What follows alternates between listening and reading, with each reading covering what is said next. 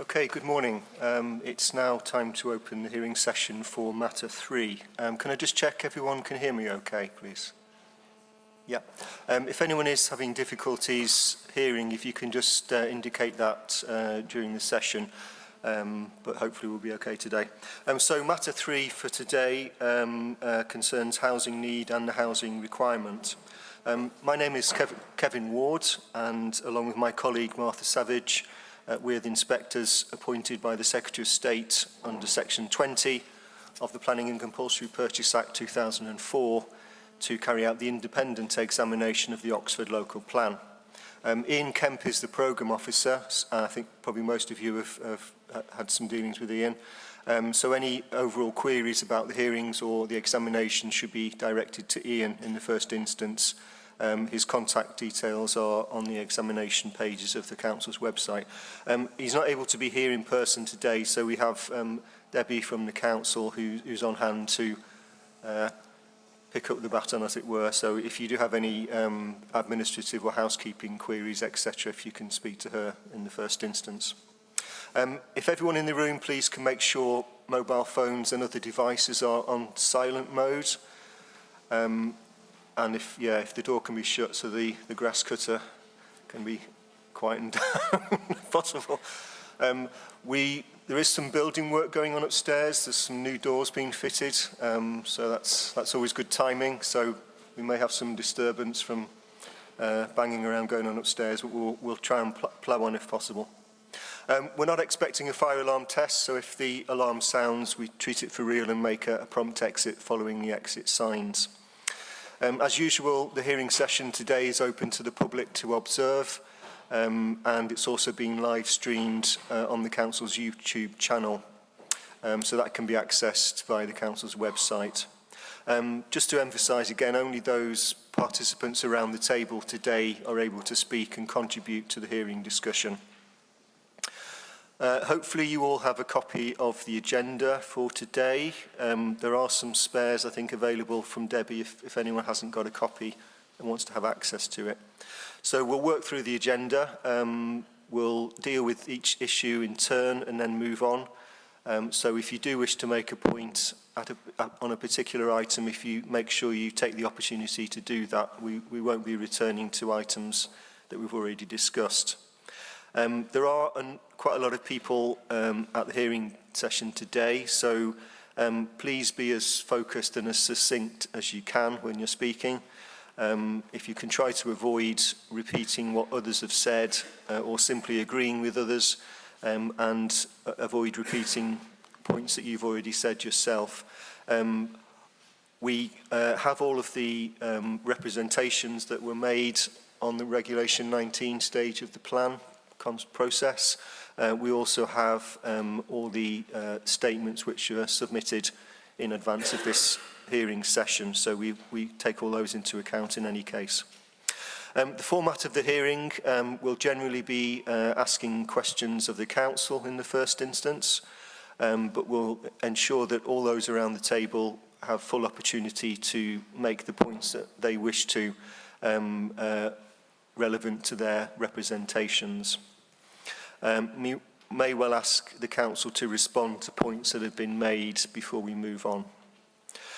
If you can please only speak when you're asked to do so, we'll just have one person speaking at a time. If you do wish to speak, can you indicate that by putting your nameplate on its end in front of you? There are a lot of people, and I'm sure we'll get confused with names, etc., so please bear with us. But if you do wish to speak, put your nameplate up. When you finish speaking, put it down. If you can use the microphones that we have, I'm not sure we've got one each, but if you can use the closest microphone that you have and bring it close to you when you're speaking and speak directly into it if you can. There is, I think, for most people, a button on the microphone which you need to press on when you're speaking. A light should come on, and if you can switch that off when you've finished. We have the whole of today and potentially tomorrow set aside to consider matter 3. It may be, and this may be optimistic, but it may be that we can finish today, but we'll see. We've got a lot to get through. It may be that we don't need a full day tomorrow at least, but again, we'll keep an eye on progress. So probably if we get to mid-afternoon, we'll take stock of how we've progressed and take a view. If we're inevitably going to be coming back tomorrow, we may well finish slightly earlier today. But if we can reasonably finish everything today, we'll try to do that. But obviously, we don't want to be sitting too late. We'll take breaks at appropriate points in the morning and at lunchtime in the afternoon. If everybody can please make sure you're back here ready to resume on time after each break. Okay, given the number of people, I'm not going to go around the table and get everybody to introduce themselves because that would take a long time in itself. I think it'd be helpful, again, just for the council representatives to introduce themselves. When others speak for the first time, if you could just take the chance there to introduce who you are and who you're representing, if you are representing a group or an organisation. So, I'll turn to the council just to get introductions from them. Thank you. Good morning, sir, and good morning, madam. I'm George Mackenzie of Counsel, instructed by the Legal Services Department at Oxford City Council. Good morning. My name is Rachel Williams. I'm the Planning Policy and Place Manager at Oxford City Council. Morning. I'm Sarah Harrison, Planning Policy Team Leader at the City Council. Morning. Nick Ireland, Director at ICD Projects, part of the team that worked on the HEDNA. Good morning. Andrew Poulton, Cambridge Econometrics, also worked on the HENA. Okay, thank you.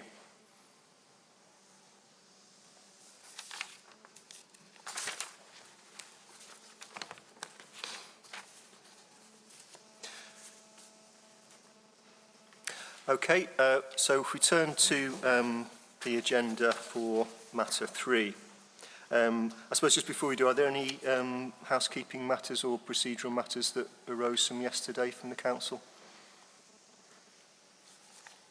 So there are a number of documents that you asked for, and I don't think there's any update at this point, but it's safe to say that they are in the process of being prepared and will be provided to Mr. Kemp in due course shortly. Okay.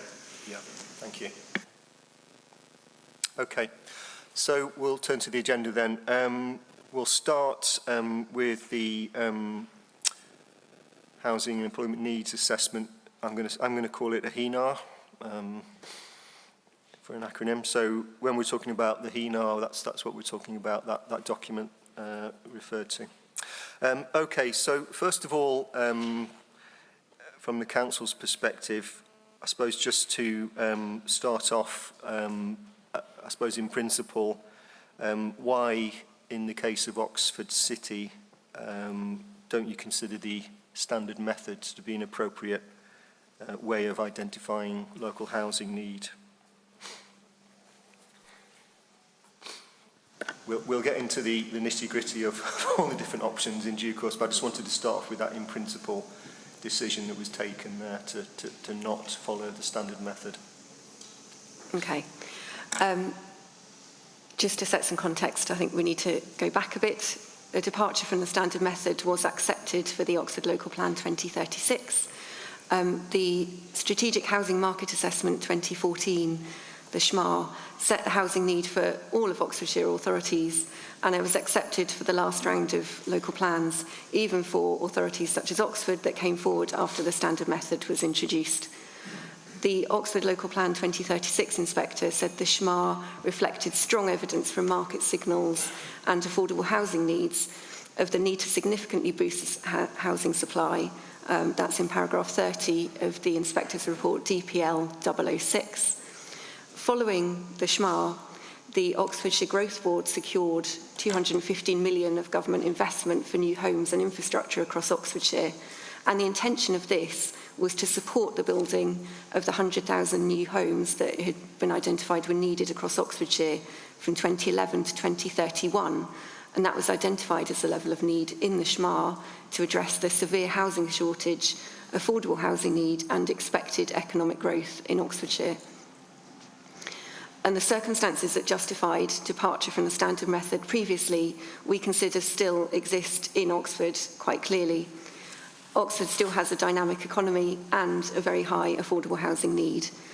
And the NPPF doesn't set out what exceptional circumstances might be, but it's left to us as the local planning authority to consider whether there are local circumstances that mean an alternative method is more appropriate. We have set out our exceptional circumstances in detail in background paper 001, housing need, including exceptional circumstances. But briefly, we consider there to be historic and ongoing suppression of household formation, and that's evident in demographic data. That there were, in actuality, about 4,000 fewer people in the 2021 census than the projections suggested would be the case is highly likely to be a function of this household suppression. The economy in Oxford and the number of jobs has grown, showing it's a lack of housing that's restricting household formation. A particularly notable piece of demographic data is the percentage loss of young people in Oxford, particularly in the 0 to 4 age bracket. There was a 23% decrease in children 0 to 4 in Oxford between the 2011 and the 2021 census, and that compares to a decrease of 7% in England. And it does strongly suggest that households with young children are needing to leave the city to find suitable housing. This suppression of household formation is also evident in the high level of incommuting, and that's a symptom of the supply of housing not keeping up with the supply of jobs. That economic growth is not well factored into the standard method. The standard method doesn't account for actual economic trends or strategies that reflect the importance of Oxford and Oxfordshire. And as the PPG itself states in paragraph 2A.010, Oxford does have a notably strong and dynamic economy, which we expect to continue to grow. And we feel that we need to assess the housing need to support that. Otherwise, the many issues that we face from the lack of housing in terms of inequalities and lack of affordable housing, commuting, will continue to grow also. Okay. And again, I suppose on a matter of principle, can you explain why it was considered appropriate to assess housing need on an Oxfordshire level rather than an individual district level? Yes, this was really to iron out issues with the calculations by individual district, which are caused by the natural cross-boundary movements of residents and workers as part of the functional market area, which had been assessed and decided on as a suitable way for assessing housing need for well over a decade in Oxfordshire. Individual districts don't operate in self-contained areas within which people live and work and carry out their daily lives, and that's quite clear. Also, the suppression of the household formation is very evident in Oxford, as I've said, where the limited land supply has suppressed this household formation over a long time. So the housing market area is a long-established principle in government guidance for calculating housing need, and while it's been removed from the NPPF, we think it's still a helpful concept in the Oxfordshire circumstances, and its removal from the NPPF doesn't mean that the concept of the housing market area ceases to exist or becomes irrelevant and can't justifiably still be referred to. In our view, it's the most appropriate way to calculate the housing need for Oxford, because if we just look at Oxford, that household suppression is baked into any forecasting, and it doesn't represent the true housing need that there is. And in addition, a lot of the evidence base does take a joined-up approach for Oxfordshire. So, for example, the LIS and the LIP, which are ECO 005 and 006, are Oxfordshire-wide assessments.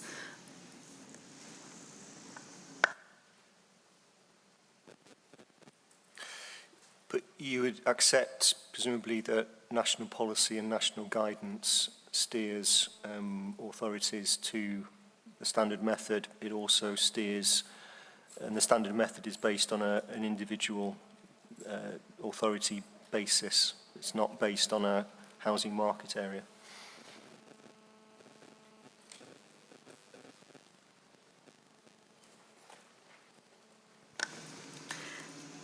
yes, the plan-making section of the PPG still continues to refer to the housing market area.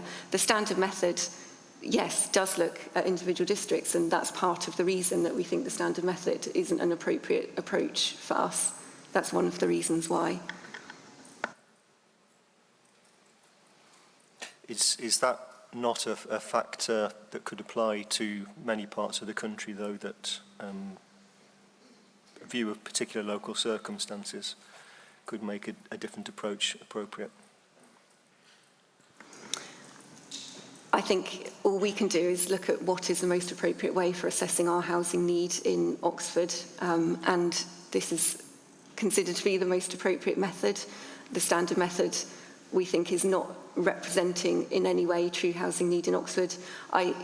That may be the case in other places. I think it's particularly strongly the case in Oxford that the household suppression and our constraints are very severe, more than in most places, which does have a strong impact on the demographic data and make the standard method particularly unfit for purpose for us.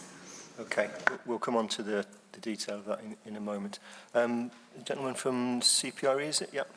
If you could just introduce yourself first, please. Yeah. Good. Can you hear me? Yes. Yeah. Good. Good morning. My name is Dr. Richard Harding. I'm the chair of CPRE Oxfordshire. And I'd like to make a couple of points following from the City Council's statement just now. The CPRE, I should say, don't think that strongly feel that the exceptional circumstances, the case for exceptional circumstances has not been made. And I would make a couple of points. One, you're referring back to the SMAR, which was based on the Strategic Economic Plan going back to 2014. The SMAR only went up to 2030, and we'll come to projections later about projections beyond 2030. And I would also say that the Strategic Economic Plan that the SMAR was based on has now been overtaken by the most recent Strategic Economic Plan, which doesn't put economic growth first and foremost for Oxfordshire, but puts well-being and the environment much higher up.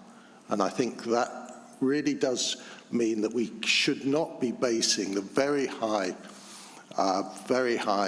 growth rates which are assumed within this plan should not be taken into account. The second thing I would say is you have just said that there's a lack of housing in Oxford City, and that's probably true, and that's causing a lot of inward commuting. Well, this plan suggests putting actually most of the new housing outside the city. So there is a considerable logical inconsistency in your statement, and we at CPRE have identified quite a number of areas where Oxford City could increase the amount of housing within the city and thus sort some of those problems out. They're involved in using brownfield sites, increasing density, and not using quite so much of its land for commercial development and more for residential development. Thank you. Thank you. Thank you. Is it Mr. Berent from Home Builders? Yep. Thank you, sir. Oh. Is that working? Yep. Yeah. Sorry, there was no light going on. Sorry, sir. Mark Berent from the Home Builders Federation. Really, it's just to come back really on the point around and the observations really around the justification for the housing need on an Oxfordshire-wide level. I think it's important to recognise with Oxfordshire, Oxford is very much at the heart of the Oxfordshire economy. I think it's difficult to divert what is happening in Oxford being very constrained with the wider economy. And I think that's an important recognition in terms of looking at that in terms of what Oxford needs in terms of its economic growth and the economic need for Oxfordshire-wide area, and to understand how that growth might occur. I don't think there is anything to suggest that it's an unsound approach to consider this. I think it is very much an important approach to take with regard to housing need in Oxford. And I think it's coming back then to the PPG with regard to plan making, which is referred to by the council just now. But I think it's about working with areas. Obviously, the duty to cooperate is a different matter, and it was discussed yesterday. But I think if we look at it in terms of what are the steps of gathering evidence for planning for housing, which is set out in 61039 of PPG, that clearly states that in looking at, it's about working with neighbouring authorities, but it's about establishing a housing market area to prepare policies for meeting housing need across local authority boundaries. So there is that clear connection between how a local authority needs to assess its needs and the wider evidence around housing need, but also then in terms of the economic growth. So I think it would be remiss of the council not to have looked at it on that basis. And I think really just the final point is looking at the standard method. Yes, it is that, but it is a minimum. And I think that's what NPPF states in terms of paragraph 60, if I'm, 61, sorry, sir, is that it's the minimum number of homes needed. So it is, there are elements to look beyond, and PPG does look at that. So it's really just some observations, sir, with regard to how it relates to PPG and also how it relates to the geography of the area. Thank you. And from Cherwell Development Watch Alliance, yes? So if you can just use the mic, if you just introduce yourselves first. That's what I'm trying to do. Yeah. Yeah, a bit of guidance really, because the submission that I'd like to make today has been prepared by various people, and it covers a number of the topics in the first part of the agenda. So it will be about, I think, about 5 to 10 minutes it'll take me to get through that, and I just wondered if that's how you'd like to take it at this stage, or my name is John Hill. I'm here on behalf of Cherwell Development Watch Alliance, and we represent 5 other organisations. Okay. I mean, the purpose is not really to read out a statement, as it were. I'd rather you kind of contribute to particular items. Was it particularly about the HENAR? Yeah, it is. In essence, the issues are about the development of the HENAR, Yep. and about the assumptions and the adjustments which have been made during the course of its preparation. Okay. Taking off really from the Oxford Growth Needs Assessment. Yeah. I mean, we're going to look at the assumptions and the mechanics of the HENAR as we go through. So perhaps that would be an appropriate point. If you have criticisms of the methodology and the assumptions, we can bring you in at that point. I think that's in essence what I would want to talk about. So whereabouts would that come in on the agenda?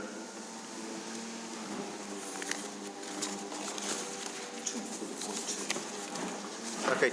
Well, what I'm going to do next is to get the council and probably Mr. Ireland to start going through the detailed mechanics of assumptions and evidence base, etc. So we'll do that first, and then perhaps that's an appropriate time for others to come in and raise concerns. Yes, if you could just flag up for me. Okay. If I forget, can you remind me that you need to come in at that point as well? Yeah, that's great. Thank you for your help. Okay. Okay. Thanks. Yeah, from Stantec, yeah. Thank you, sir. James Donner from Stantec for various clients. Is the mic on? I'm not sure I can hear you. Yeah, that's better. Yeah. Is that better? Sorry. I just 2 points. Firstly, I agree with what's been said about the enduring relevance of housing market areas and functional economic market areas. Secondly, on departing from the standard method, I don't actually think it is exceptional circumstances. I think if the council was seeking to arrive at a figure lower than minimum local housing need, then they would be required to prove exceptional circumstances, but it is just circumstances in this case because they're seeking to go above minimum need, and that's covered in paragraph 2A15 of the PPG. and it says an alternative approach that identifies higher need than using the standard method, and it has to adequately reflect current and future demographic trends and market signals. And it concludes the approach can be considered sound as it will have exceeded the minimum starting point. And that's what Oxford are proposing here. So it isn't the same threshold and scrutiny as would be required were they to be going below. And secondly, in response to what was said about planning to put homes outside of Oxford, of course, need has to be assessed prior to and separate from considering how much of the overall need can be accommodated. That is also in the practice guidance to a paragraph 10. And I would, without going into it in any great detail, that paragraph, which has already been introduced, that's squarely what the HENA addresses. Why should need exceed standard method? And I think it succeeds in doing that, and it is perfectly appropriate to do so. Okay, thank you. From Oxfordshire County. Hi, I'm Lynette Hughes, Principal Strategic Planner at Oxfordshire County Council. I just wanted to add, from our County Council point of view, the justification for going for a number considerably higher than the standard method is of concern to us in relation to infrastructure. Previously, in the last round of plans, we had the housing and growth deal to particularly refer to as something that we were looking for growth. Can you put your microphone on, please? It's on, it just needs to be a bit closer, I think. So last time there was the housing and growth deal, but that housing and growth deal is coming towards an end. So the implications for infrastructure and trying to sort out infrastructure for something which is a whole lot higher than the standard method number is of particular concern to us. Thank you. And from South and Vale, please. Good morning, sir. Madam Emma Dring of Council for South and Vale, and sitting next to me, who wasn't here yesterday, is Nigel Moore, who's the Head of Housing Assessments at ORS, and you've obviously got his report, which we submitted with our Reg 19 reviews. I mean, we don't agree that exceptional circumstances are only need to be shown if a number's being proposed below the standard method. It's a departure from what is national policy.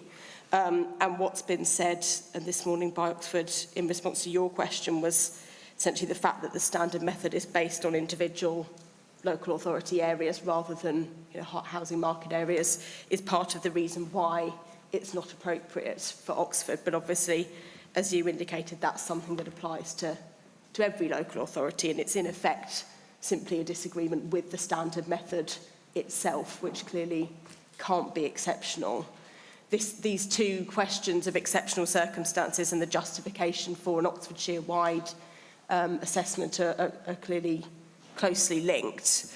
And what's set out in the ORS report, it's paragraph 48, is that essentially if you run the HENA models, whether that's on looking at jobs-based or whether it's demographic, if you run those models just for Oxford City itself, the number comes out significantly below the standard method. So essentially, the way it's been prepared on an Oxfordshire-wide basis is seeking to justify departure from the standard method based on need which goes beyond Oxfordshire's area. And that implicitly involves a decision that there are exceptional circumstances going outside Oxford for other districts whose need we say is set in this HENA. It specifically refers to need in other districts and to apportioning that.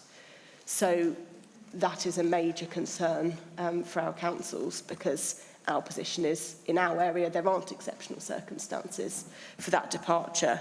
The fact that the housing market crosses local authority boundaries is not remotely an exceptional factor. That's something that applies all over the place, and yet we have the standard method as being the default way of assessing need.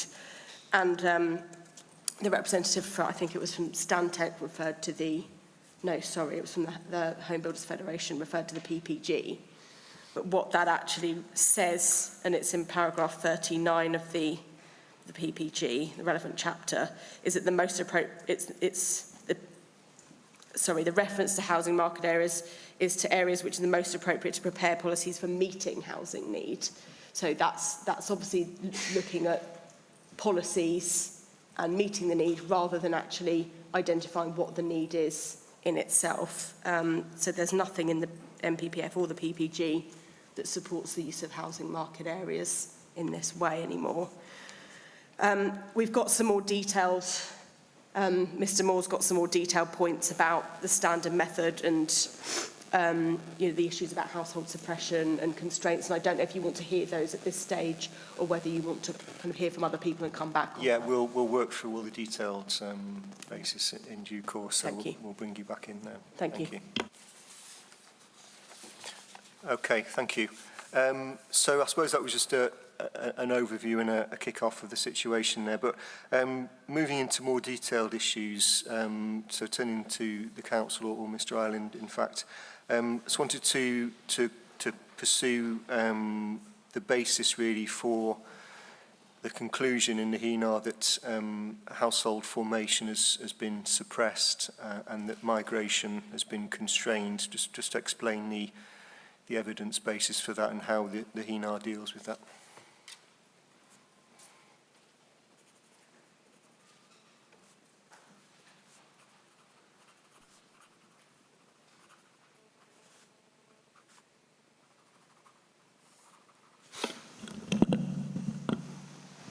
So yes, thank you. Can you hear me okay? I can, yeah.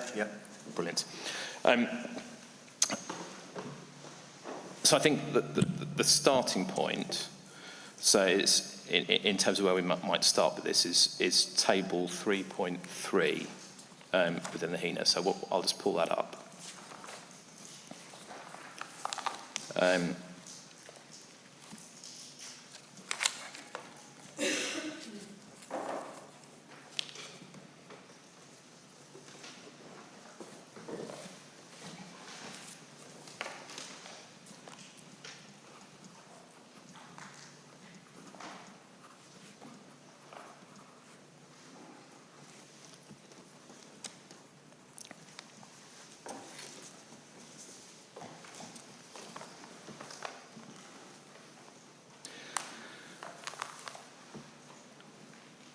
Thank you. So the starting point is really an understanding of geography. You know, the city is at the centre of Oxfordshire and is relatively tightly bounded and has historically been recognised as having a relatively constrained land supply. It's been unable historically to meet its housing need and has particular affordability issues. And when we triangulate some of those considerations with demographics, we see how that feeds through into demographics. And so you can see in table 3 here that Oxfordshire's population as a whole between the 2011 and 2021 census has grown by about 11%. But the weakest population growth has been in the city at 6.7%. So if you then scan through a few pages to table 3.6,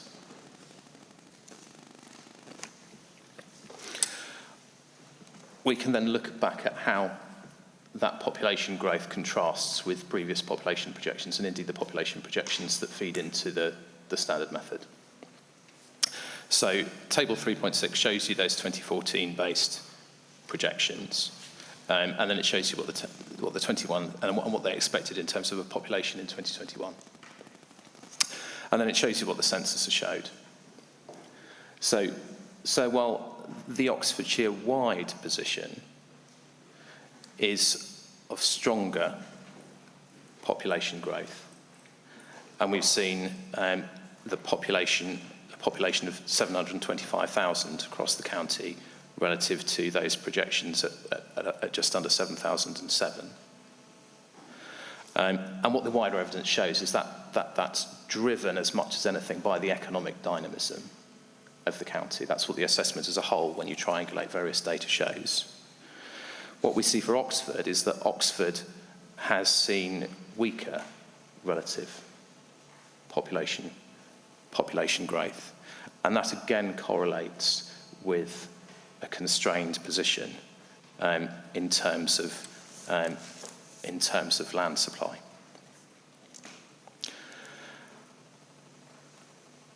And then so just on a little further down that page, at table 3.7, you see the similar picture in households. Every other Oxfordshire authority has seen stronger household growth relative to those 2014 projections. But Oxford has seen 7,000, just under 7,000 fewer households being able to fall relative to those projections. So the point, I suppose, with these projections is that we're not just looking, because they're 2014-based projections, we don't just have to look at what they say looking into the future. We now have, 7 years of data in terms of what's happened. And that 7 years of data shows that actually the growth in population and households has been constrained within the city. Just can you explain what the basis of that conclusion is? I mean, in terms of we have population projections based on the 2014 data, and we have actual data from the 2021 census. So tables 3.6, 3.7 look at the difference between those and I suppose do a sense check of the 2014 based population and household projections. So that's I suppose a matter of fact. What evidence is there that that's due to suppression, due to economic issues, etc.? What links those two bits of data? Well, so to look at that issue and answer that, you have to look at the balance of wider evidence. And what we find is alongside that low population growth and a position where I think all parties recognise that land supply within the city is constrained and limited. We have a position in triangulating both that, the evidence around the economic dynamism of Oxford and of Oxfordshire, and that Oxford and the universities is central to that. It's the driver, the hub essentially within the Oxfordshire's wider economy. And then we have the range of evidence around what's been happening in terms of housing costs, in terms of the scale of affordable housing need, and so forth, which all point to a very severe set of affordability constraints, a particular economic dynamism, and a situation where the correlation of that in an unconstrained situation would be relatively strong. You would expect to be relatively strong population growth. But in the context of the land supply constraints, we see a situation where that is comparatively weak. So is the land supply constraint the dominant factor in your view as to why you would point to a disparity between what you would expect to have happened and what's actually happened? Is it land supply, which is the critical point?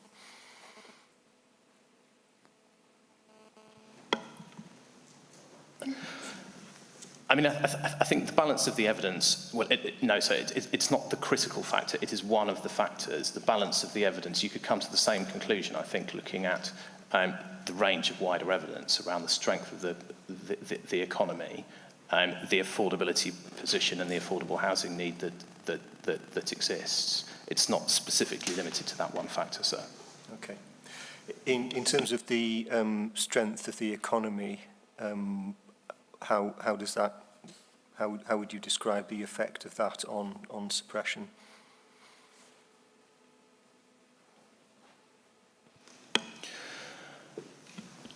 I suppose the point you made is that the economy of Oxfordshire and particularly of Oxford City has grown, but that's not been matched by an increase in population.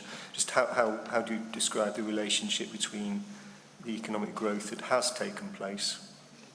So why hasn't there been the equivalent? If it's not just about land supply, why hasn't there been the equivalent growth in population? Well, so where you see that is as much as anything in the commuting dynamics. And as the Council's Matters statement set out, we're seeing very substantial numbers of people commuting into the city. And indeed, the OGNA evidence works through the balance, I think, at an Oxfordshire level as well.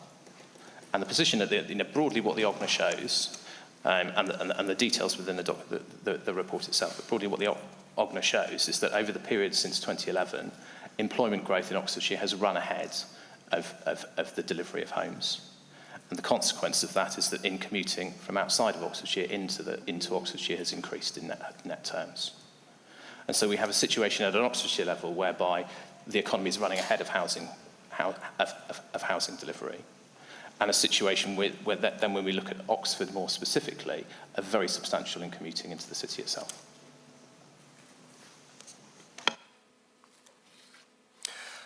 In terms of the issues of constraining household formation and migration, and you pointed to significant increases in affordability issues,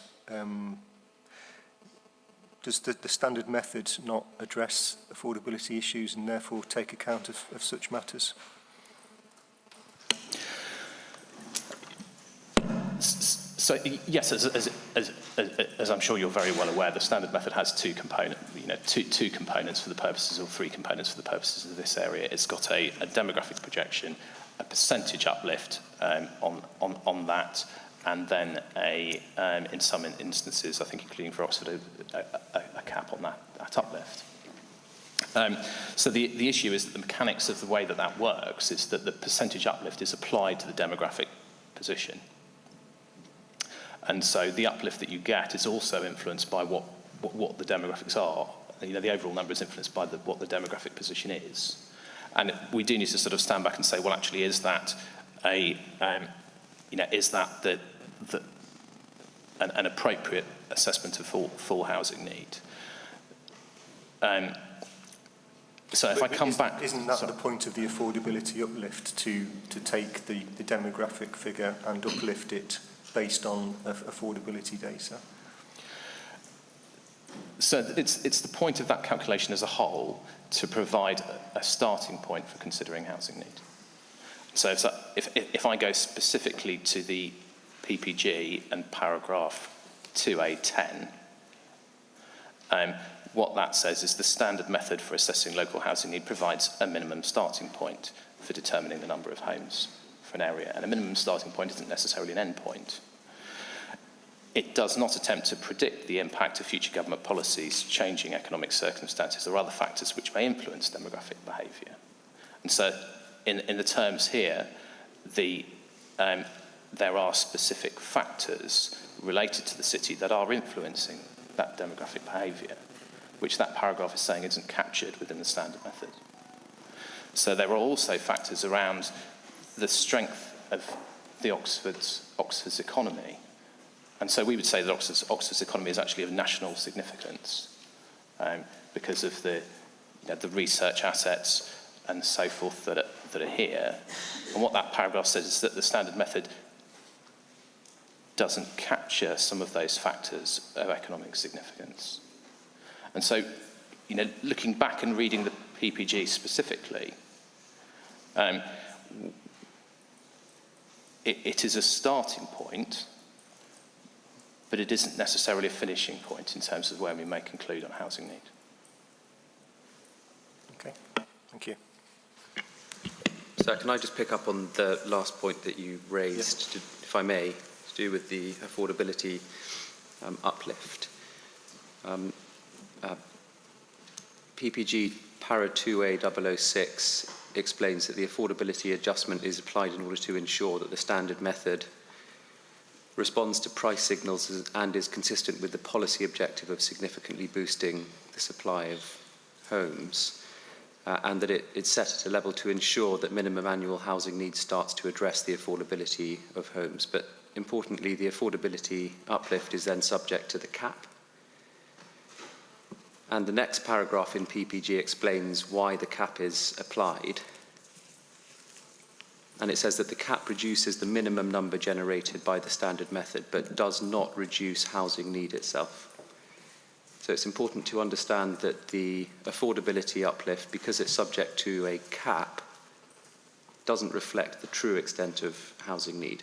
It's effectively a policy consideration that reflects government expectations in general, one-size-fits-all terms about deliverability. So what the City Council are trying to do in moving away from the standard method is arrive at a figure which reflects a real unconstrained level of housing need. That's clearly a fundamentally important starting point in plan preparation.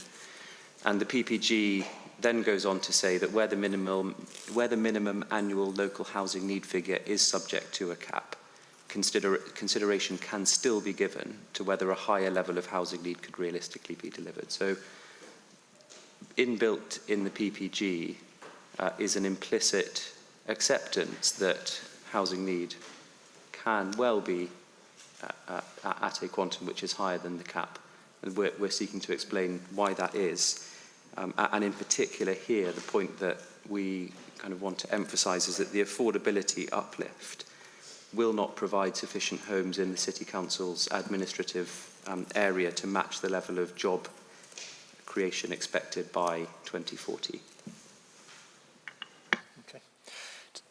The City Council's position, though, is not that the standard method, the uncapped standard method should be applied. You're disputing the basic merits of the standard method approach. So it's not, it would make a difference, but it's not a critical difference in terms of the approach to say, well, if it was uncapped, it would be okay. So you're essentially disputing the value of an affordability uplift based on the flaws in the demographics that you start with. Yeah. Okay. Okay. Thank you.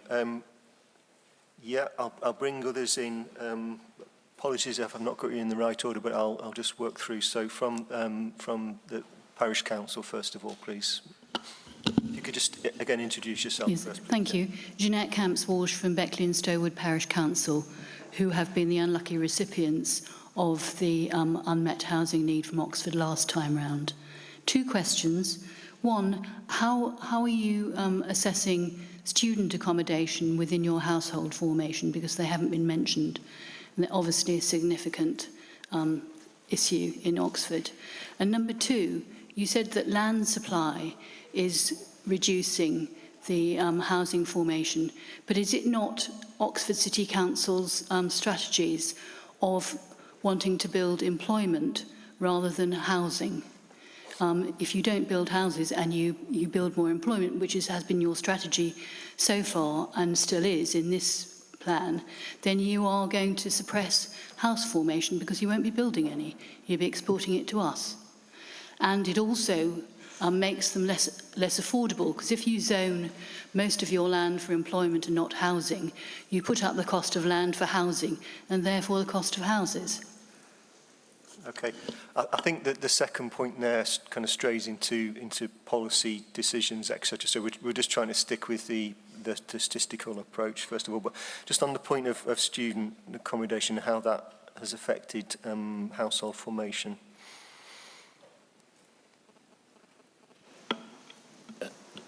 So yes, there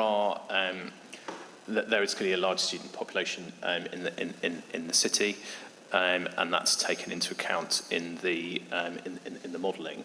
Put simply, students who are living in college or in halls are counted as living counted within demographic projections as part of an institutional population, which is separate from the from those in households for the purposes of working through the standard method calculation and indeed the alternative demographic scenario in the HENA. Okay. Thank you. From Stantec. Thank you, Sir James Donner, for various clients from Stantec. Just a brief point on the affordability adjustment. We've touched upon paragraph 6 in PPG 2A, and I think it should be pointed out that this uplift is said to start to address the affordability of homes only, and I think that's an important point. What does that mean? I would suggest it means things stop getting any worse. But given that in Oxford the affordability ratio is over 11, I think it really needs to be improved significantly if people are actually going to get on the housing ladder. So I think that it's in itself is a justification to do more as Oxford City proposes to do. Okay. Yes, I can't quite see you. Yeah. Sorry, if I can just make a few points about on the affordability with respect to the scenarios that are in HENA. So the sort of technical point, I suppose. One of the key aspects of those scenarios is to assess labour demand versus labour supply. And where you have a large deficit, that is when your affordability starts to deteriorate. So with our scenarios, as has been noted, the lowest of which is the standard method, what we found was that the labour supply deficit was highest, was 35,000. And so that sort of explains why, and I think that was one of the questions about why we didn't look at it something even lower than the standard method. That was very clearly the sort of base, because if you go any lower than that, then you're making an even greater labour supply deficit, you're making an even bigger demand on external labour, and as was explored in much more detail in the OGNA, there's a strong correlation between housing affordability and that labour supply deficit. So I just thought that would be useful context. Thank you. Okay, from South Oxfordshire and Vale. Yeah. Thank you. So I was going to hand over to Mr. Moore, if I could, just to deal with a few points about, well, firstly, the point about the 2021 census and the difference in the projections and population, and what he has to say about that. I think you've actually raised most of the points I was going to raise in your own subsequent questions to the Council. Clearly, the 2014 projections are a projection, and by 2021 there is always going to be deviation between any local authority and that projection. So we would just expect variation across local authorities, and some will be higher and some will be lower. It doesn't mean that the methodology is wrong. It doesn't mean that the standard method is wrong. We have been diving all over the place in terms of the exceptional circumstances here. And I think when we come to discuss the various scenarios and various models which we use, that should become clearer to you and should bring clarity to that point as to whether this is a genuine fundamental challenge to say the standard method is wrong, or that the standard method applies and the Council thinks an employment projection is better because it goes above the standard method and meets the needs better. And I wasn't clear about that point from the Council's own evidence.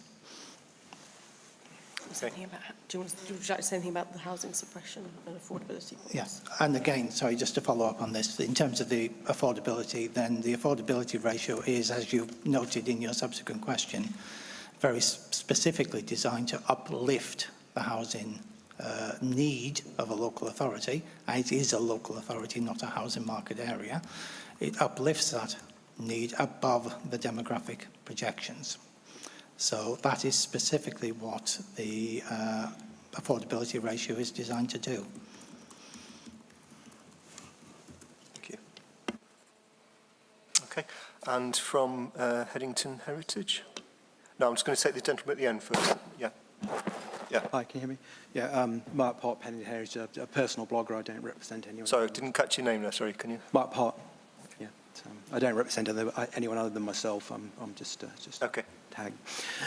I'd like to comment around the housing calculations. The HANA doesn't seem to account at Oxford is a university and a healthcare town. That means you have a very high number of people who are here temporarily. Lecturers, students.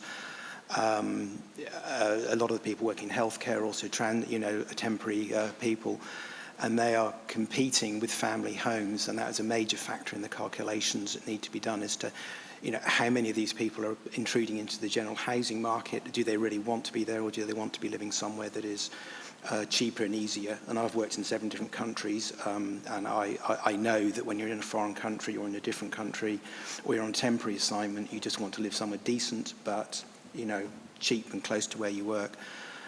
The HANA doesn't address this. Reading the HANA, you'd almost have the impression that there weren't any universities in the town at all, because there's very little discussion around that as a factor.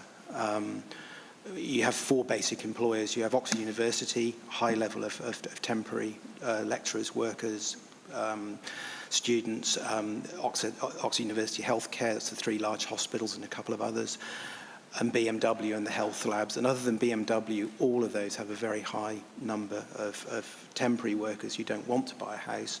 They want to live in high-density accommodation. I don't see where that, as a factor, is discussed in any length at all in the HANA. It seems to be a major deficiency in the report, in my view. I think I'll leave it there for now and come back with my other points later. Okay, thank you. Dr. Harding from CPRE. Yeah. Well, firstly, can I just comment on the previous comment? I have in front of me the vacancy rates for Oxfordshire from the 2 censuses. And the vacancy rate for Oxford City, i.e. unoccupied houses, is 7.8%, which is one of the highest in the country, much higher than the districts, and has actually over doubled since 2011. So clearly this supports, I think, the fact that Oxford appears to be using a lot of its housing perhaps for transient people or possibly tourism, and that's something we should be addressing. But the other point we touched a lot just now on building more houses essentially to reduce the affordability rate. But I would point out in Oxfordshire, we've been building a lot of houses well beyond the standard method in the last 10 years, and the affordability rate has gone up. And the reason for the affordability crisis across actually the whole of the country, but particularly in this county, is not related to the supply of houses, but is a much more socio and economic issue and political issue. And so we cannot build our way out of this situation. Thank you. Thank you.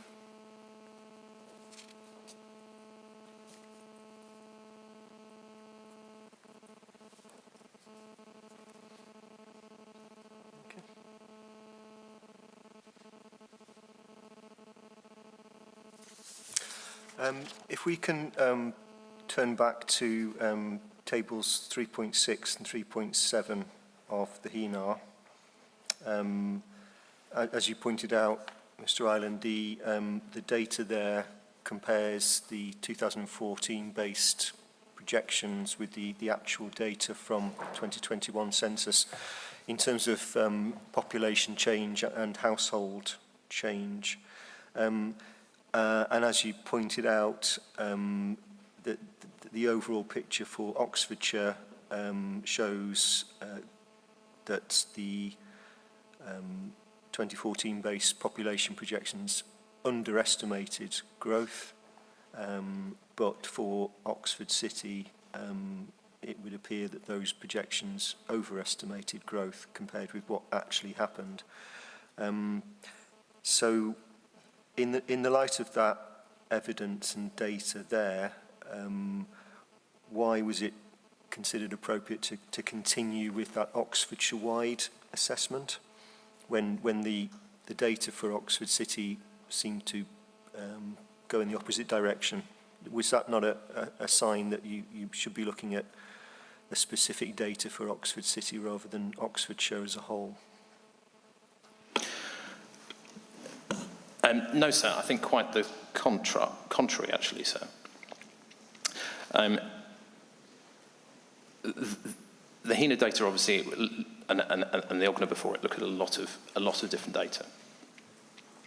And so at an Oxfordshire-wide level, what influences that stronger population growth is the dynamism of Oxfordshire's economy. And the analysis that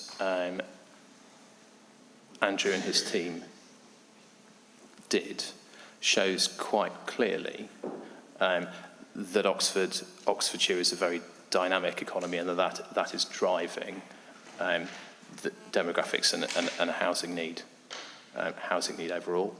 And indeed, the commuting data shows indeed that over that period that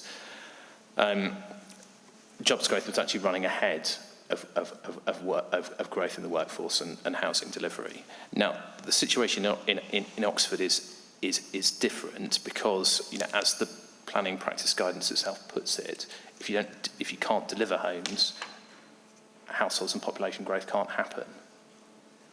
And that's what the evidence shows is the case in Oxford. And we get to those findings by correlating a range of different information. Now, the city has the highest house prices in Oxfordshire. It's got the highest affordability ratio. Nationwide put the affordability ratio for first-time buyers in the city at the highest in the region. Affordability ratio for first-time buyers that's the highest in the region. It has the highest rents in the county. It's the economic the economic hub. It sees very substantial in commuting. So the range of data put together is showing that what is happening and what is driving that particular sort of set of demographics is around the influence of the constrained land supply that exists. Yep. Yeah, if I could just add to that, I think when we look at all the data in the round, what you're suggesting is that because the demand in Oxford is low, the response to that might be that it's not needed, that the lesser demographic demand is a consequence of lesser economic demand. That's essentially what we'd be saying if you responded in terms of the standard method. But as Nick's pointing out, the data completely refutes that. This isn't a consequence of low demand. This isn't a consequence of low demand in the economy. We can see that that's not the case. So that's a little bit of context. Okay. So in terms of the HENA process, is it fair to say that you looked at the standard method as a scenario clearly, and that particular section of the HENA, so you start to look at the actual, you review those projections in the light of the 2021 census. So that was one factor in your conclusion that it was inappropriate to base things on the 2014 based projections. Is that fair to say that? I think so, yeah. Yep. Yes, sir, and that's also why you can't, because of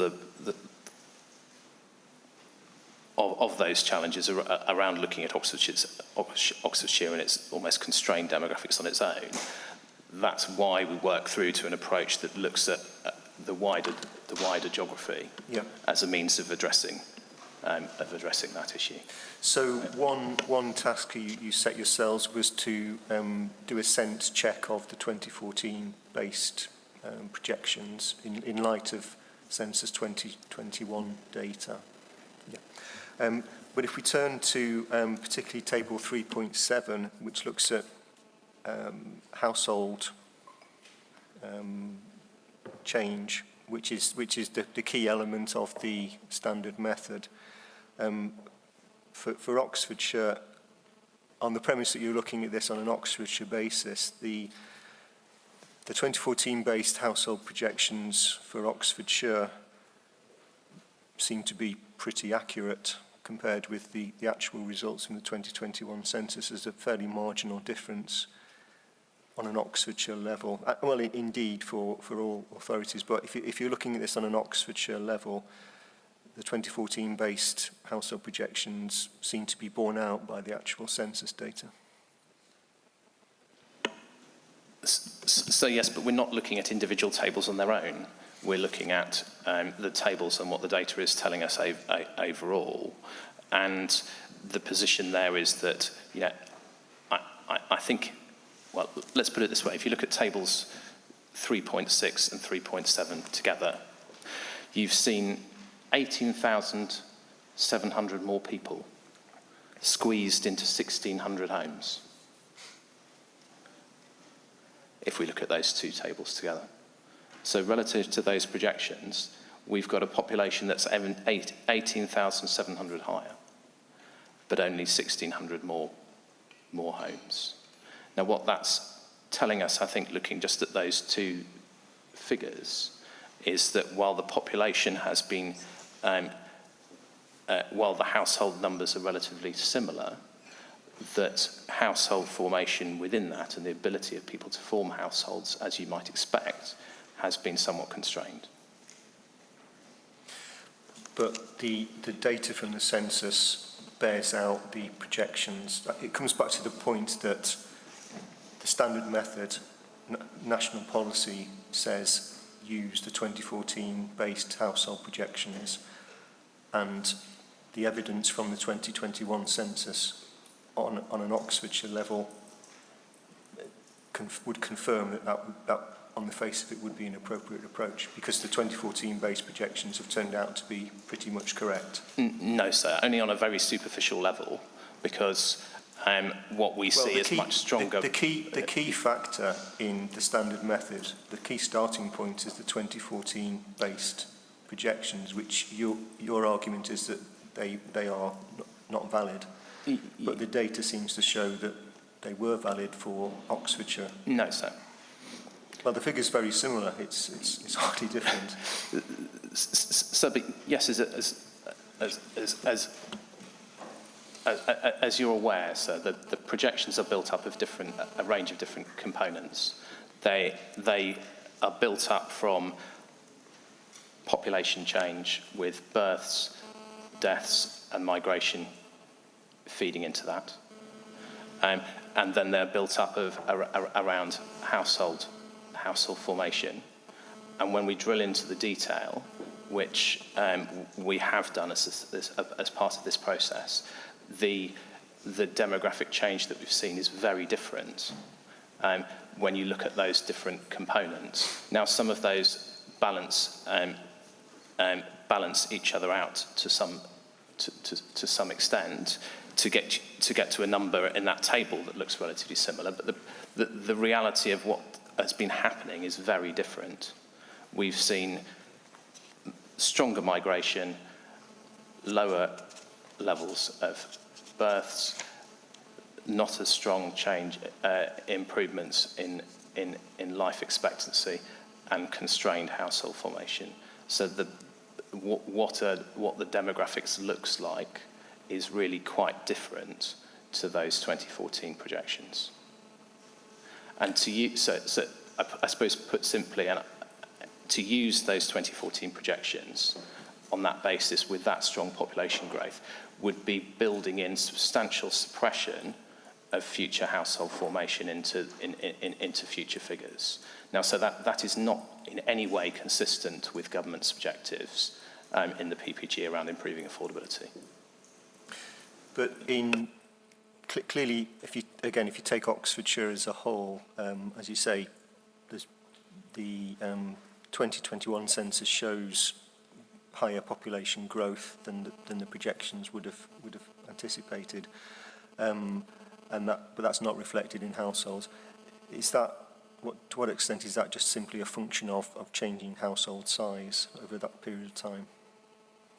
So it's a function of household formation being suppressed, and that's what the evidence is showing us. What specific evidence shows that that's a factor? Could there be other factors which have affected household size over that period of time? So we went through as part of this, looking specifically at the changes in household formation for different age groups, and the HENA then talks about it, and that's the conclusion that is that is drawn. So if you look, for instance, at table 3.5. Yep.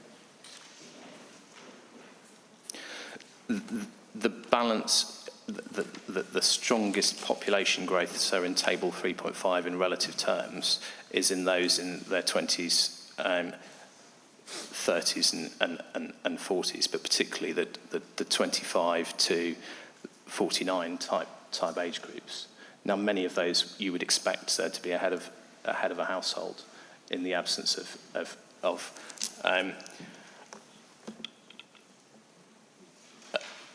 suppression of household formation. And I'll just find the suitable reference for the more detailed commentary on this.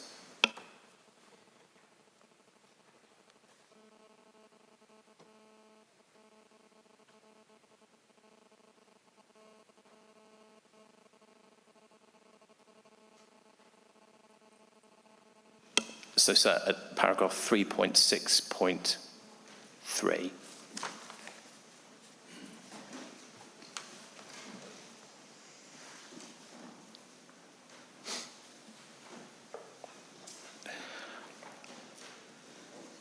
So we've looked at the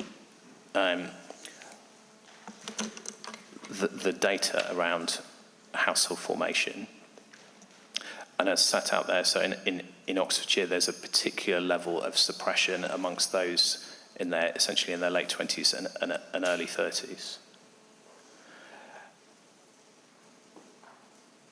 And an approach which rolls forward those recent trends would be inhibiting their ability to form households.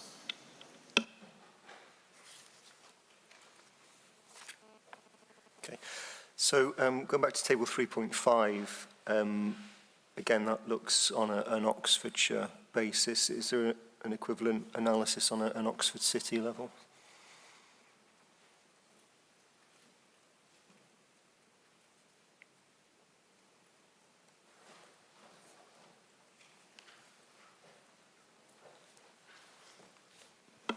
So I don't think so set out here specifically. It will have been in as part of the background research undertaken.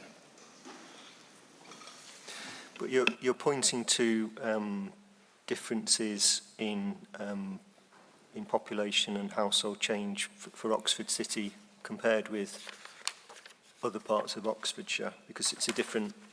The data shows a difference there in terms of the scale of change.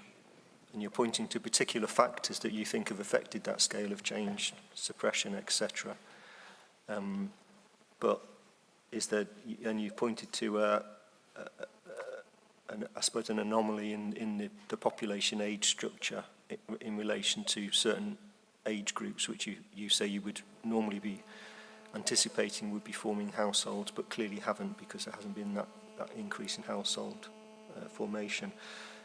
On an Oxford City level, does the data make the same point? Is the data to make the same? We have Oxfordshire-based information here. So I think so. We can go away and look at that, certainly.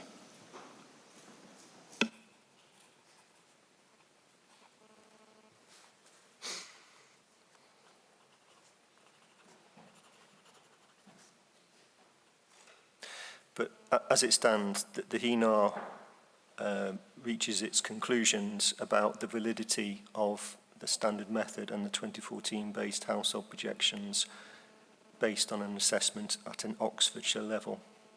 Statistically, there isn't any statistical equivalent for Oxford City in the document.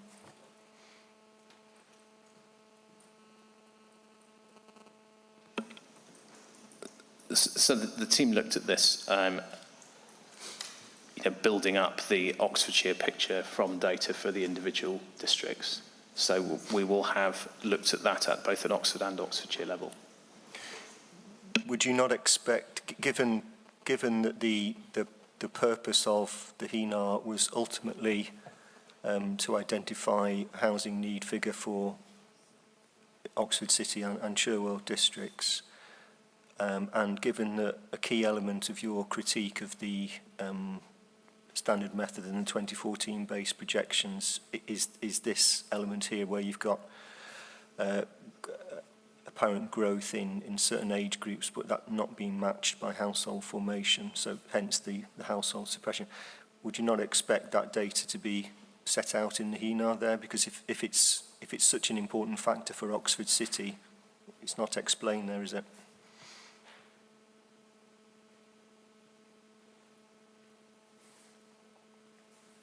So, I mean, the specific, it's difficult to see exactly where this type of discussion would go. I think if I was to wind back a couple of years and look at this again, and yes, I might have included, or we might have included some further tables in those terms. It's not that analysis hasn't been done and fed into the team's thinking around it. It's simply that it's not set out in the report. Okay. Is it possible that equivalent data for Oxford City can be provided, i.e. an equivalent of table 3.5? Certainly, sir.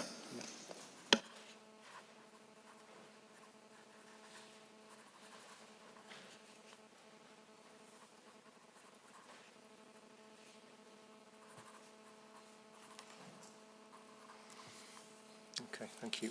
Southern Vale, you want to come in there? Thank you, sir. Just on that last point, I mean, I think you just sort of had the answer to this yesterday in terms of why it's taken that approach and you haven't got the data for Oxford, and it's essentially because this was always intended to be a continuation of the Ogner work. That was explicitly said yesterday, and obviously that was in that context of Oxfordshire-wide, so that was the approach from the outset. There hasn't been an intention to look at Oxford City. Just a couple of further points on this point about the 2021 census data and kind of using that as a justification for departing from the standard method. I think just as a matter of principle, we don't see how that can be exceptional, given that the government is obviously aware of those projections and nevertheless has confirmed that it's the 2014 projections that are still to be used within the standard method. And so this point just applies everywhere across the country. It's hard to see just in principle that could be a basis for exceptional circumstances. And just there was a point, so I know it's going back a little while ago, but there was just a reference to the affordability ratio being higher than elsewhere in Oxford. But the data that we've looked at is that in Oxford, the affordability ratio is 11.7 at the moment.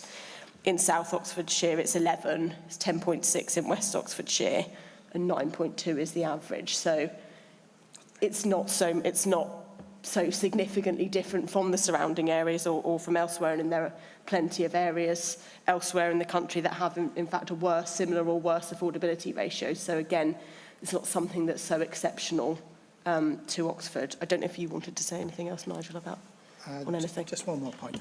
Just in terms of converting population to households, all of this work has been undertaken with reference to the 2014-based household projections, and of course there have been 2016-based and 2018-based projections.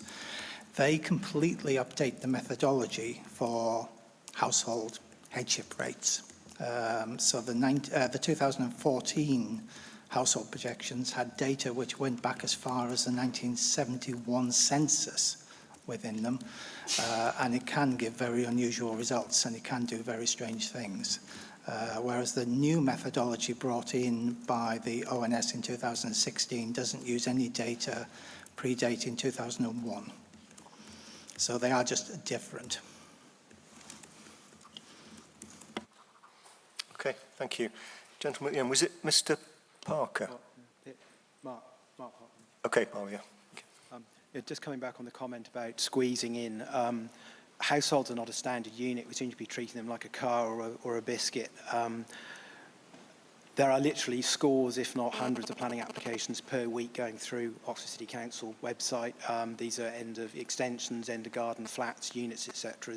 So a one-bedroom becomes a two-bedroom, a two-bedroom becomes a three-bedroom, and a rear garden becomes a new flat unit. So Oxford is absorbing very substantial demand that is not addressed in the HANA, and I see that as a major methodological weakness of the HANA, that a very substantial absorber of demand is not being addressed, and it does have a major downward suppression on the number of houses that are actually required, because private owners are basically getting on with development, so they're having a major effect. There are hundreds in my area alone that go through every month. Yeah, I'll leave it at that, thanks. Okay, thank you. Mr. Poulton. Sorry, yeah, just another point on the standard method and the conclusions from that we drew when creating the scenarios. So you mentioned table 3.7 and so what the scenarios look to do there is to say, okay, you can have the standard method, and what they then do is say, this is the consequence. So if we use the standard method for household numbers, then what we see is, which I mentioned before, and I think bears repeating, is extremely high pressure to secure external labour to meet labour demand, because labour is not being supplied by the local population sufficiently to meet the expected growth of the economy, and I guess that's the important thing to keep in mind when we're looking at the standard method and saying, why don't we use this? And what you can argue about whether it's what's exceptional, what's not exceptional. I think what's very clear today is that there's no definition of it. But what we can do is say, okay, let's park whether it's exceptional or not. Let's just look at what the standard method means if we go with that. And if we go with that, it's very clear from the employment projections that we won't provide enough local labour to meet labour demand. And then you can, if you want to go down that route, that's fine. But then the consequences of that will be seen in affordability and in the demand for external labour supply that has to be brought in. So what we mean there is further growth in commuting and a worsening of affordability. And so it's a scenario that's been tested in the evidence, but it has negative consequences in those terms, and we don't think in those terms represents a full assessment of housing need.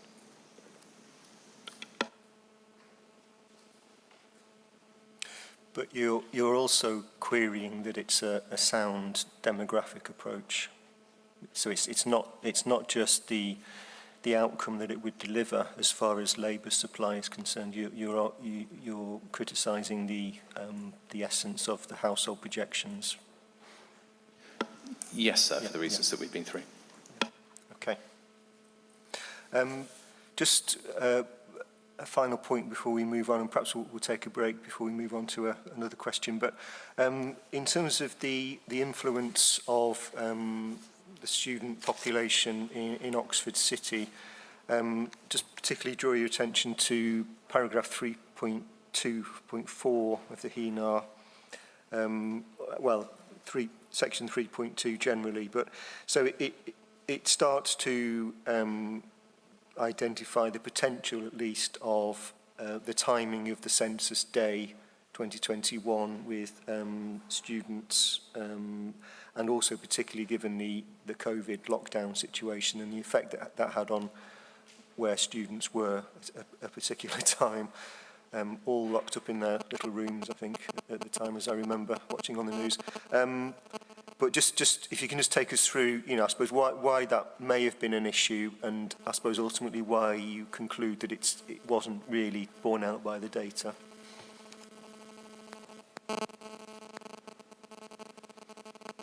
So, yeah, it's paragraph 3.21 onwards, really, from the HENAR.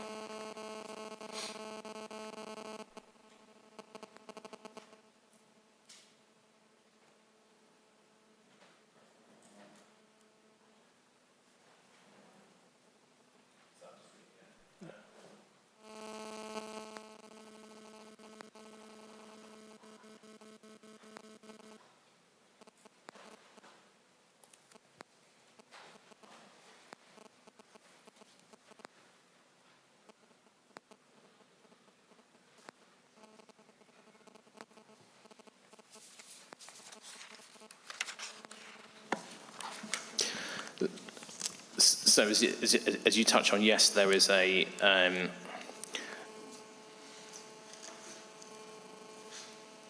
yes, there was essentially a question mark associated with the census data related to students.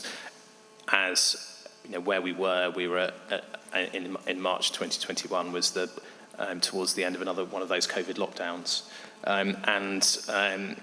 whereas you and I might be working in a bedroom upstairs, some students, instead of being in halls in Oxford, may well have been at a parent's home and studying remotely. One of the issues with census data is that it's a point in time position, and it's very difficult to be very definitive on that point. And essentially, that's where we got to here. Your ultimate conclusion is that there's no evidence that would support the point that would have a significant effect on the data. You effectively kind of raise it as an issue, but ultimately leave it alone and move on from that point. Yeah. Correct, sir. Yeah. Okay. Thank you. Mr. Poulton, did you want to add to that? No. If you just put your nameplate down. Okay. You'll get used to it, don't worry. Probably a good opportunity to take a break. We're going to move on then to look at the other scenarios as opposed to the standard method. So the other three scenarios that the HENAR looks at, and we'll take those in turn and just go through the basis and the assumptions that lie behind those. So we'll start with the 2021 census adjusted scenario. So if we take a break, please, and if we can return at 11:30. Thank you.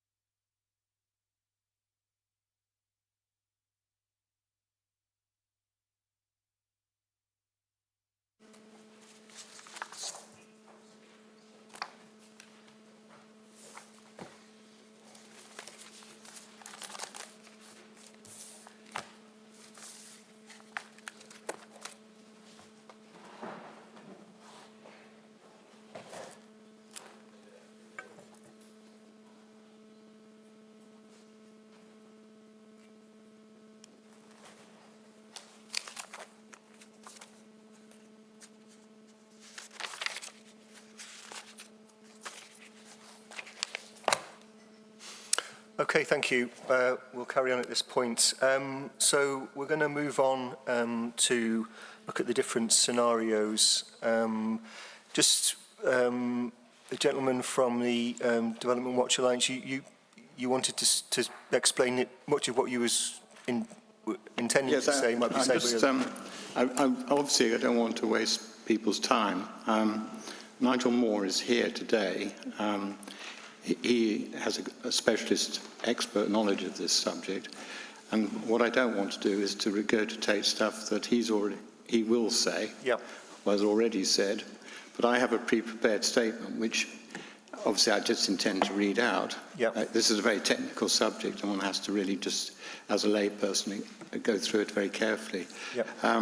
What I suppose I'm saying is this, it would probably be helpful to hear what Mr. Moore has to say first, and then I can come in subsequently if there's anything else which I think hasn't been properly covered. Okay, that's fine. Thank you. Thank you for that.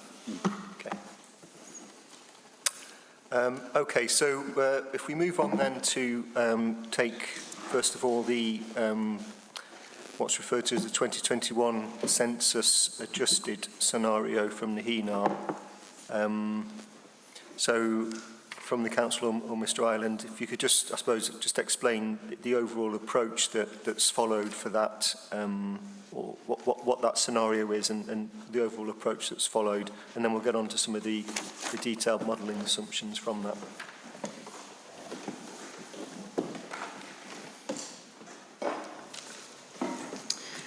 Okay, this was the second of two demographic-based scenarios.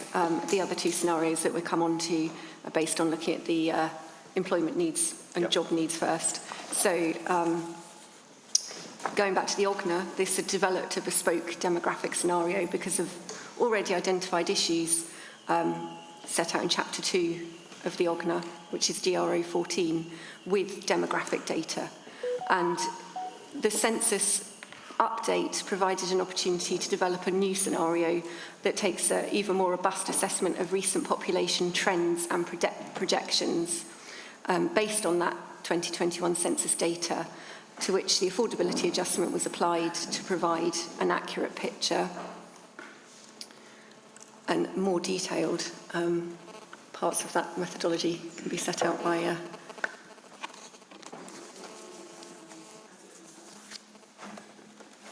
Okay. Perhaps you can just work through more detailed stuff there. So, first of all, if we could just take, it stems from section 3.4 of the HENAR. So, first of all, the approach to the issue of fertility. What assumptions lie behind that?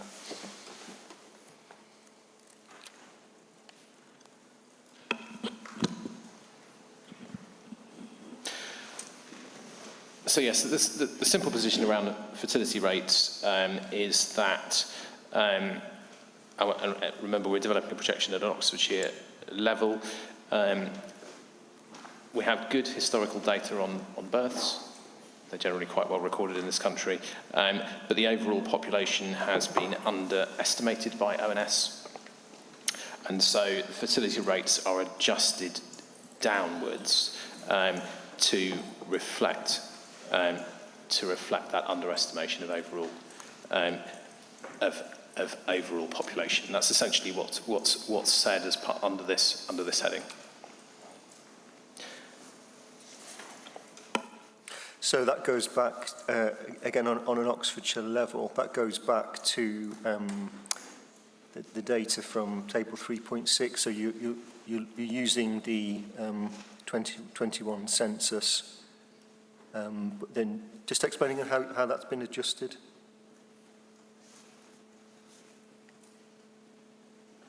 So I'm not the demographer within the team, so I can provide you with an overview rather than the very specifics on this. The point, I think, is that if you look at ONS's historical projections, because they've been underestimating the population, those projections would be overestimating the birth rate, because they have data on the births, the population's too low, and therefore they would have overestimated the birth rate. And therefore we're making an adjustment to that one. So the fertility rates are adjusted downwards. The opposite is the case with mortality. Essentially, we're making a mortality adjustment to account for those differences with the census data, but also to reflect trends where essentially life expectancy hasn't been improving quite as much as had been previously projected.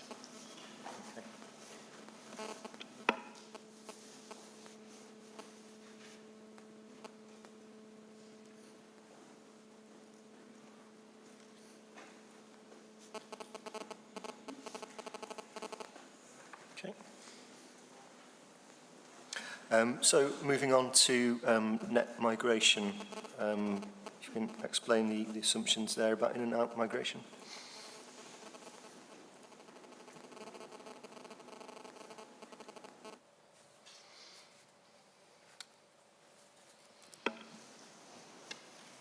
So yes, migration figures from the ONS are considered, but then, as explained, the population growth shown by the census has been stronger than that, and so we've made upward adjustments to take account of the census data on population growth over the 2011 to 2021 period.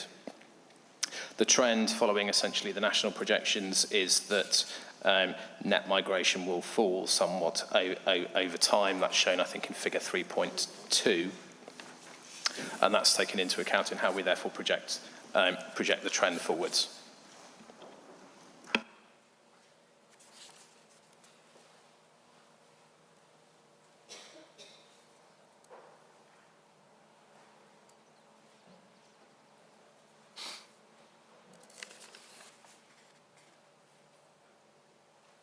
So figure 3.2, perhaps you could just explain the different lines on the graph there for me. So yes, the trend in the blue is the pre-census position, and you can see in terms of net migration, you can see how the 2018 projections have shown that rolls forward. The red is then the revised migration estimates taking into account the census and the stronger population growth that is shown, and then that feeds through into the remodelled purple line. So you can see there's a correlation between essentially the shape of what's projected before and the historic data, but we're accounting for the fact that actually what the census tells us is that migration has likely been substantially greater in quantum to Oxfordshire than ONS was estimating. Okay.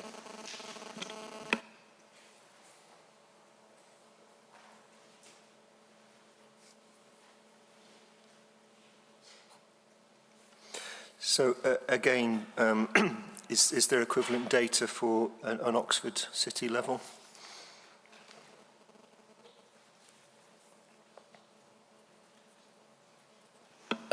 So not specifically for this projection, because it's a projection on an Oxfordshire basis. Yep. Okay.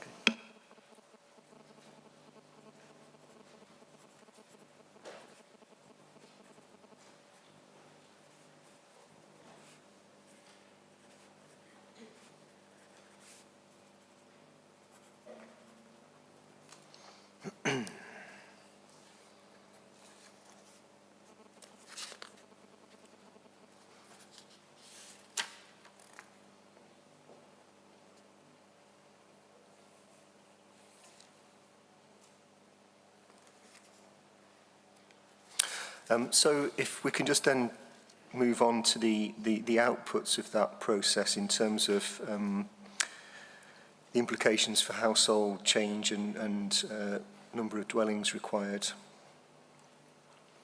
under that scenario.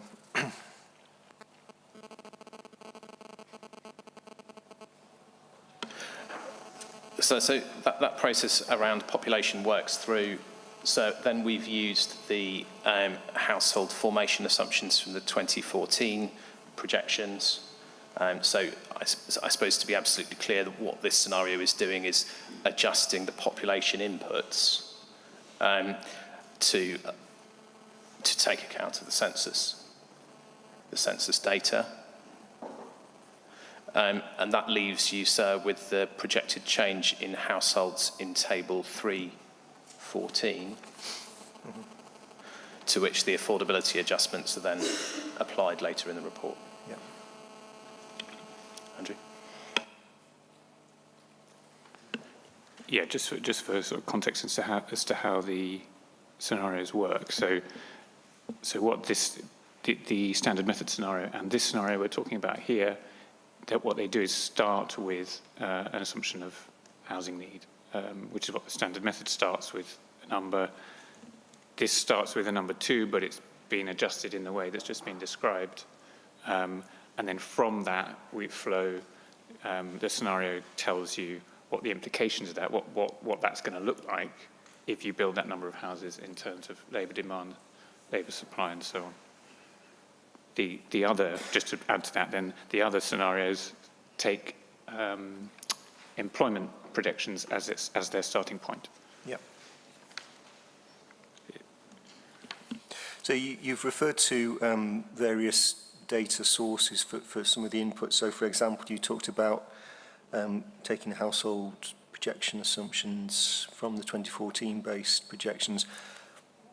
What's the rationale for using different sources there? Is that a necessary part of the process? So, yes, sir, for the reasons that are explained in paragraphs 3.62 to 3.63. It's important when we're looking at housing need that we're not building in assumptions which would suppress household formation.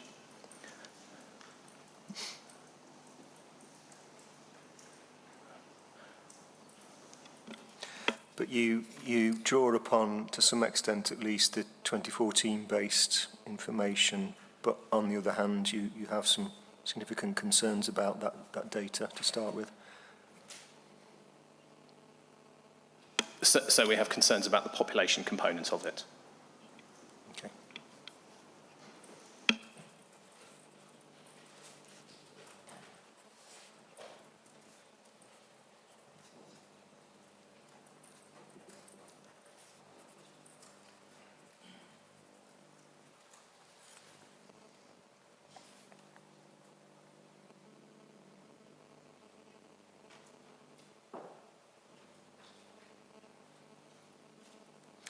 So, table 3.14 draws that analysis to a point where the change in households would be 3,274 per annum on an Oxfordshire basis, and then later in the report you move that figure further on. So in terms of that next step on that scenario, if we can turn forwards to section 7 of the report. So before we leave that, can I just draw your attention? I'm sure you're aware of it, but the box underneath paragraph 3.6.4 makes it abundantly clear that the remodel demographic projections in the HENA are based on application of the 2014-based subnational household projection. So it's only the population component which has been adjusted, and obviously the expectation in the framework and the PPG is for the 2014-based household projections to be used, and we say that that's exactly what we've done. So to the extent that we need to justify a departure from that specific data set, it's only in relation to the population estimates that we've rebased for the reasons that we've been over, essentially in the context of the latest census. Okay, thank you for that. So yeah, if we go forward then to section 7 and paragraph 7.3.5 onwards.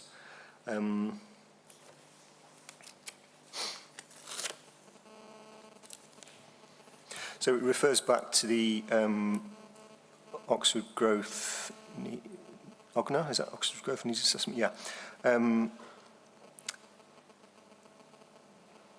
So that refers back to that, and it recognised that pointed to stronger, the evidence at the time pointed to stronger population growth, particularly for Oxford.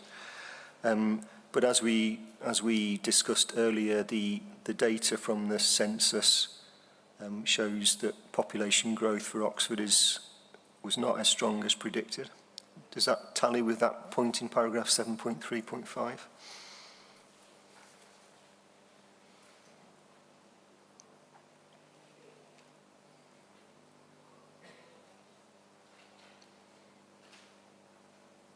So if you put that slightly differently, so the OGNA was based on the premise that there would be strong population growth, particularly for Oxford.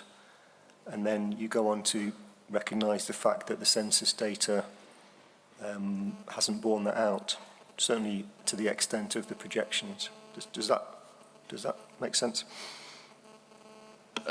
I'm not quite sure about that paragraph, but just leave it with me for a few minutes, and I'll try and make sense of what it's trying to say.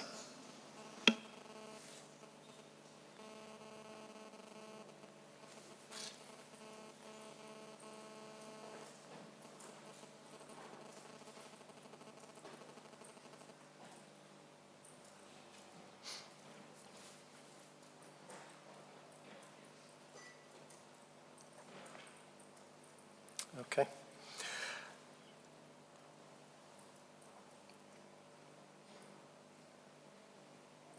Yeah, I'd probably like to deal with that before we move on. I think if I'll give you a moment to look at that.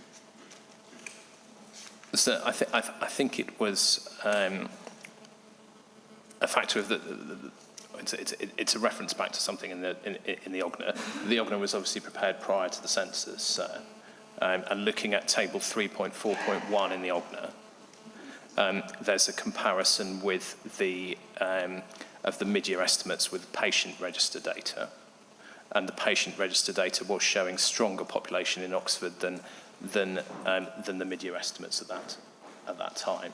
So I think it's read slightly out of context, but when we were looking at different data sources, it wasn't a comparison. The OGNA, what was in the OGNA, wasn't a comparison to the 2014 projections. No. It was looking at the mid-year, essentially the mid-year estimate time series. But as it says in paragraph 7.3.5, the rationale for the adjustment to the standard method was both to recognise any uncertainties surrounding that, and in particular to recognise and respond to evidence pointing to stronger population growth, particularly for Oxford. So in the OGNA, part of the rationale for moving away from the standard method was the expectation of significant population growth in Oxford. Data from the 2021 census shows that population growth in Oxford wasn't as strong as projected. So I suppose the question is, did that not cause you to think about changing the approach as far as whether to accept the standard method or not? No, sir, because I think you need to read 7.3.5 and 7.3.6, the two paragraphs together. And yeah, essentially one of the purposes of looking at this again, these issues again, was to reflect the census data. And what the census data showed, and you know, at the time the OGNA was produced, we didn't have that information. At the time that the census data was available, what the census shows is that actually, you know, as you say, Oxford's growth hasn't been as strong, but Oxfordshire's growth has been notably greater. Now, sir, you know that feeds into what we've been saying, sir, today, around the particular influence of and the particular, I suppose, discord between a range of wider market evidence and that demographic projection, that low demographic growth. But there was a difference in the evidence and information available. So at the time of the OGNA, data pointed to strong population growth in Oxford. Census 2021 doesn't point to strong growth to the same extent. You didn't reassess the approach at that point in time when that data came through? Well, so we did, because we looked at we looked at it, and the purpose of this was to do that. But so I mean, the point here reinforces why you need to look at these issues on a housing market area level in this area, and you can't simply rely on what's a constrained position in terms of demographics for the city alone. So in case it assists, paragraph 7.3.5 of the HENA is cross-referring to section 3.8 of the OGNA, and that's clear from footnote 23 at the bottom of page 73 of the HENA. And if you then go to section 3.8 of the OGNA, that is... If you just give me a moment. Sure. Sorry. It's page 36 in the internal pagination, but 62 of the PDF, helpfully. So internal page? 36. 36, yeah. And para 3.8 refers to patient-registered data which was available before the census was carried out, obviously, and does indicate that the suggestion, or that it does corroborate the suggestion that we're making in the context of the HENA, that the population of Oxford may have been substantially underestimated over the past 7 years. So that proposition is consistent across the OGNA and the HENA, albeit that different data sets are used to found and support that proposition. What section 3.8 of the OGNA then goes on to do is to develop an adjusted baseline, but for the period 2020 to 2050. And the assumptions, the key assumptions which are used to drive that output for that period are set out on page 36 and 37 of the OGNA. And so when paragraph 7.3.5 of the HENA alludes to evidence pointing to stronger population growth, particularly for Oxford, that is a reference to predictions as to population in that adjusted baseline forecast, as opposed to the census derived or the patient data derived factual proposition. Okay, thank you.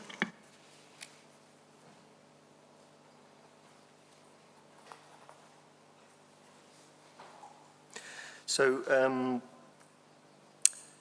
again, I suppose the general question, why did you continue to pursue the Oxfordshire-wide assessment on that scenario when data for Oxford itself was pointing in a different direction? So put simply, because the data for Oxford indicated that essentially demographic growth had been constrained. And so using an Oxford-only approach would be projecting forward a constrained position, which isn't consistent with national policy or guidance.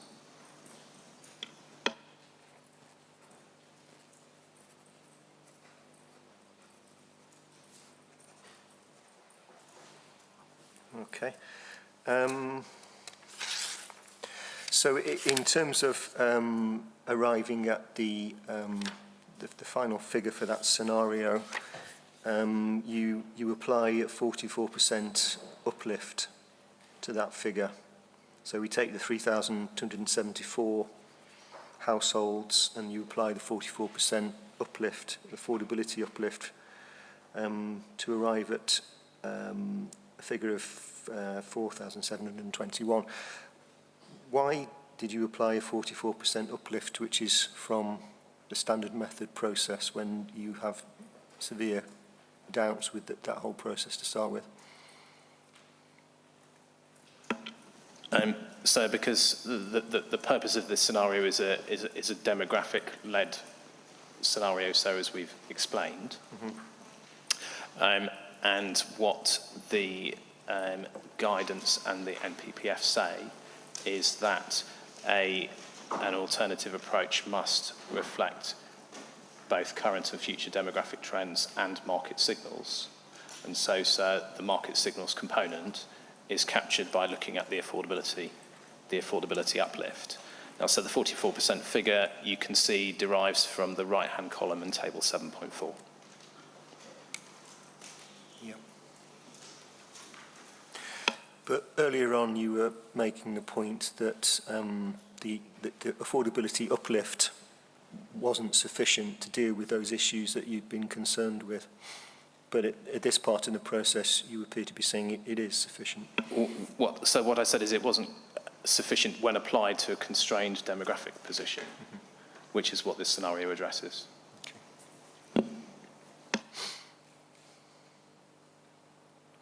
Can I answer that as well? Yep. Sorry. Just in terms of the scenarios, the objective of them is not to say that the standard method is this or that. It's simply to say, for this particular one, this is what it looks like. So the standard method is informing that scenario, but with an adjusted. Instead of being informed by the 2014 population projections, we've made an adjustment as has been described, and then applied the standard method formula in terms of the affordability to say this is what that looks like if we adjust for population.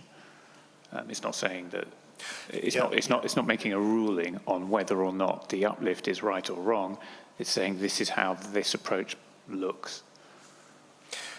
Okay, but the premise of the affordability uplift and the percentages and how that's calculated is only as far as the standard method is concerned, it's only intended to be applied to the 2014 based projections. There's nothing to say that you can lift out that affordability increase and apply it to a different starting point. Well, it's taking that approach, I guess, of applying that uplift to what would be an equivalent projection. Okay. Right. Okay. Dr. Harding from CPRE. Thank you, sir.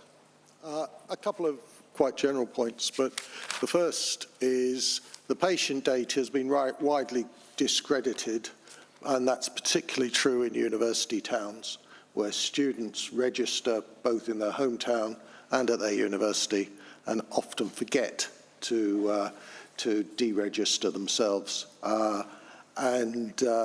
There was a very good BBC More or Less programme about this a few years back, which really demonstrated how the patient data overestimate the population. But a more general point is we have seen, and I have no problems with, the fact that the fertility rate is going down and the natural growth rate of Oxfordshire becomes zero somewhere around about 2030. So Oxfordshire population will no longer grow naturally and is completely dominated by inward migration. And so that's interesting. I happen to live in South Oxfordshire, and we've seen huge building and a huge increase in population. So it's a matter of chicken and egg this. If you build houses, people move into them. And so that is why we've seen this.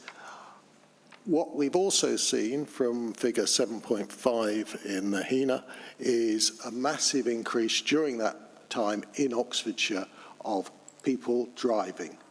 And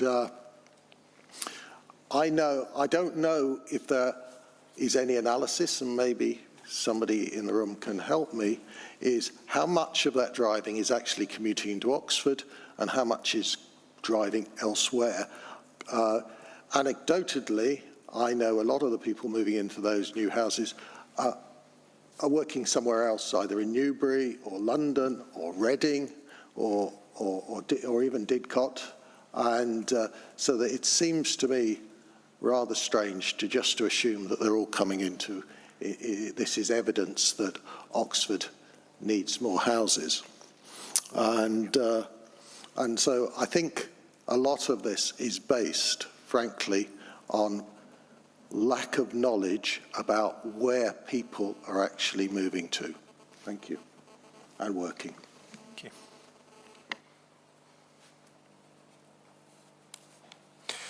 Yes, as I said yesterday, we'd like, I think, more detailed analysis from the in terms of commuting patterns. As I said, we recognise the issue with the 2021 census in terms of the effect of COVID on home working, but I think nonetheless we'd like a detailed breakdown of that, and I think probably from the 2011 census as well, just a bit more detail in terms of origin and destination. Yeah. Okay, Mr. Moore. Yeah.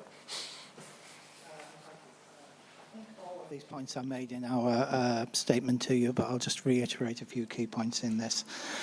In terms of the 2014 household projections, they are a projection, not a prediction. So they were not predicting what the population of Oxford City or Oxfordshire or anything else would be in 2021. They were saying if trends continue the way that they do, this is where we think they will be. Now, the underlying data for that projection, particularly in terms of migration, was for 2008 to 2014. That is the period that the migration was drawn from. In that time, the average build across Oxfordshire as a whole was about 1,700 dwellings. In the period 2015 to 2020, the average build was 4,300 dwellings. What the standard method said is that Oxfordshire needed to increase its build from 1,700 to 3,400. They did that and more than did that as part of the growth deal. That inevitably increases migration. So if you then start feeding that extra migration back into the projections, you inevitably get a higher projection. And it is just a projection. It is following through trends as they have been.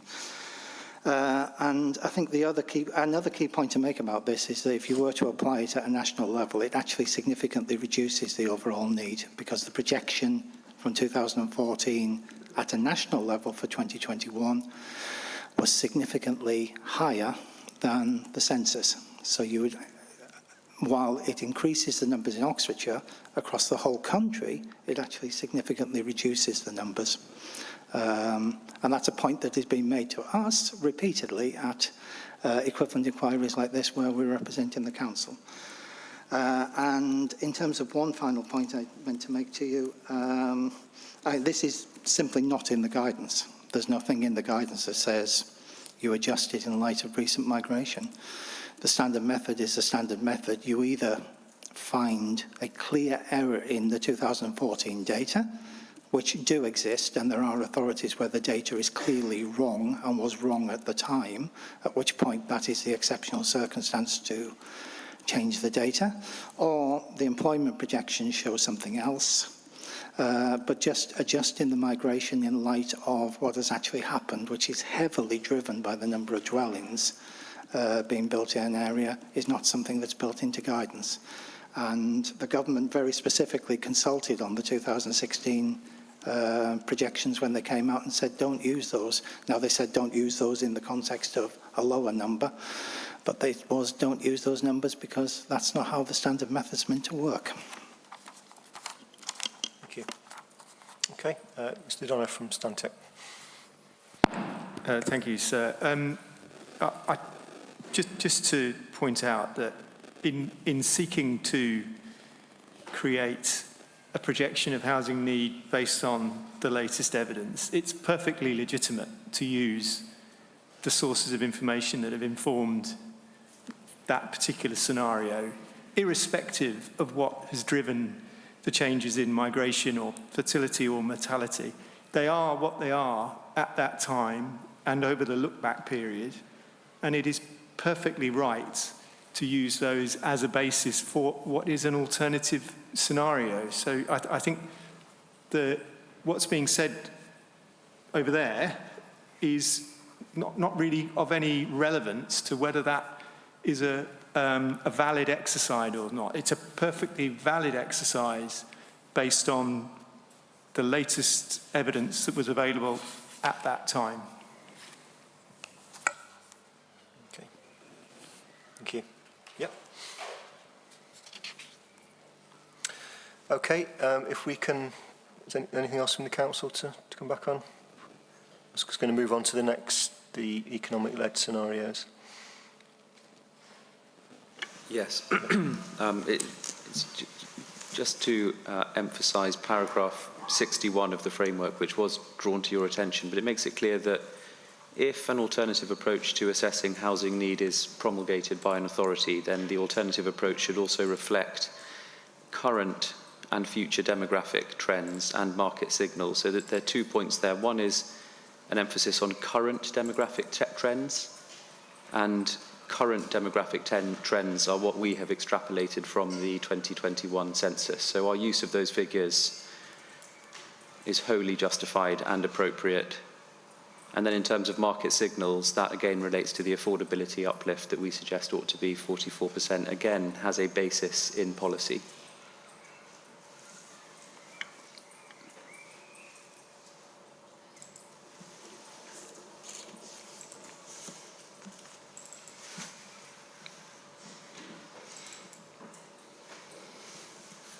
I think actually I ought to respond to the ORS suggestion that before exceptional circumstances can be demonstrated, there needs to be an error in the data set. That is absolutely not the position. It's not set out anywhere in guidance or case law. As to the test of exceptional circumstances, the starting point in understanding what that means and how it falls to be applied is that the purpose of any method is to determine the unconstrained number of houses needed in an area. That's what PPG 2A paragraph 001 says. And here we say that the standard method applied slavishly doesn't do that. It would not give a true indication of what the unconstrained number of houses needed in Oxford is. On the other hand, the method that we are proposing does do that. It's justified in principle. The steps which we're kind of discussing now are logical. They are founded in the most up-to-date evidence. The assumptions are realistic, and there's no suggestion's been made by those who are opposing the approach that there are statistical errors in the maths and the mechanics. So my submission is that where the standard method applied by itself does not adequately reflect the unconstrained number of houses needed in an area, and an alternative method is proposed that does, that in itself comprises exceptional circumstances which justify the use of those alternative methods to derive and understand local housing need. There's no additional test of exceptionality that falls to be applied at the stage where you know that the standard method is incorrect, and where there is a method which is sound both in principle and statistically that does. There's no need to show an additional error or additional exceptional circumstances.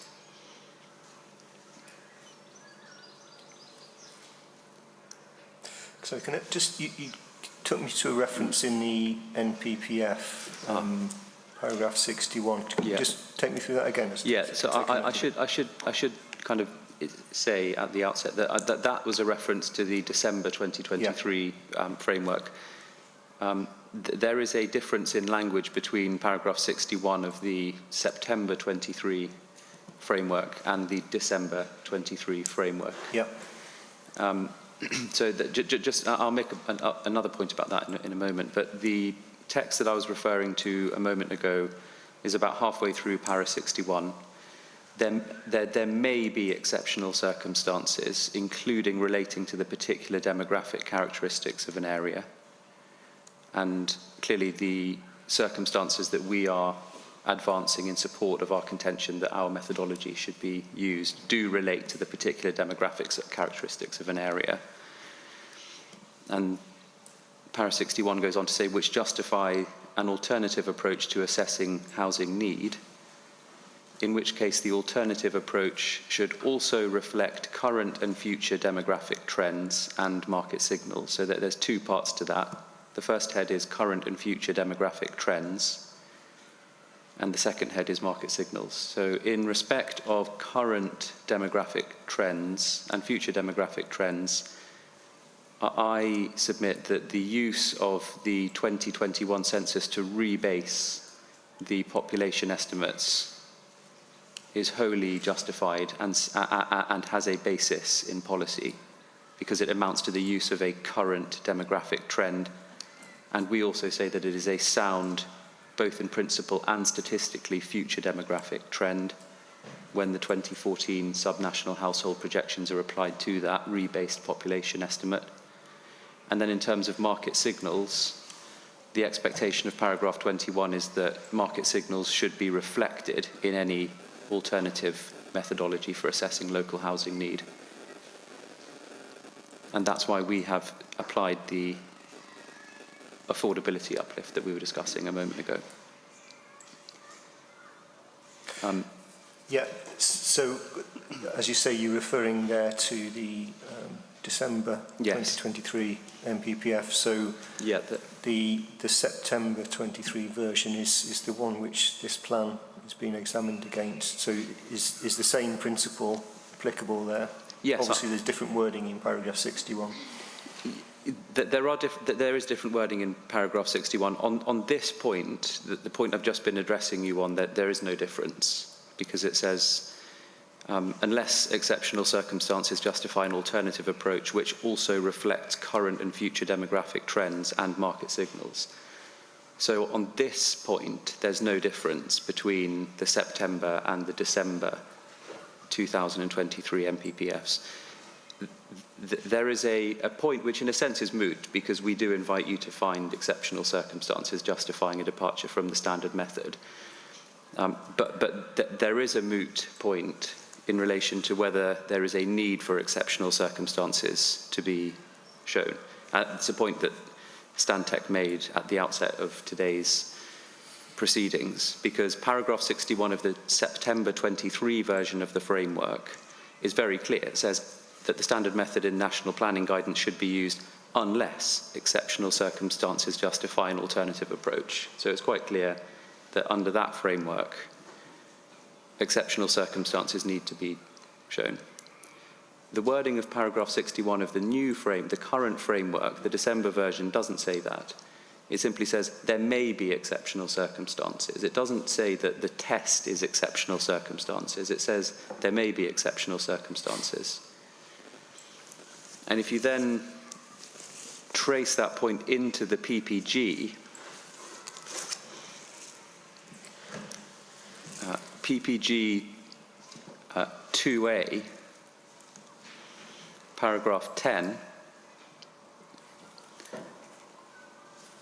first paragraph, last sentence, says simply there will be circumstances where it is appropriate to consider whether actual housing need is higher than the standard method indicates. And then last sentence of the next paragraph says circumstances where this may be appropriate include but are not limited to situations where ... So that there's no indication in that paragraph of a substantive test of exceptionality. And then paragraph 15 of PPG 2A similarly doesn't introduce a test of exceptionality. It simply says where a strategic policy-making authority can show that an alternative approach identifies a need higher than using the standard method, and this is the point that was made earlier this morning, and that it adequately reflects current and future demographic trends and market signals, the approach can be considered sound, as it will have exceeded the minimum starting point. Again, there's no suggestion there that there needs to be additional exceptional circumstances, or indeed exceptional circumstances in principle, at all.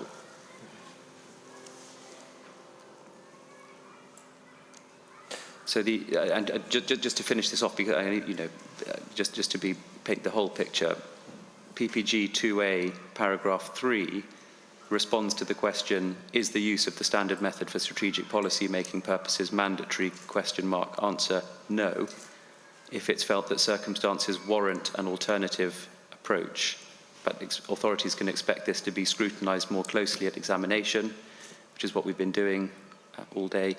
And it then says this, there is an expectation that the standard method will be used and that any other method will be used only in exceptional circumstances. So, and by the way, that paragraph from PPG hasn't been updated since 2019. So that's why I say it's a moot point, but in a sense it's academic because this plan is being examined by reference to the September version. And in any event, and most importantly, we do invite you to find, in the manner that we're suggesting and for those reasons, that there are exceptional circumstances. Okay.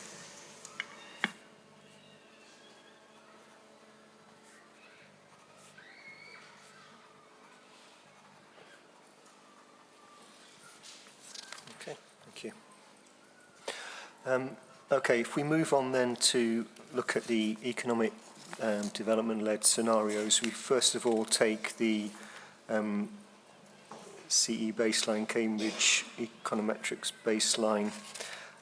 So just first as a point on that, if you could just go through the, I suppose, an overview of that, what that scenario actually is, particularly in terms of the jobs growth forecasts that lie behind that scenario and the basis for them. Sorry, do you mean the CE baseline one or the transformation one? Okay. CE baseline, yeah. So as I think I mentioned before, we've got two scenarios, two which are housing-led and two which are employment-led. So we're looking at the employment-led ones now. And what these do is start with the projection of employment growth and then flow from there about what housing provision would be needed to support that level of employment growth. So what we've got with these two scenarios is as I say, the CE baseline, which is our sort of off-the-shelf projection of employment growth going forward to as far as 2050, and then the various outputs from the scenario flow from there. The subsequent economic development-led scenario takes a slightly higher forecast based on particular economic development-led growth. That's not my phone. Sounds like someone's phone's going off there. Okay, so the forecast of jobs growth in the baseline scenario, if you could just take me to the aspects of the HENA report which sets those out. So what are the actual projections? What are we talking about in terms of jobs growth under that scenario? And what's the basis? What's the evidence basis for those projections? That's not my phone. So our projections take they start with a level of GVA growth at the national level from national accounts, and then they apply growth by sector using standard industrial classifications. And so the projections are specific to Oxfordshire and specific to the sectors in Oxfordshire. And the projections look at what they do is model how those sectors are expected to grow in the future. Can you just take me to the bits of the report, the HENA report, which set out that data? Okay. Well, I mean, this is what I'm going into now is actually in the appendix in terms. This is the technicalities of the projections. Mm-hmm. If once those are established, then the projections are used to subsequently model what the sort of labour supply requirements would be needed to support that level of job growth, and that's what the scenarios seek to do. So, I mean, if you're talking about what I'm describing is essentially in table 7.9, the numbers that so what I've described in terms of the projection is what is produced in that first line. So for CE baseline, it's 460,268. And what we then do is derive a labour supply figure from the Can you just explain for me the detail of how you arrive at that figure of 460,000? How's that's the projection. So this is an off-the-shelf projection that we produce every year, which is derived, as I say, from OBR growth forecasts in the national economy, which then disaggregate down area by area and look at the individual sectors within the local economy and apply projections for growth in those sectors in the local area. And that's a very rough overview of how we produce our projections, and they're produced on an annual basis. Yeah, I think I'm just asking really to show you working out on that, as it were. It's a complex economic model. I can't show it to you on a microphone. Yeah, but in terms of the HENAR report, we've got the overall figure. Yeah. So you're that's projecting jobs growth to 2040. Yeah. 2040. So that number. The labour demand figure is 460,268. Yeah, that's what comes out of the model. Yeah, for 2040. Yeah. And how you arrive at that specific figure that's not set out in terms of the. It is in the appendices. Yeah. If you could just take me through that, please. Yeah.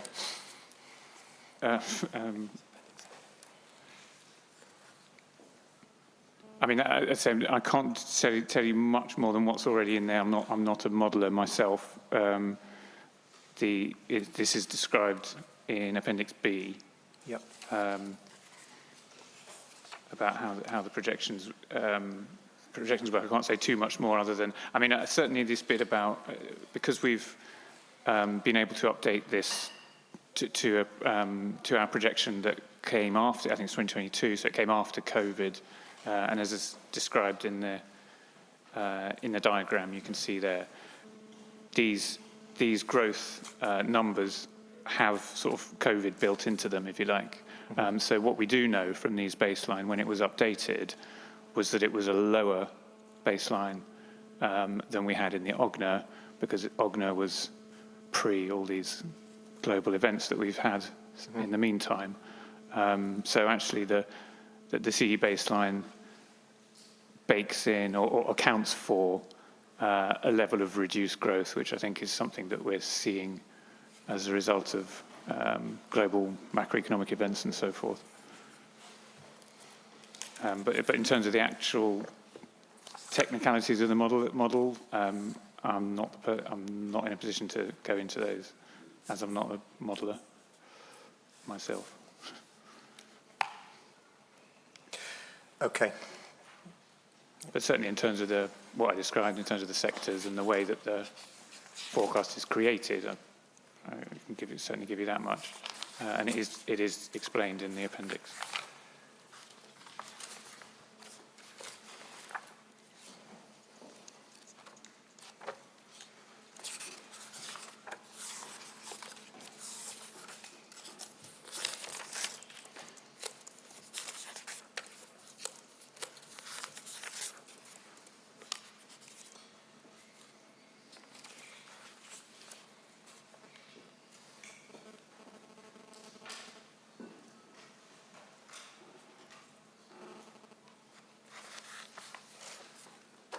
So, trying to put this in simple terms, but the basis of those projections, and obviously you have I imagine, a very complicated process which involves putting lots of things in and getting an answer out, but we can't go through that at the moment. But in principle, you're looking at economic trends, you're looking at changes in different sectors of employment, et cetera, and projecting those forward.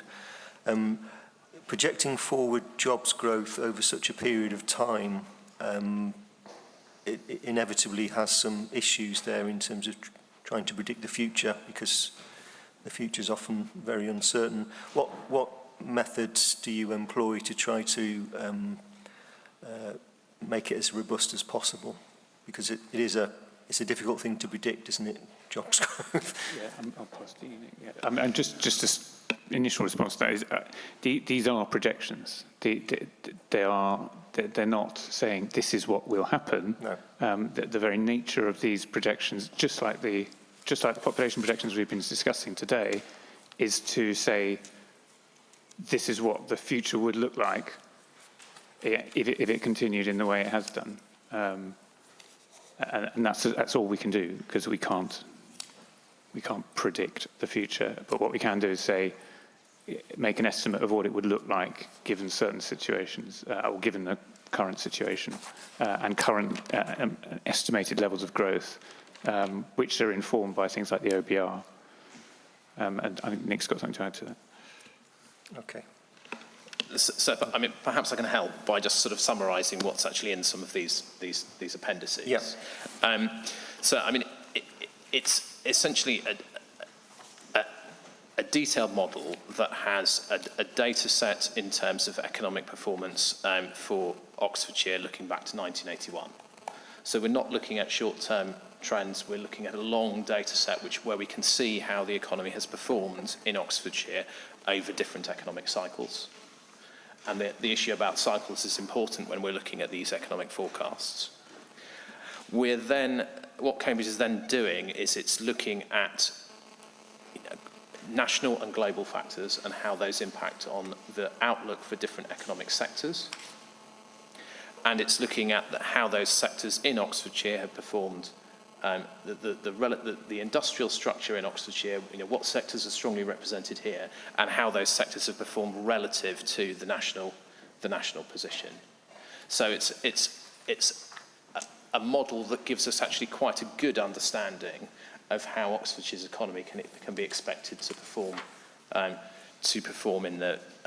in the future, because it's based not just on a point-in-time position. It's looking back at performance over a range of economic cycles.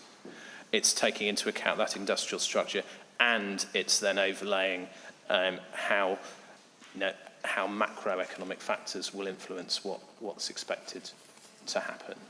Now, so you had a point there within your comments around uncertainty. And the means of looking at uncertainty around these factors is to look at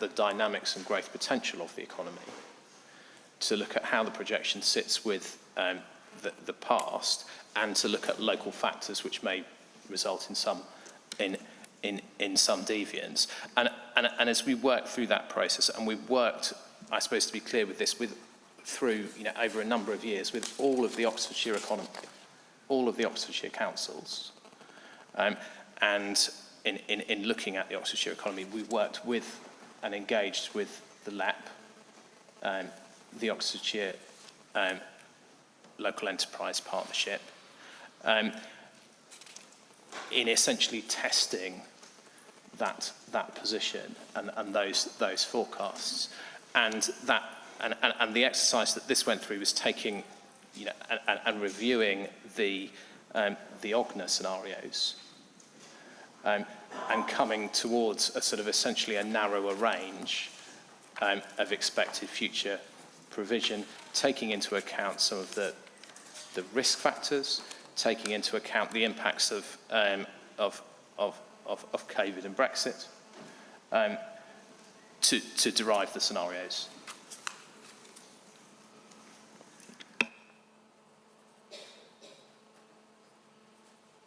Okay, thank you.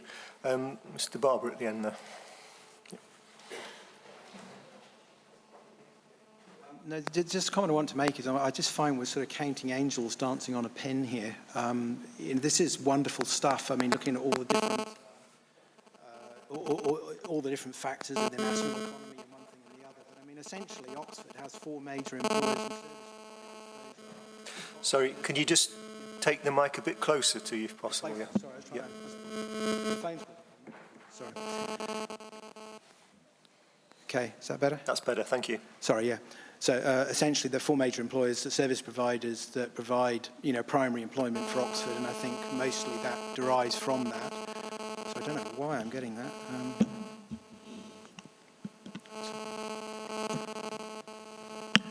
Sorry, I don't know why I'm getting this. Let's try again. Yeah. So sorry to repeat it, but 4 major employers and service providers providing primary employment. Those are the Oxford University, Oxford Health Trusts with the Churchill, John Radcliffe, Nuffield and other hospitals, and health labs that are ancillary to that, and Oxford University and BMW, as I said before. But I mean, essentially, the common sense approach here is to go to those and just say, look, what are your growth plans for the next, for 2040? What are you planning to provide in terms of employment, in terms of uplifts? Because some of the initiatives that are happening in the health sector in Oxford University are billion-dollar investments. I mean, they are very large investments that are occurring over the next few years. That is not being taken into account. No one's even asked a question. And then you've looked at growth, but then on the other side, you have to look at supply. Some of the student halls that are provided, like Clive Booth, for example, I mean, are massive investments that have provided huge amounts of student accommodation. So looking at all this stuff is wonderful, statistically, but a common sense approach here is just simply go and ask the primary employers within Oxford, what are you planning? What are your uplifts? That would seem to me a far more sensible approach than the approach we're taking, which is all very statistical based and, using methodologies that aren't really very appropriate. Sorry, that's it. Thank you. Okay, thank you. And at the end of the table there, so I can't quite see the nameplate there. So thank you. It's Reuben Taylor, KC, on behalf of Oxford University and Oxford Brookes University. The universities have concerns that you'll have seen from the representations already made relating to the employment-led scenarios, in particular that they don't reflect the reality of future investment into the knowledge-intensive cluster in Oxford. And you'll have seen the representations that we've made at Reg 19, I think it's Rep 199, to that effect, and the Oxford Cluster Vision research that's been produced. In particular, we say it's important to investigate and assess scenarios that are realistic and do reflect the reality of the need to support the growth in the KI cluster in Oxford, and not least because that's consistent with the UK innovation strategy and national policy supporting the KI cluster in Oxford and elsewhere, but also because it reflects the weight given to the need for economic growth in the NPPF. And I'm going to quote, I think, from the right version, paragraphs 81, 82 and 83 in particular, we say support the need to investigate scenarios that are appropriate.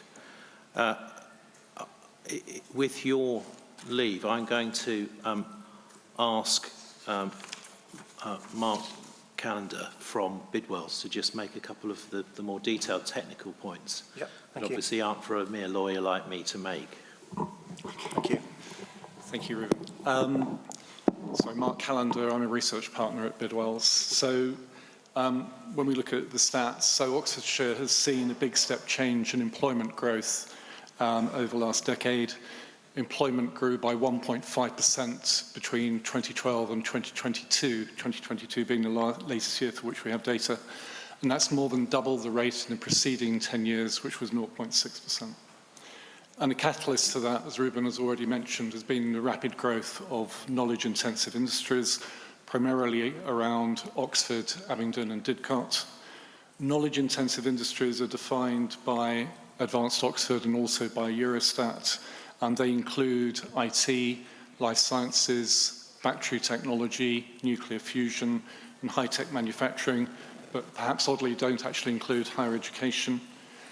Now, employment in knowledge-intensive industries in Oxfordshire has grown by 4% per annum since 2015, whereas in other sectors it's only grown by 0.4%. So they've actually accounted for the majority of employment growth in recent years. We'd also make the point that Oxford is not alone. when we look at other university cities, whether that's Cambridge in the UK or places like Bologna, Leiden, Montpellier, Uppsala in the EU, Boston or San Francisco in the US, again, employment in knowledge-intensive industries in those cities has been growing by between 3 to 6% per annum over the last decade. And when we look at the strong growth of knowledge-intensive industries in Oxfordshire, I think it reflects 4 factors. The first is rapid advances in tech and life sciences, so things like AI and cell and gene therapy. And Oxford is the 3rd most innovative city in the world on a per capita basis, according to the World Intellectual Property Organization, which is a UN agency. Secondly, the desire of the University of Oxford to license its intellectual property. We've seen venture capital funding for university spin-outs double over the last 10 years, and that's been led by Oxford Science Enterprises. A third factor is that it's actually easier for big tech and pharma companies to acquire a university spin-out than it is to innovate in-house. So they're buying and setting up business in Oxford and around. And then the fourth factor is simply that sort of success is attracting more businesses and high-skilled staff, so that growth is becoming self-perpetuating. And I think, the range of different employers in Oxfordshire now means that a young scientist can actually plan an entire career in the county, rather than maybe, whereas a decade ago, they'd have just come to 3 or 5 years and then thought they'd have to move on. Last autumn, we were commissioned by Homes England to prepare a long-term employment scenario for Cambridge, and that had 3 assumptions. Firstly, that there were no supply-side constraints, things like housing and infrastructure and so on. All those constraints were removed. The second was that employment in knowledge-intensive industries continue to grow by that 4% per annum that we've seen over the last decade. And then the third assumption was that every additional job in knowledge-intensive industries generates 7 new jobs in other sectors, such as professional services, construction and retailing, and so on. We then applied that methodology to Oxfordshire, and in that scenario, the county would have an additional 110,000 jobs by 2040, which is very similar to the transformational scenario on page 71 of the HENA. And whether this potential is realised will clearly depend on whether there is sufficient housing, commercial space, transport infrastructure, and university graduates to meet demand. And finally, just one last point I'd make is that we believe that Cambridge Econometrics' baseline projection at the national level is too pessimistic about the impact of Brexit. So their baseline projection assumes that annual net migration into the UK will settle at 160,000 per year over the long term, whereas the government's latest projections published in January this year assume 315,000 annual net migration per year, so almost double that. We also note that actual economic growth through 2022-2023 was 2.2%, whereas in this report, the HENA report, Cambridge Econometrics were assuming 1.8%. That's on page 182. So in short, we just think that the Cambridge economics baseline is too cautious. Okay. Thank you. Okay, Mr. Moore. Yep. These are some technical points about it's mainly technical points about converting the jobs numbers into numbers of dwellings required. So in our submission, we noted that you can compare this to the OGNA because it's Cambridge Econometrics did the jobs forecast there and the conversion to the dwellings. And if you do make that conversion, then on an annual basis, the model is showing 18% fewer jobs in the HENA than was the case in the OGNA. So it's got a much lower job growth number, but it is generating 7% more homes per annum. So those jobs are being converted into far more housing being required, which obviously leads us to ask, why has that happened? And if I draw your attention to the OGNA, it is table 7.2, Sorry, table 9.2.1. Just give me a moment, yeah. Yes. It's at page 112 of the Ogden.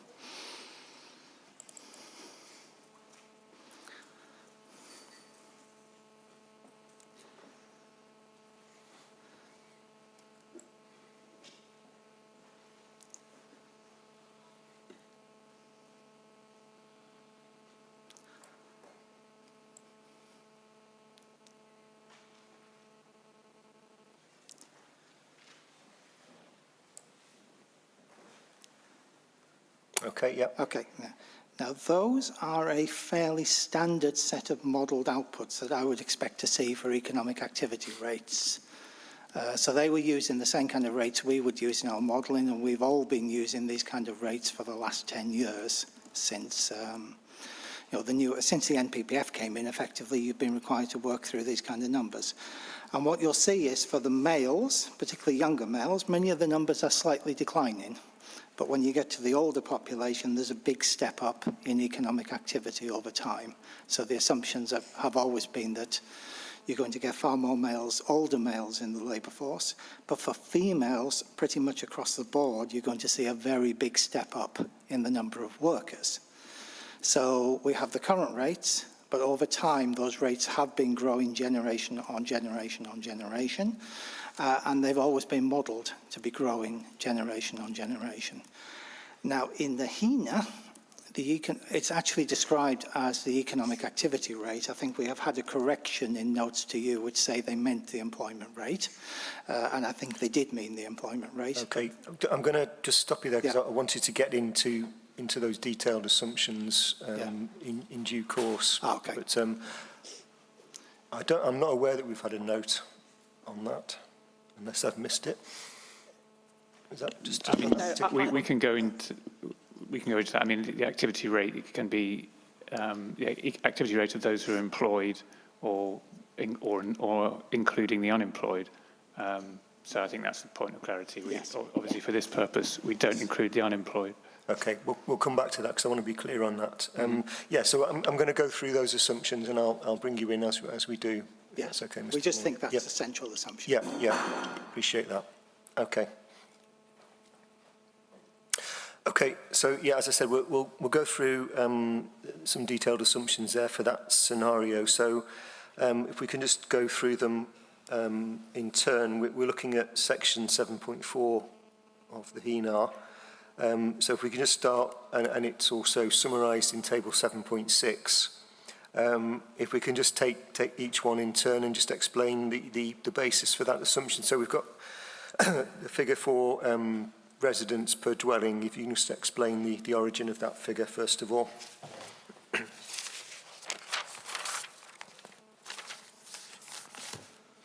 So what? There we go. 7.4.6. Yeah, I mean, it's described in the table. So, so residents per dwelling is based upon an average ratio of population to households from the 2018 subnational population projections. Is there data that would update that now from the 2021 census, for example? It doesn't change very much. It's very, very sort of gradual reduction over time. Mm-hmm.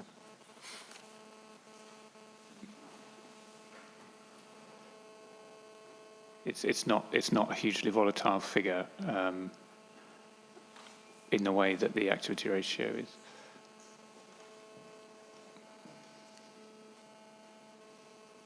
But the trend there is for that figure to go up or down? I think, as I recall, the trend, certainly the projected trend, is a gradual, very gradual reduction, which would have the effect of adding to housing demand.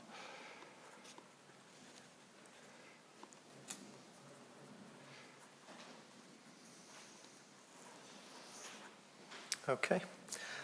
And the dependency ratio, if you can just explain, I suppose, first of all, what that is, Yeah, and secondly, what the basis of that figure is.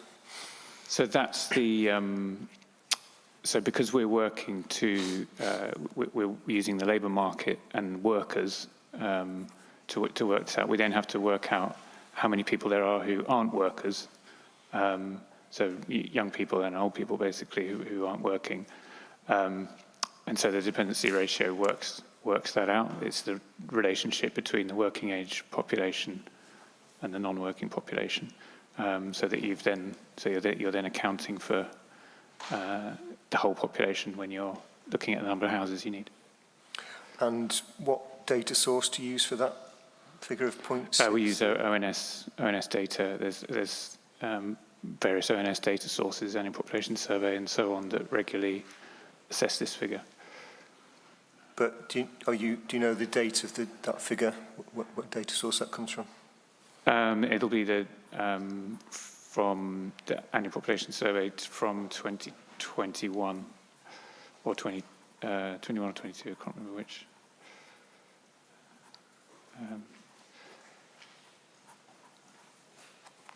I'm sure it's in the text. I think it's 21.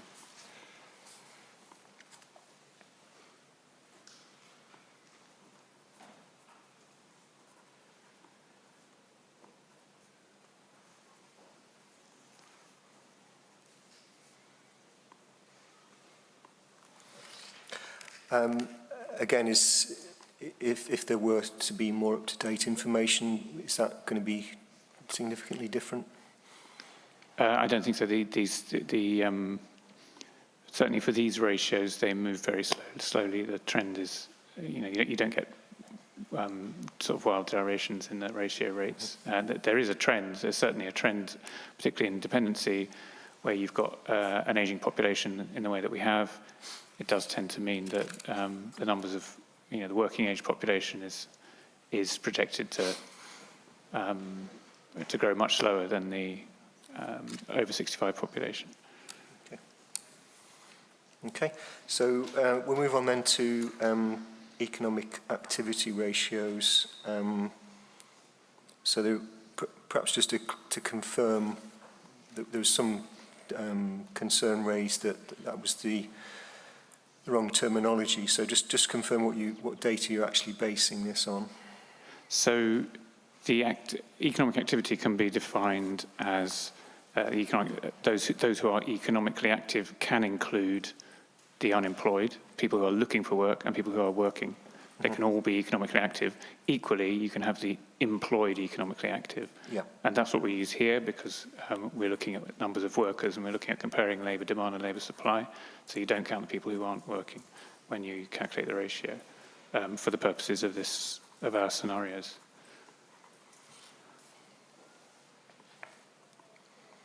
So just to go on to then explain how what we've chosen to do here is to use the regional activity ratio for the reasons of that are shown in the graph on figure 7.3, where the ratio is very volatile.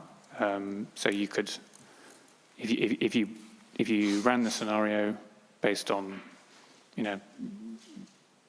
2 months ago or 6 months ago or 8 months ago, you get completely different results. So statistically, it's not usable because, as you can see by the blue line in the figure, what you get a much smoother line if you take the regional average. So that's what we've done for this ratio. It's more of a sort of, it's like a long-term. So the figure is a long-term average for the region. So and it's Oxfordshire-wide. Yeah. So regional. Sorry. The ratio you use is 0.77. Yeah. So or 767. Yeah. The activity rate is 77%. Yeah.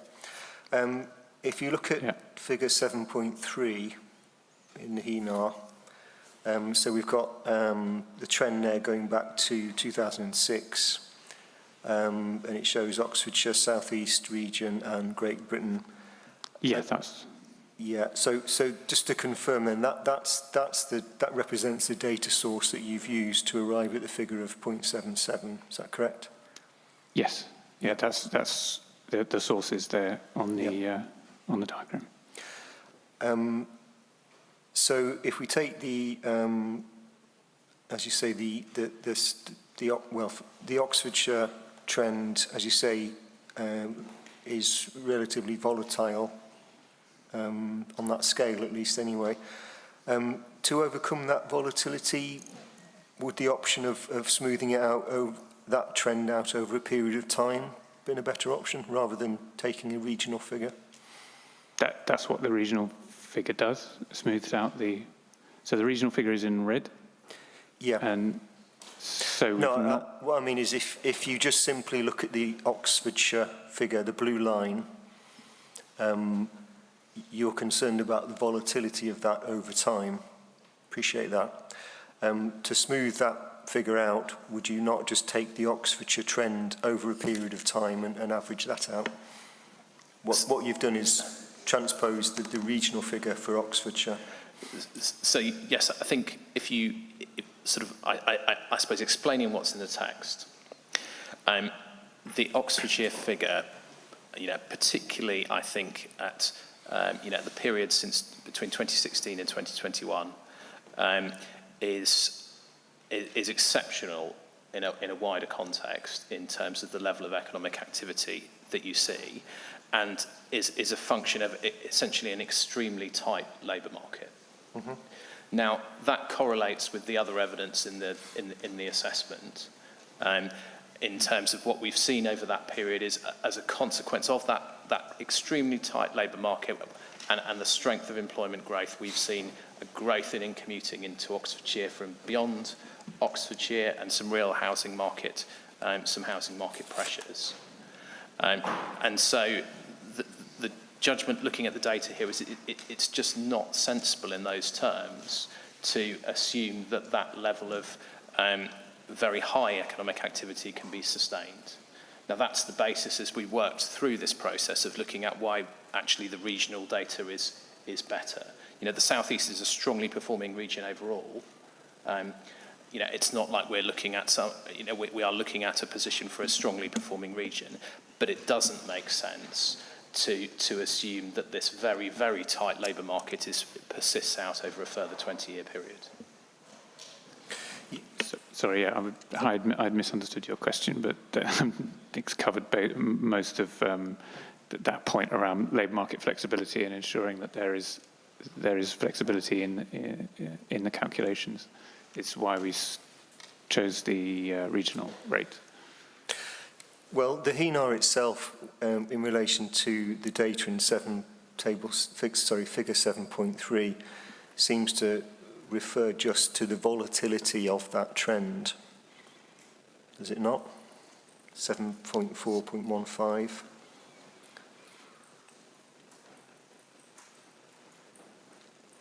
So I think the point is 7.4.14, current economic activity rates are at historical highs with unemployment at record lows, resulting in extremely tight labour markets. Mm-hmm. And the point essentially there that this is particularly the case in Oxford. The data demonstrates the county's strong labour market and essentially extreme tightness in those terms. So that's what we were getting at 7.4.14. In the way that this was looked at through the assessment. I'm just wondering why you took the step of not basing it on actual data for Oxfordshire, which goes back to 2006. It's a reasonable period of time, and decided to, I suppose, superimpose the lower regional activity rate. If it was an issue of volatility over time, an alternative way of doing that would be to say, well, that's the trend in Oxfordshire over that period of time. Let's average that out. So it's not just a data volatility point, though. That's one component of it. It's also a question of what is a sensible assumption to provide some flexibility within the labour market, and the flexibility point around how high you can set that, so that there is some scope for businesses to recruit rather than simply poaching off one another. And there is some scope in terms of labour market capacity for businesses to grow. comes back to this. So there's a separate point around volatility from labour market flexibility here. Yeah. I would add to that I suppose the economic justification for it is that it's not a desirable situation to assume that all of your labour demand or 85% of your labour supply can meet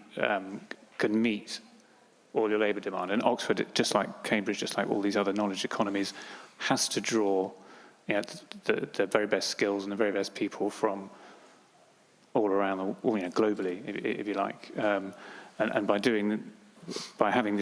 baking in this very high activity rate, you're kind of assuming that all your labour demand can be met from the local population, and it's preferable to be able to have that flexibility to draw labour from beyond your to a degree. Is that what the HENO is actually based on, though, as far as that figure is concerned? It seems to me to show data, and it shows the concern about the volatility of that data over time. It doesn't seem to explain that there are other factors there, introducing sort of a policy approach to that. Well, I think it does in 7.4.14, and perhaps it could do that in more detail, but that's the rationale in terms of, it's all a question of labour demand and supply. But you've got actual data for Oxfordshire activity rates going back a number of years. Yeah. Why didn't you use the actual data for Oxfordshire? You're making an assumption that that's wrong. No, sorry. I don't think it's not a question of whether it's right or whether it's wrong. It's just which assumption do you want to use? And we have a rationale for the one that we've used.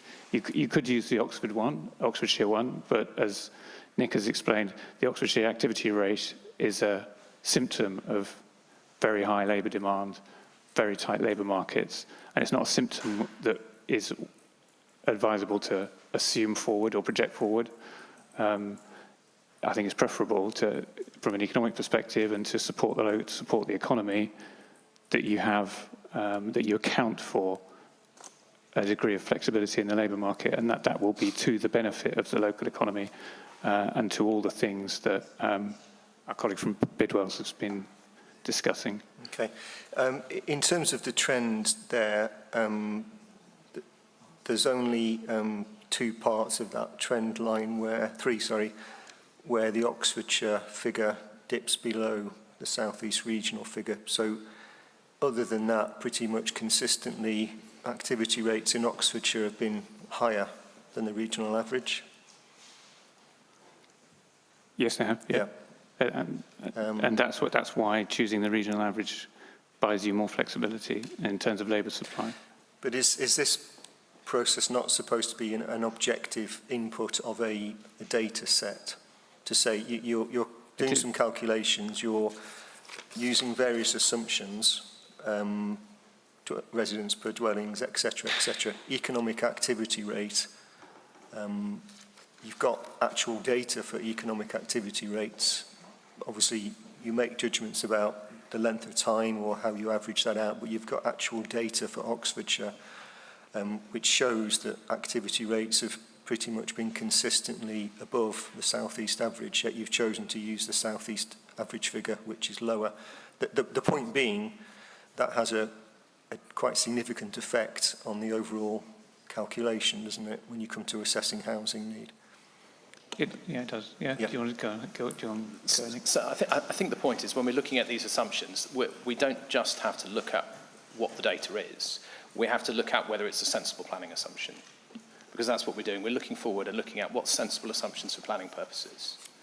And much is the same as where we see a trend in household formation being constrained, we don't just simply push that trend forward.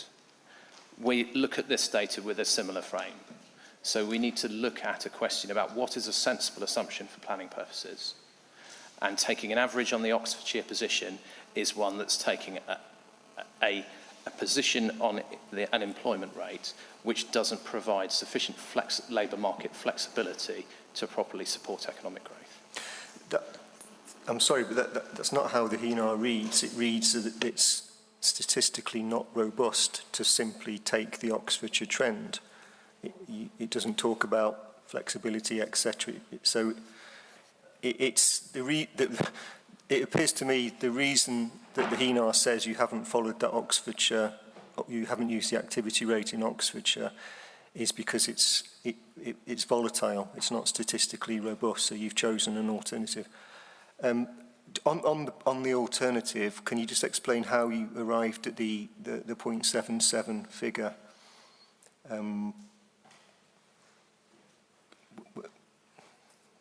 Well, in terms of how it's arrived at, as I think we said, it's an average of the regional rate. That's how it's arrived at.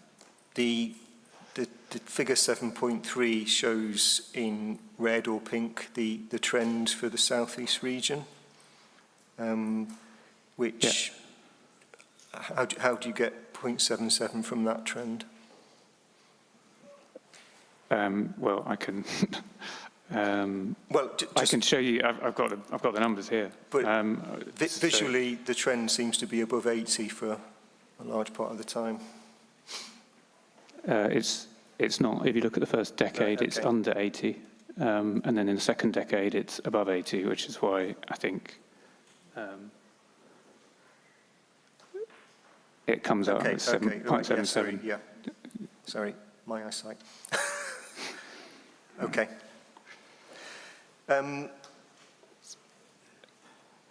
So yeah, I'm still not clear on why you would choose the southeast regional average. Okay. Well, I mean, I think maybe we're going around in circles. I'll just say one more point. I suppose that you pointed out how for Oxfordshire it's consistently above the southeast average. Mm-hmm. That is a consequence of the dynamic economy, of the level of growth, of the knowledge economy, of the tightness of the labour market, and we're seeing the consequences is super high prices, very high labour demand causing very high levels of in-commuting and so on. So these are all stresses and strains that are a consequence of the dynamic economy and that are represented by these repeatedly peaking levels of activity high above the regional average. So the rationale for picking the regional average is to try and it is not to just say, oh, that's how it's, because if we just say that's how it's going to be going forward, then none of the things that we're trying to address here will change. So that's the sort of rationale behind it. It's not really saying that it's wrong or right. It's just, if we pick that regional average, we're trying to address these things that we're seeing as a result of having a very buoyant dynamic economy. So there's an active policy choice there to decrease economic activity rates. I don't think I'm not sure. I don't know if it's a policy, but this is the rationale behind the rate that we've selected in this scenario. Well, you're making an assumption that activity rates in Oxfordshire will be lower than they have been. I'm not making an assumption that I don't know what they will be. We've just picked the average. Well, you're basing future projections on an economic activity rate of 0.77. Yes, so we picked that average. Yeah. And 0.77 for Oxfordshire is lower than it currently is, and it has been for a period of time. So yes, it is. Yeah, it is. You're actively deciding to change that in future, or assume that it will change in future. I suppose the idea is to produce in the scenario what the output of the scenario would look like by having an activity ratio that's more in line with the norm, I suppose. As we mentioned, the southeast is probably the most buoyant economy regionally outside of London, and it just seems that was our sort of rationale, is that would be a more useful and a more representative activity ratio for an economy across the region. So if you were to work on that assumption of the activity rate being 0.77, i.e. lower than it has been in Oxfordshire, how would that be achieved? What mechanism would there be to affect that activity rate?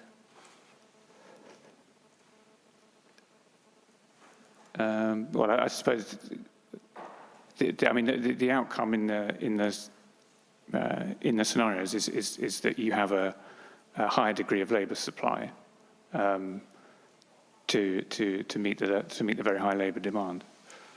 How does that affect the activity rate, though?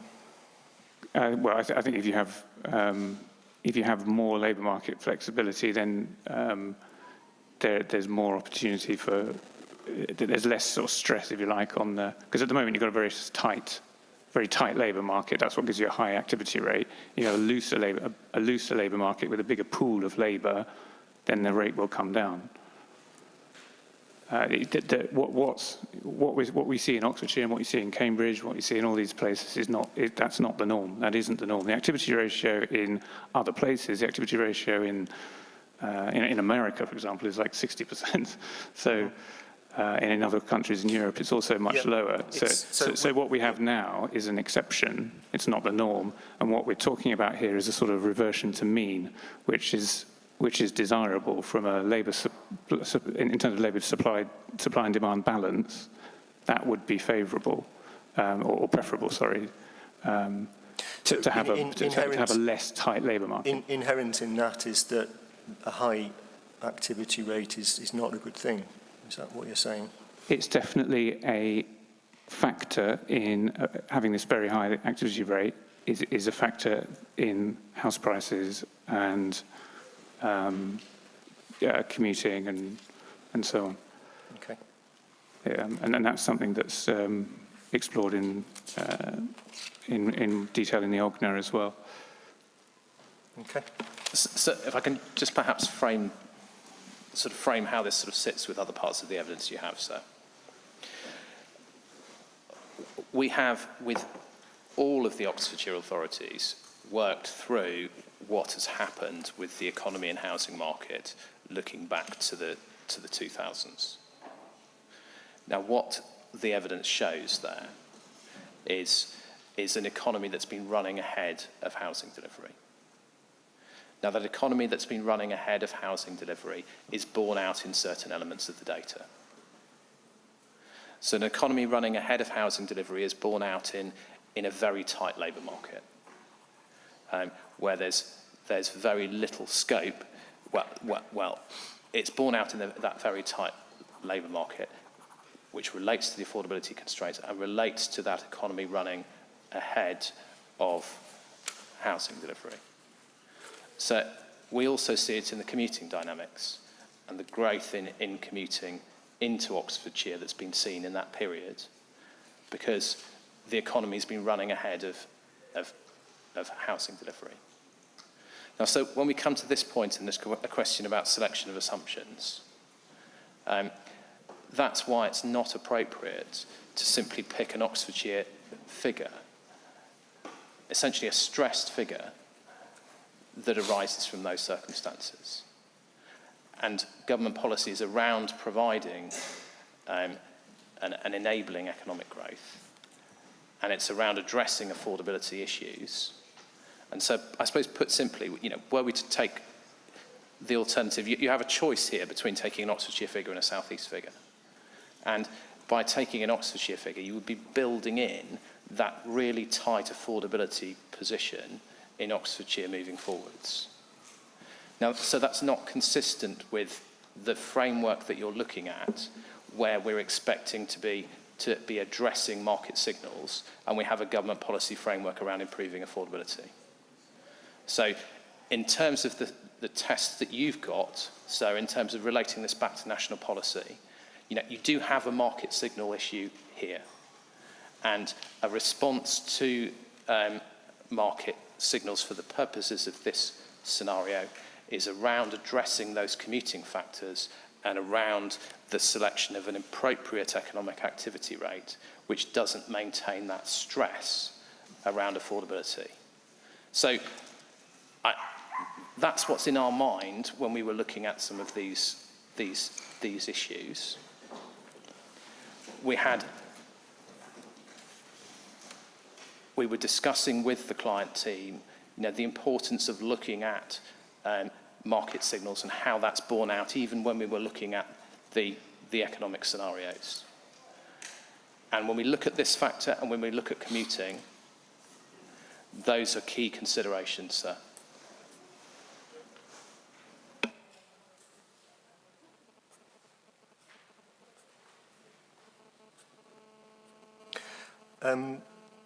What would be the consequences then? I suppose I'll repeat the question I made. What influence could there be over the activity rate? It is a high activity rate in Oxfordshire. What's going to change that? Well, so if you run the logic of what I've just explained through, and that's what the story in the Ogna and and the Henna tell you, read as a whole, what's influencing that very high economic activity rate is an economy running ahead of housing delivery. Now, the logical consequence of that is to address that, you need to increase, or you need to redress that balance. So, and the modelling assumptions that are set in, responding to the market signals, so are doing that.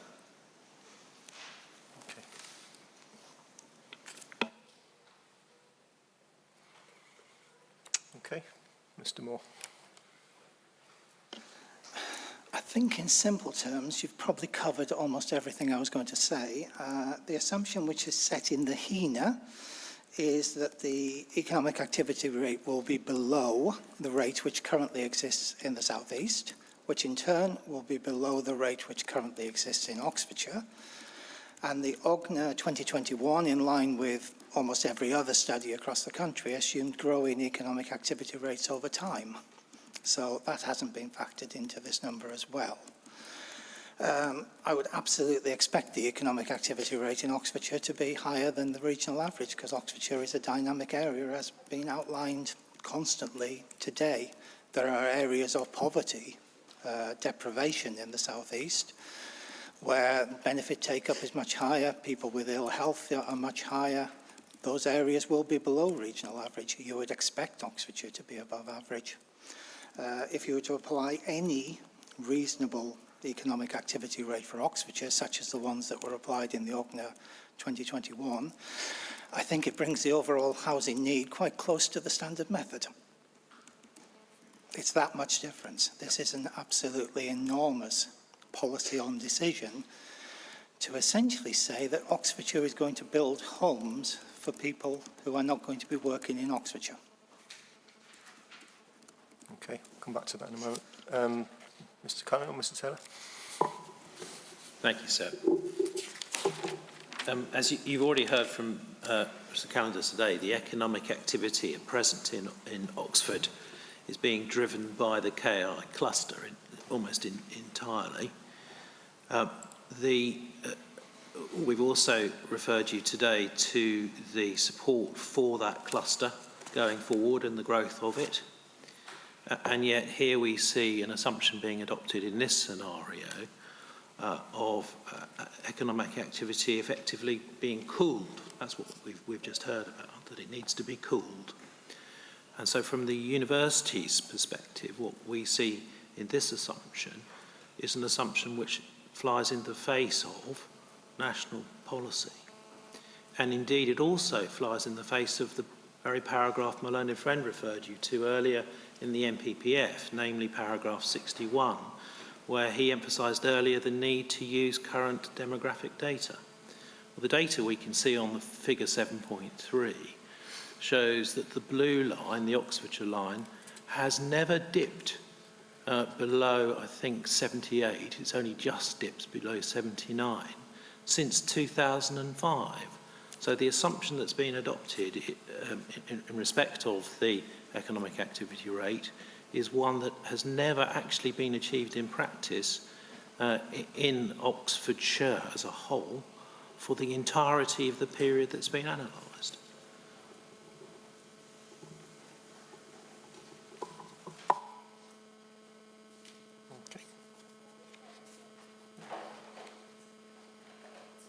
Okay. If we can then come on to the point about what effect alternative activity rate figures would have. So I suppose just to put that in context, if we take paragraph 7.4.19 of the HENAR and go over to page 80, the third paragraph there, it gives a specific figure. I'm assuming that comes from 2018, but you can clarify this for me. It says, with some 82.8% of working age residents in active employment. This is in Oxfordshire. So just to clarify, is when it says between 2011 and 2018, is that the figures there in terms of commuting and working age? Is that from 2018, or is that just when the figure was produced, as it were?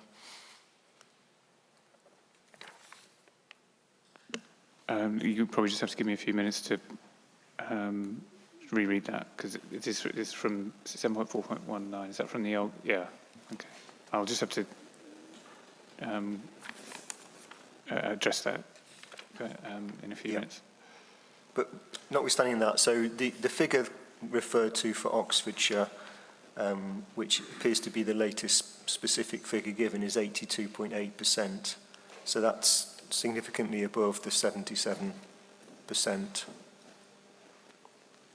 Well, in terms of its impact, at least, anyway. So we can just follow that through. So taking the way that activity rate figure is used in the overall methodology, if you could just explain if a higher activity rate were used, so if we for example, took the 82.8% or even something modestly less than that, something that reflects actual activity rates in Oxfordshire, what effect does that have on the ultimate figures for housing need? Well, I mean, it does. If you increase the activity rate, then you're just sort of following it through sort of logically. So more people in the local population are meeting the labour demand. So that rebalances the labour demand supply ratio, if you like. Mm-hmm. So that there is less requirement for external labour because it's all being met from within your boundaries. I guess and that sort of feeds back to the point about sort of labour market flexibility and whether or not that's a desirable outcome. Perhaps, Mr. Moore, could you've obviously looked at this in detail, perhaps you could just go through your thinking on that. So on the premise that a higher activity rate were to be factored in as an assumption, something in the order of 80-81%, what would be your conclusion as to the effect, both in terms of the standard method scenario and the employment-led scenarios? I think the standard method scenario and employment scenario would effectively come together at that point, at about 82%.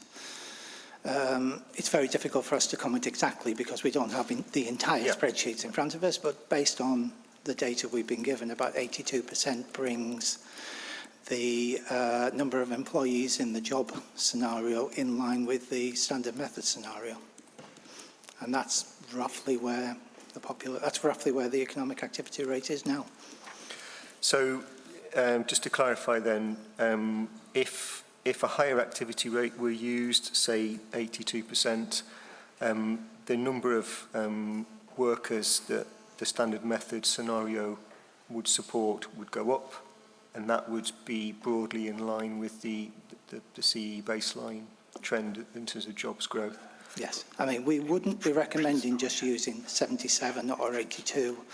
We would suggest that you do this by 5-year age band by male and female and consider how they're changing over time. Mm-hmm. But if you were doing this on this kind of basis, about 82 brings them together to the point where the standard method would support enough workers to accommodate the jobs forecast from the Cambridge Econometrics baseline. And that baseline scenario would require less housing to support those workers, yeah? Okay. Okay.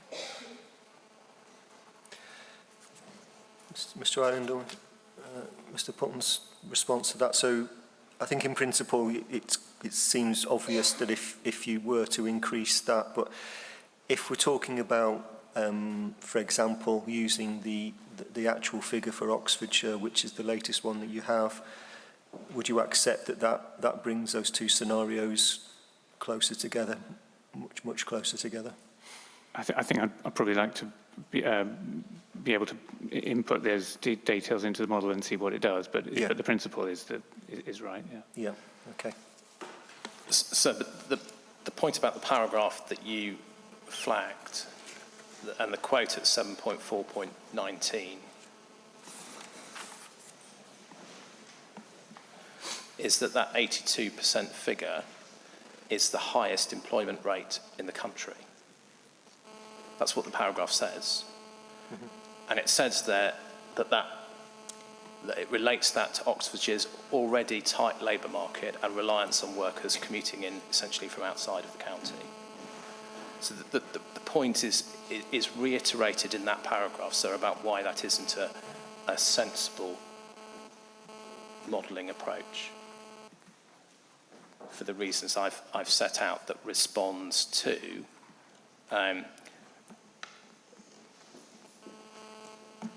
the evident labour market and affordability pressures which exist.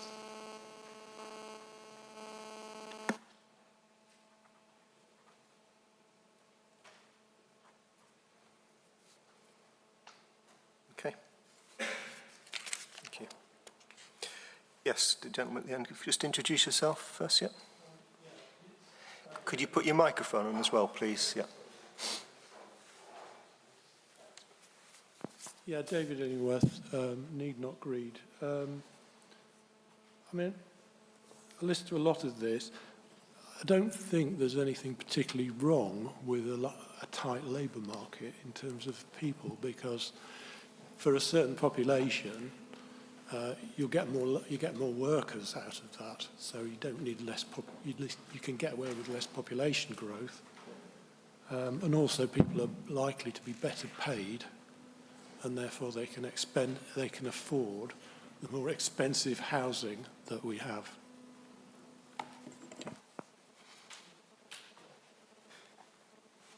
Okay, just on a particular point in terms of activity rates, Mr. Moore made the case that, in his view, it's relatively widely accepted that activity rates have been increasing, and generally they are predicted to continue to increase.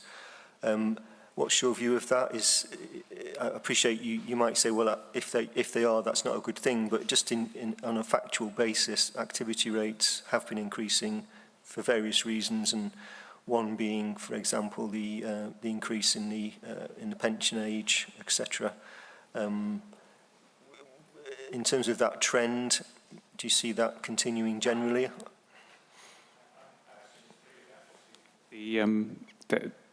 There's a strong trend now in increasing inactivity rates nationally and regionally across the piece. So it's certainly not something that you can assume going forward. I think what you're looking at, I think a reversion to mean is much more likely. But I don't think, we can't know how that might change going forward. So I wouldn't make any assumptions in that direction. But I think, at the end of the day, the approach that we've taken is to avoid, is to not it's to try and address the consequences of the tight labour market. That's what we're trying to do. That's what the scenario does. Okay. So now, if I could just touch on that point around consequences, because this is, I think, important in terms of, you know, why in responding to the question about what's wrong with a very tight labour market. The problem with a very tight labour market is there's no flexibility. And we can see some of the consequences of that looking back over the last 10 years, or last 10, 15 years in Oxfordshire. And so I mean, can I ask you to turn up, it's just a few, it's just scanning down the page that we were just on, so in figure 7.4.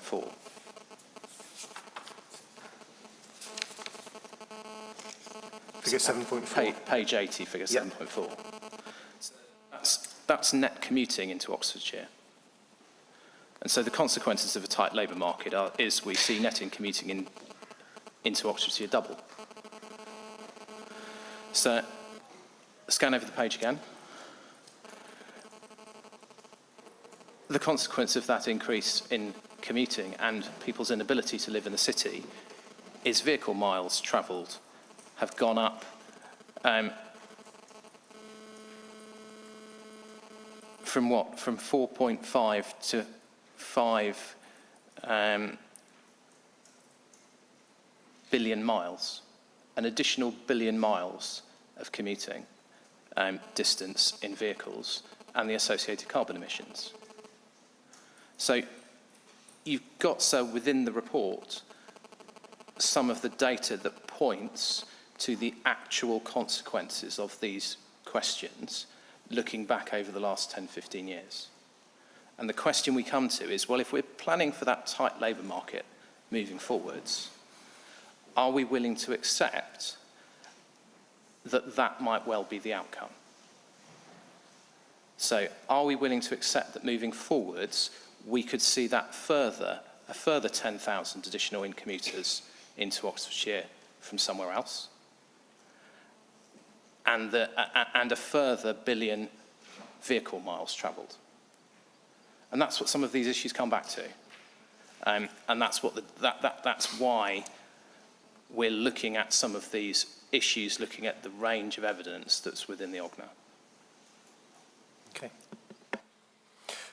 We'll come in due course. I'm interested in the issue about commuting and what the difference is between the Oxfordshire situation and Oxford City. So, for example, figure 7.5, I'm assuming they're miles travelled in Oxfordshire, so that's everybody, whether they live in Oxfordshire or not, or whether they live in Oxford City, or whether... So it's an overall picture of miles travelled.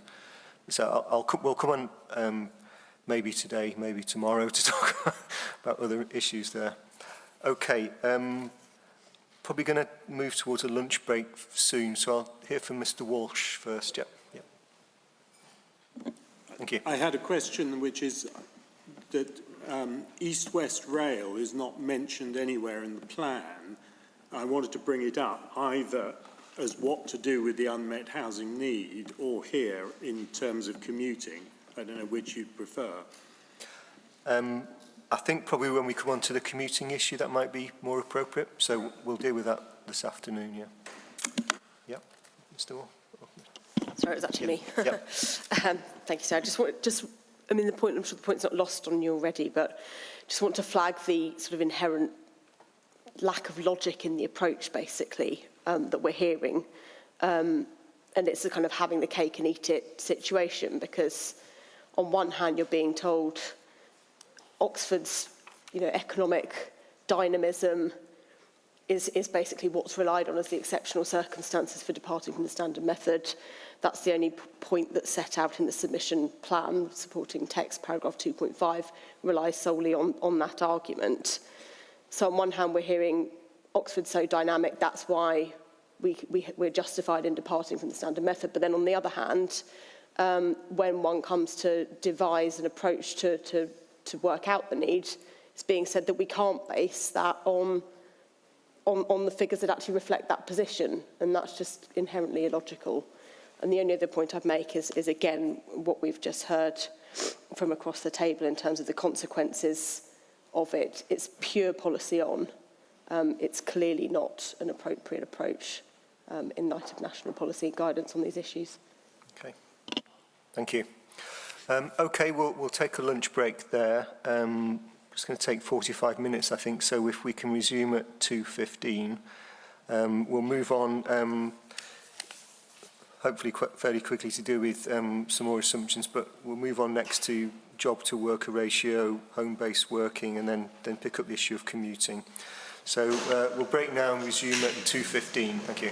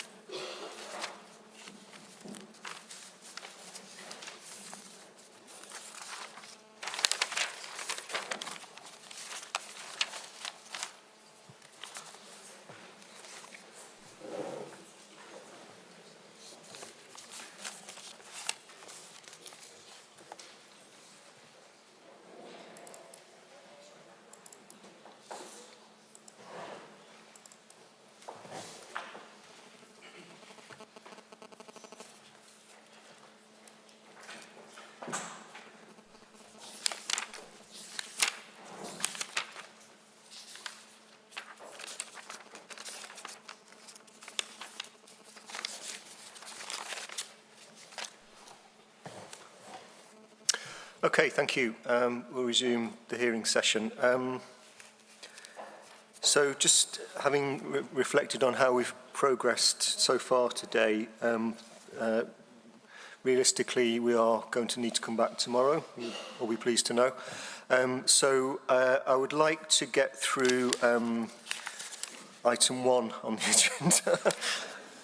That would be a major achievement.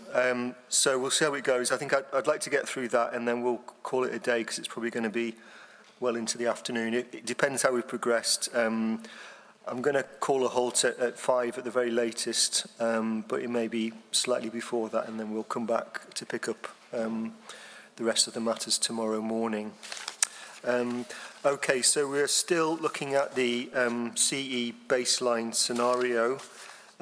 Just working through, again, assumptions. So we've got to the point of looking at the job-to-worker ratio. So if we can just explain the background to that. Sorry. Sorry, forgive me, sir.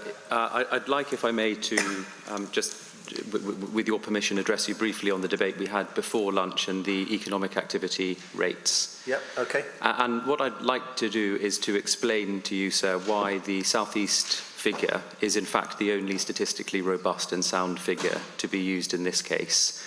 And that although it sounds certainly superficially attractive, the use of the Oxfordshire-wide economic activity rates would not be appropriate or sound statistically or in principle. The reason for that is that economic activity rates are a measure of the proportion of the working age population of an area, so whether that's Oxfordshire or the South East, who are also economically active, i.e. they have a job in that area. And what we know about Oxfordshire as a whole is that due to housing supply constraints and frankly appalling levels of unaffordability in the housing stock, juxtaposed with very high levels of job creation in the context of the knowledge cluster and the innovation spine, and a tight labour market, there are a significant number of people who work in Oxfordshire, i.e. are economically active in Oxfordshire, but who cannot afford to live here.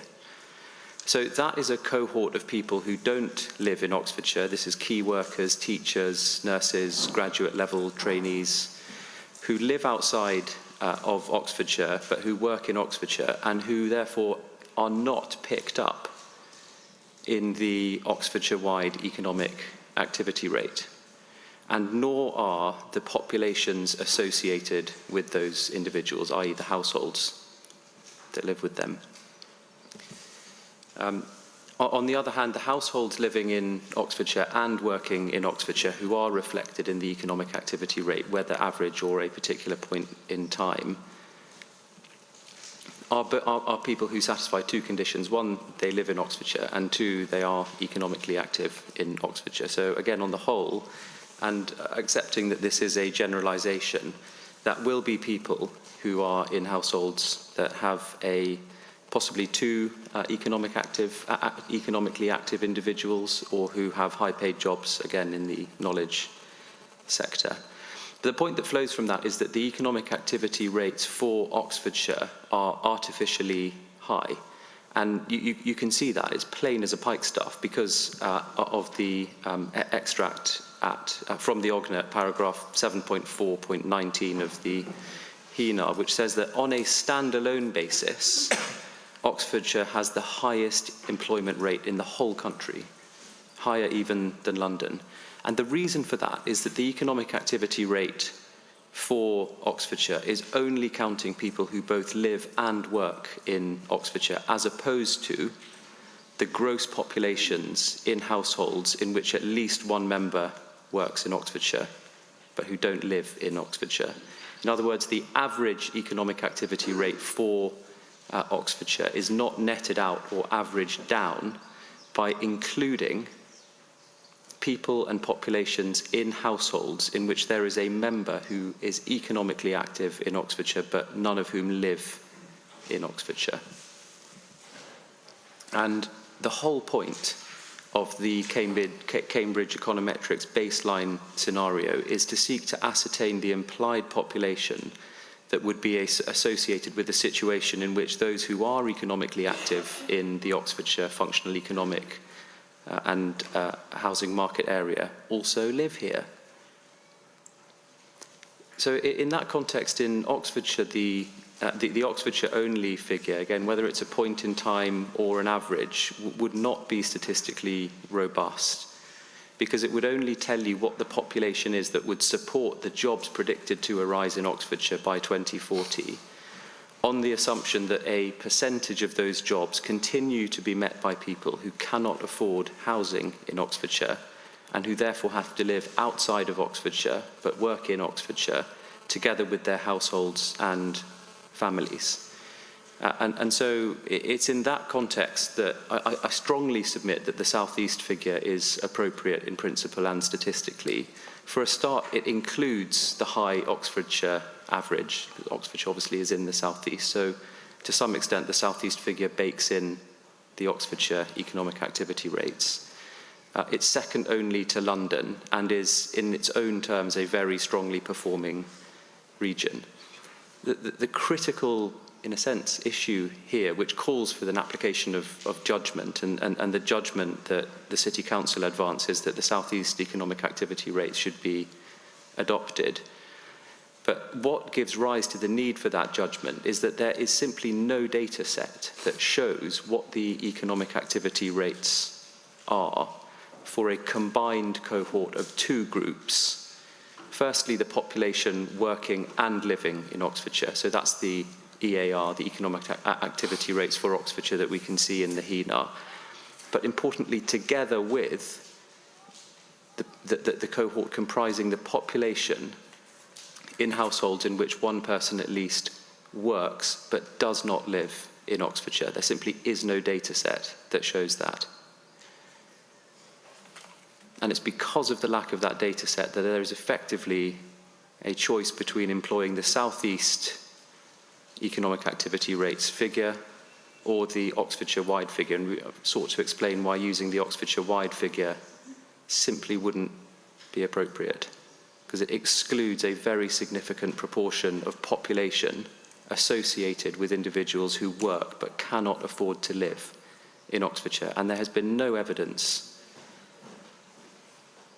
presented to the examination to suggest that the South East figure is an unreasonable approximation of a combination of those two cohorts that I identified, i.e., number one, the population working and living in Oxfordshire, and number two, the population working but not living in Oxfordshire. So in that context, it suggests that using the South East figure is sound, despite all that you have heard.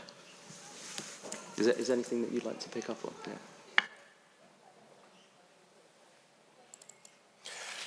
Thank you. That argument and those points aren't set out in the HENA, though, are they? Well, so, I mean, the HENA does make the point that it would be statistically unsound to use the Oxfordshire-wide figure, and at paragraph 7.4.14, there is a reference to the especially tight labour markets and an imbalance, effectively, between supply and demand in labour terms. Mm-hmm. And certainly, it's for that reason that the explanation is then given that the use of the South East figure would be more appropriate as a matter of judgment. Okay. Thank you. Yeah, Mr. Walsh. In order, if the South East is 0.77 and Oxfordshire is 0.85, I think it's about 2/3 of the population of Oxford, of the Oxford ones, live in Oxford. So the other third, in order to bring the average down to 0.77, would have to be around the 50 mark. For 1/3 at 0.7, to bring the average down from 85 to 77, which makes no sense whatsoever. Okay. Mr. Allen. Thank you, sir. I'll try and keep this brief, but there's a couple of, I think, important references that I think I'd just like to give you, if I can, for your notes. So one is, we've been looking a lot at figure 7.3 in the HENA. So just looking at the title of that graph, that is an economic activity rate rather than an employment rate. And so it does include those who are unemployed but seeking work within the data. So your employment rate, which is the metric that we are using in the modelling, would inevitably be lower than the figures in this graph. Does that make sense, sir? So It does, but those are the figures that are in the graph. So, those are the figures in the graph. Are you, but that are is you, a time... are you saying that the data is based on different figures that aren't in that graph?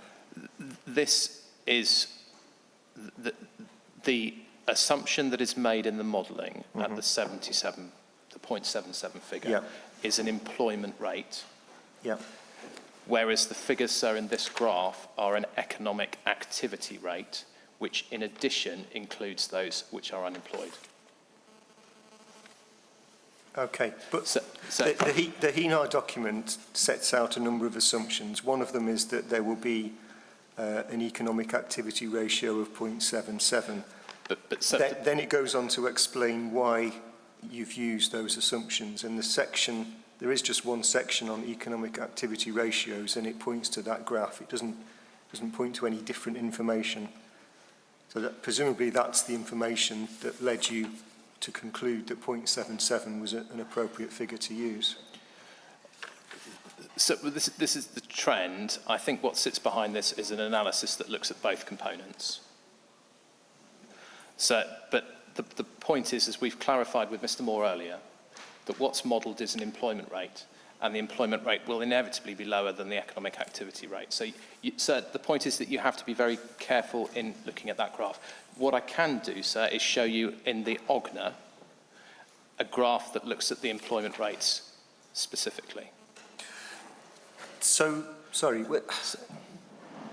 going back to my original question, where did you get the 0.77 figure from? It's not from the HENA, it's not from the data in the HENA, is that what you're saying? It is from the... Okay, I did forget to remind people to turn phones off, but it's no problem. So that comes from the employment rate in the from the ONS data set. And it is true that the graph is showing the total activity rate, but the modelling uses the employment rate. And I guess I probably admit that the graph it might have been better if the graph showed the activity rate. But they are two parts of the same data set. Okay, I mean, I would expect that the document, when it makes an assumption of 0.77 and it purports to go on to explain what the basis of that assumption is, for it to actually explain it, you're saying it doesn't, in that sense? It does explain it, but I admit that it would be perhaps more useful if the graph showed the employed activity rate rather than the total activity rate. Okay. But the point, I guess the point stands that in the model it is Thank you. We have dealt with activity. I don't want to spend a long time going back on it, but I won't. So there's just one further reference which I'd like to just leave you with, which is in the OGNA in figure 5.4.1. 5.4.1, so GRO 14, 5.4.1. And so you can see there how the employment rate in Oxfordshire sits relative to every other LEP area across the country.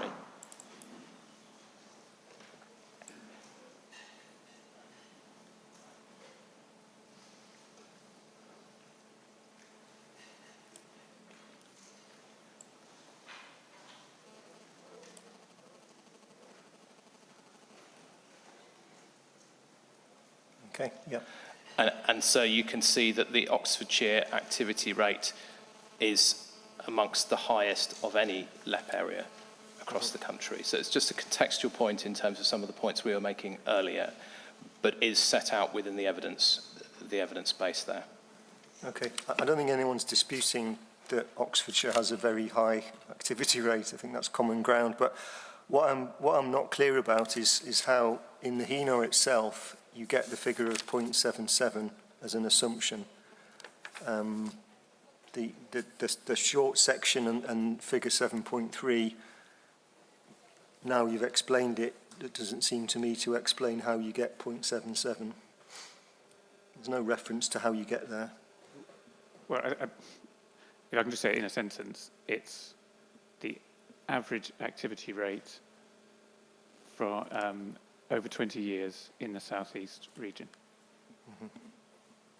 And that is explained in one of the paragraphs. Yeah, active and employed.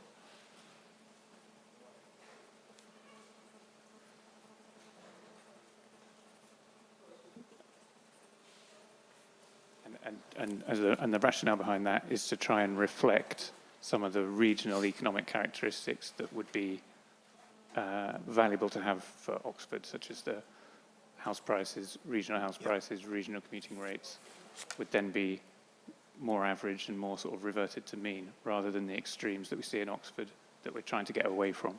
Okay, thank you. The gentleman back there. Yep. Yeah, the 2021 census data for Oxfordshire is people coming into the county from outside the county to work. It's 41,000. People who live in Oxfordshire who are going out is 25,000. So the net figure is 16,000 coming in. We do export people as well as import them. And the total of numbers working in the county is 380,000. So it's maybe 1 in 10. I mean, I think the census figures probably all a bit, or they're probably all a bit light because it was during the lockdowns. So they could be all lower than they could all actually be higher than that. Sorry. Okay. Thank you. And from the Parish Council, yeah. Thank you. I just wanted to query what the barrister had said, because he missed out a very important set of data, which is people that are living in Oxford but commuting outside Oxford, which would also distort the figures. And I would suggest that if you want to use a different set of figures, you actually need to look and do a very detailed analysis about commuting into and out of Oxford as well as Oxfordshire. Okay. As I said before, I've asked the council to provide some further information on that in due course. Yes, Mr. Moore. Yeah. Just a couple of very quick points. I think there is still just a confusion from Cambridge Econometrics in particular about the economic activity rate and employment rate. I think our own submission actually corrected that. Do you have the right page? What paragraph is that one? You've got it open over. Paragraph 31.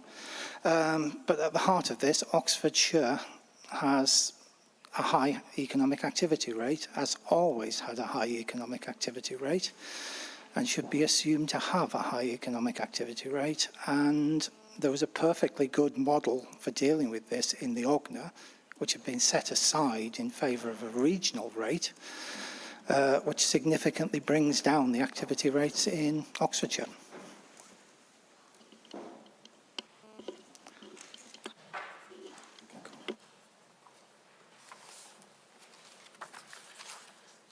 Okay. Mr. Ireland, did you want to respond there? So should I tell you what, I've asked Mr. Ireland to clarify what may be at this stage introducing another topspin into this, because can we just look at row 3 on table 7.6? Of the HENAR. Forgive me, yes, of the HENAR, and it's internal page 77. Yep.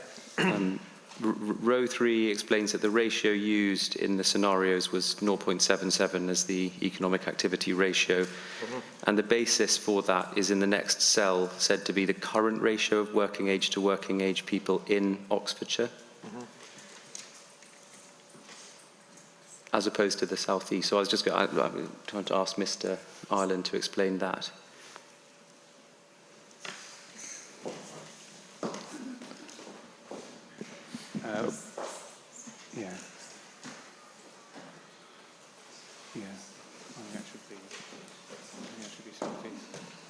Yeah, I think that should say southeast. It's probably an error.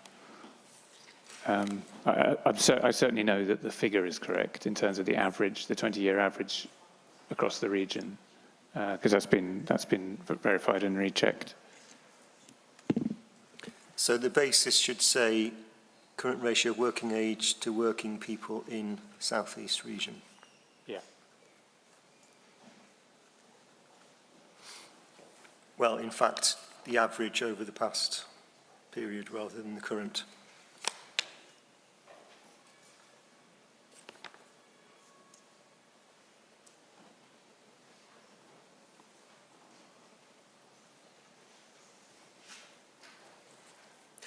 I think what would help me, I think, at this stage, if you could just do a very short note, not immediately, but as soon as you can, just to absolutely clarify Yeah, I can do that, yeah. where you got the 0.77 from, what it is, and where that information came from. I absolutely do that, but I have no doubt that that figure is the 20-year average for the southeast region working economic activity rate, or employed economic activity rate. Okay. If you could set that out in a note, that would be helpful. Thank you. Okay. That's all right, Mr. Ingham. Just to clarify on that, because I thought when we went through that table earlier, there was the dependency ratio and then there was the economic activity ratio. And I think it was said that those two were basically the whole population. But so if one's actually looking at the southeast, is the dependency ratio also a southeast figure, or is that an Oxfordshire figure? And should they be the same figure, or should they look at the same area? Okay, things were complicated enough. Yep. So I think we'll address that in the note. Yeah. I was assuming the dependency ratio is an Oxfordshire figure, but if you could confirm that as well, yeah. Okay. Thank you. Right, where were we? Where were we supposed to be? Okay, job to worker ratio. Hopefully straightforward.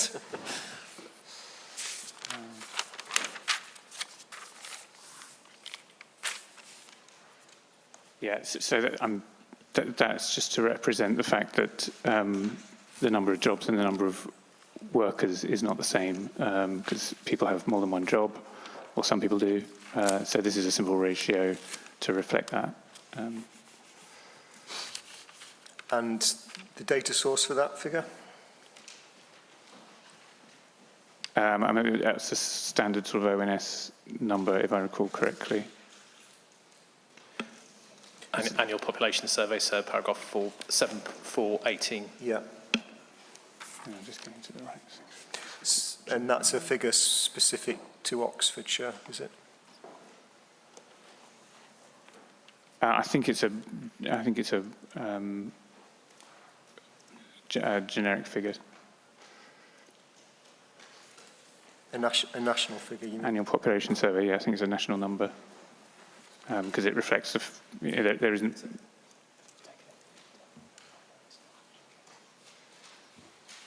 I'm sorry, I'm kind of flicking around the page, the document, so just coming back to it. So in 7.4.18, it describes it there that it's the same as that used in the OGNA taken from the annual population survey. I'm not sure whether it's... So yes, an Oxfordshire figure, OGNA page 114.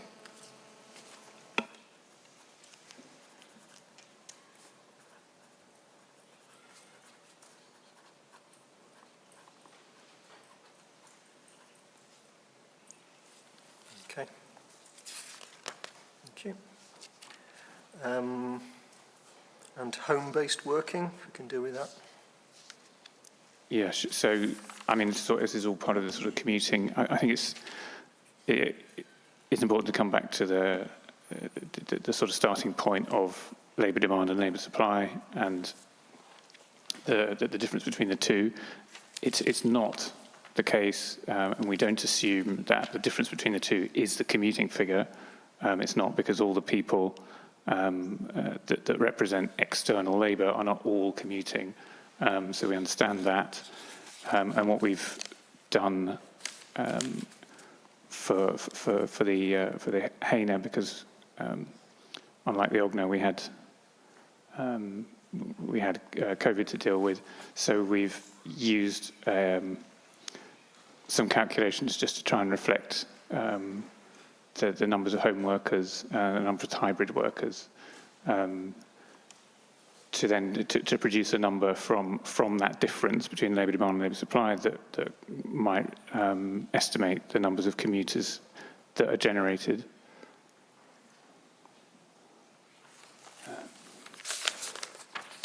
So in terms of the, if we go back to table 7.6, so the ratio for home-based working, you are working on an assumption there of 20% remote. That's right, yeah. i.e. at home or elsewhere apart from the workplace, 30% hybrid, 50% in the workplace. What's the data source for that? I mean, it was very difficult at the time to come up with there's no definitive definition of that. It's based on a sort of qualitative literature review of at the time, what might represent a realistic representation of the numbers of percentage of the workforce that might work from home and that might be hybrid workers. And I think it's important to remember that what we're trying to do here is to represent, what the sort of outputs, what things are going to look like in where you've got this number of commuters and this number of hybrid workers and this number of home workers. This is then how the model outputs look on that basis. I guess it's you have to make these scenarios because you have to make these assumptions rather because you can't know. So it's a realistic basis for accounting for home working because as I said, we can't assume that all the external labour are commuters, in commuters. So in paragraph 7.4.28, for example, it talks about ONS survey data from year ending December 2020. Average 30% of Oxfordshire residents worked from home. How does that data feed into the assumptions of yeah, the split there? this is some of the things that we looked at in order to arrive at the 20-30-50 breakdown. So I mean, it is informed by sort of various survey data and things. Okay. So if I can just point you to what table 7.7 says about the variance here. You can see on the right hand, you work through each of the assumptions there, and row 5 addresses home working. And so the point is, if pre-COVID workplace trends were to return, the effect of the scenario is to increase housing need. But conversely, if home working trends increase, it brings the number down, yeah? Correct. And is it fair to say there's perhaps a great deal of speculation involved in trying to predict what patterns of home working will be? I think it is, but I mean, what you can do is look at, keep looking at the data in terms of movements of workers and commuters. Quite interestingly, what has emerged since the publication of the HANA is some of the census data. And I've looked at some of that as well, and that's shown, for example, that the numbers of that there's a data set which shows the number of people that workers that travel more than 60 kilometres into work in Oxfordshire, and 60 kilometres happens usefully to be about the length. It's the driving distance from Didcot to Banbury. So apart from the people who live in Didcot and work in Banbury, which are probably not that many, then that total number of people who drive 60 kilometres to work are going to be in commuters. And that figure for Oxfordshire is the 4th highest in the country. It's just over 10,000, which is interesting because that's quite close to what we've come up here. So the data that started to emerge since we published the HANA seems to broadly support the assumptions that we've made here with respect to commuting. Okay. Okay, if we can move on then to commuting specifically.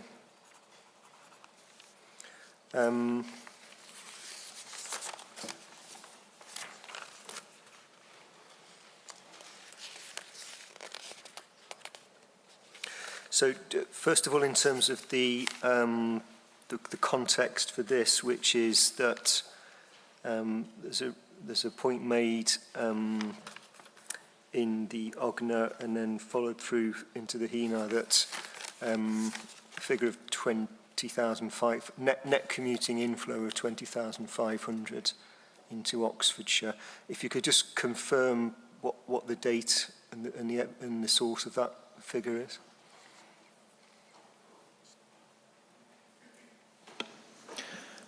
So yes, it's based on the ONS annual population survey data set out in figure 7.4, and the date is 2019, as shown in the graph.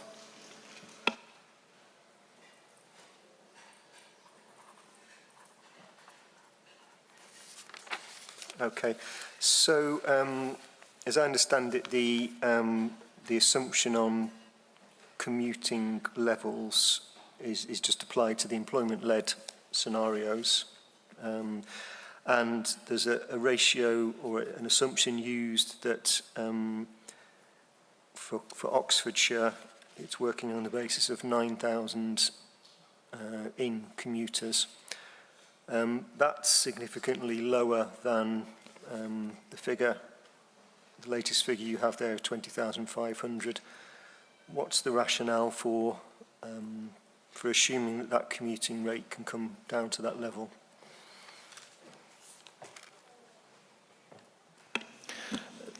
So put simply, as I've described a number of times today, the OGNA evidence showed that jobs growth had been running ahead of housing delivery, resulting in labour market stress and an increase in commuting into Oxfordshire. What Mr. Poulton has just described in terms of the census data showing a very high level of long-distance commuting continues to affirm that, so the census data supports that position. And that's essentially a function. We saw that as a response to, we saw that as a function of a lack of housing. A lack of housing delivery, as I said, employment growth running ahead of housing delivery. So the response in terms of responding to market signals is to model an adjustment to that moving forwards to bring the two back towards a balanced position. It's a response to market signals for the purposes of this scenario. Is that making a policy choice about affecting commuting patterns then? No, so it's addressing the symptoms of an imbalance between the two, and employment growth running ahead of housing provision, as the data bears out. Yeah, but you're not working on an assumption that commuting patterns will stay the same as they currently are. You're working on the assumption that commuting will be significantly reduced. We are working on the assumption that it is an appropriate response to, the growth in commuting is a response to a lack of housing supply, and that the NPPF requires a response to market signals in terms of a lack of housing supply, and an alternative method should look at that, and therefore we're addressing that issue through the modelling.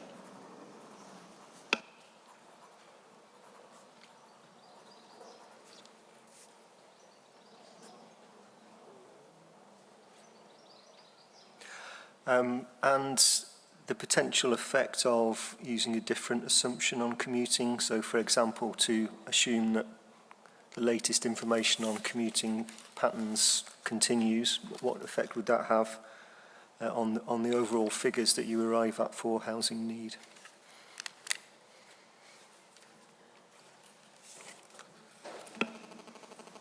Well,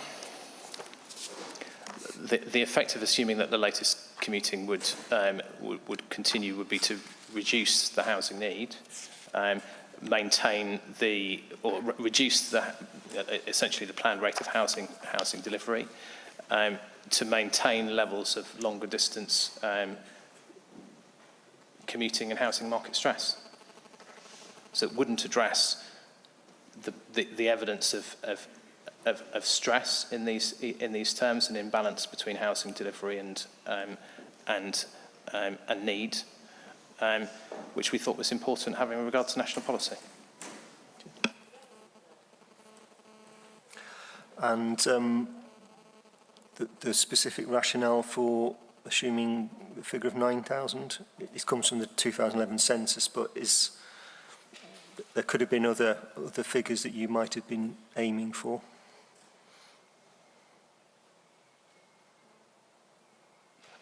So it derives from the OGNA analysis.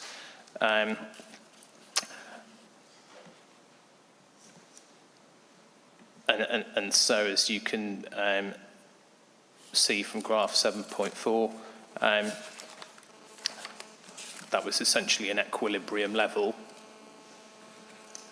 until about 2014, since which an imbalance has arisen as a result of strong employment growth.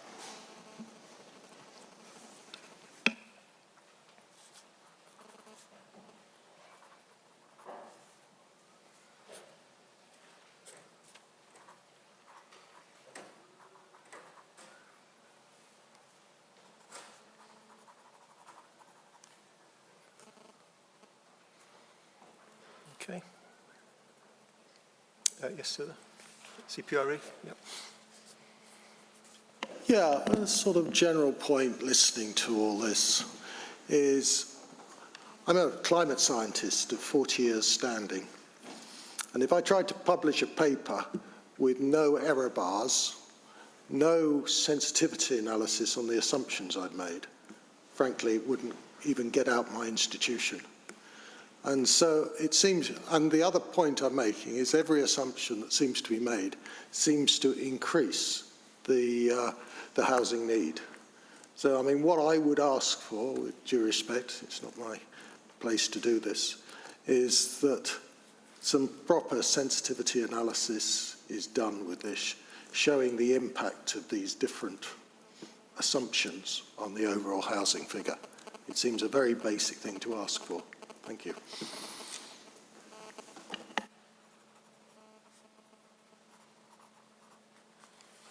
Okay. Mr. Moore. Yeah.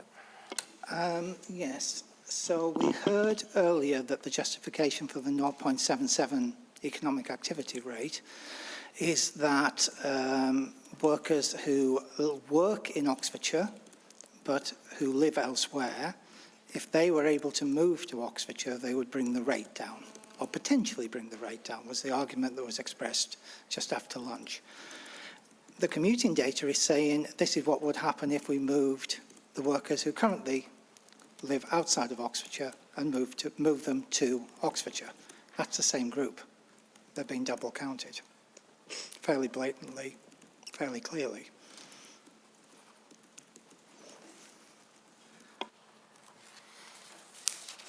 Council can respond to that particular point. So it's the point being made is if you're assuming an economic activity rate which is lower than the Oxfordshire level, that double counts if you're trying to reduce commuting also. It's the same group of people. Yeah, and I don't think it does. For the employment-led scenarios, as mentioned, we're talking about taking the projected level of labour demand, a number of jobs basically, and then simply modelling how many people you need and how much labour supply you need to meet that labour demand, and where those people, where there's a deficit, those people have to come from outside. That's all these scenarios are saying. It's saying, what's the difference between, so we've got X number of jobs and we've got Y number of workers from Oxfordshire, and where there's a difference, where there's a higher demand, then the extra people are needed to come from outside, and the commuting is calculated from that. So I mean, it's a pretty simple process. It's not a scientific paper. It's saying, in all cases, it's saying, if we build, for the housing-led, it's saying, if we build this amount of houses, these are the amounts of jobs they support. If we have this amount of jobs, these are the amounts of houses we'll need if we have this level of commuting. So that's all it's saying. There's no double counting going on. It's a fairly straightforward. It gets complicated because of the assumptions, and you have to make the assumptions. You've got to stick a pin in the sand, stick a post in the sand as to what those assumptions are, and we've done our best to put those in the right places.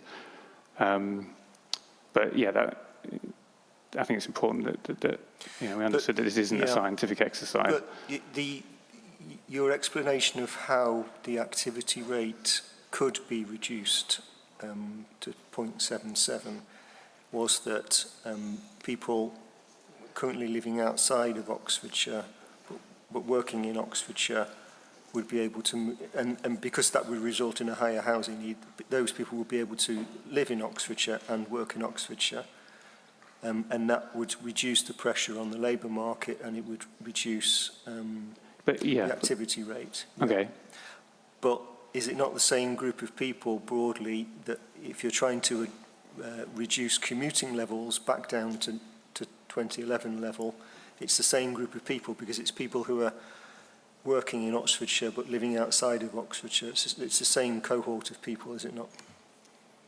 I think you're mixing the data sets, because we're not modelling exactly. I don't see that those two things are. Well, they're not in the process that we've gone through. Those two things aren't conflated.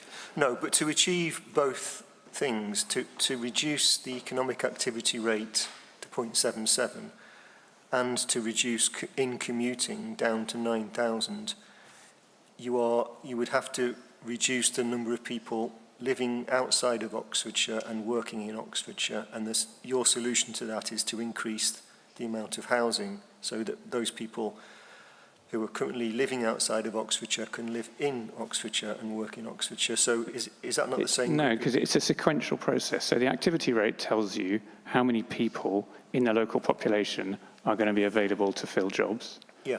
And then the difference between that and the number of jobs there are is the commuting, the commuting derives from that. And I don't think that they... Yes, but I don't see that they... The point is in both cases, the economic activity rate and the commuting figure, you're assuming that the situation will change. In both cases, you're assuming the figure will come down.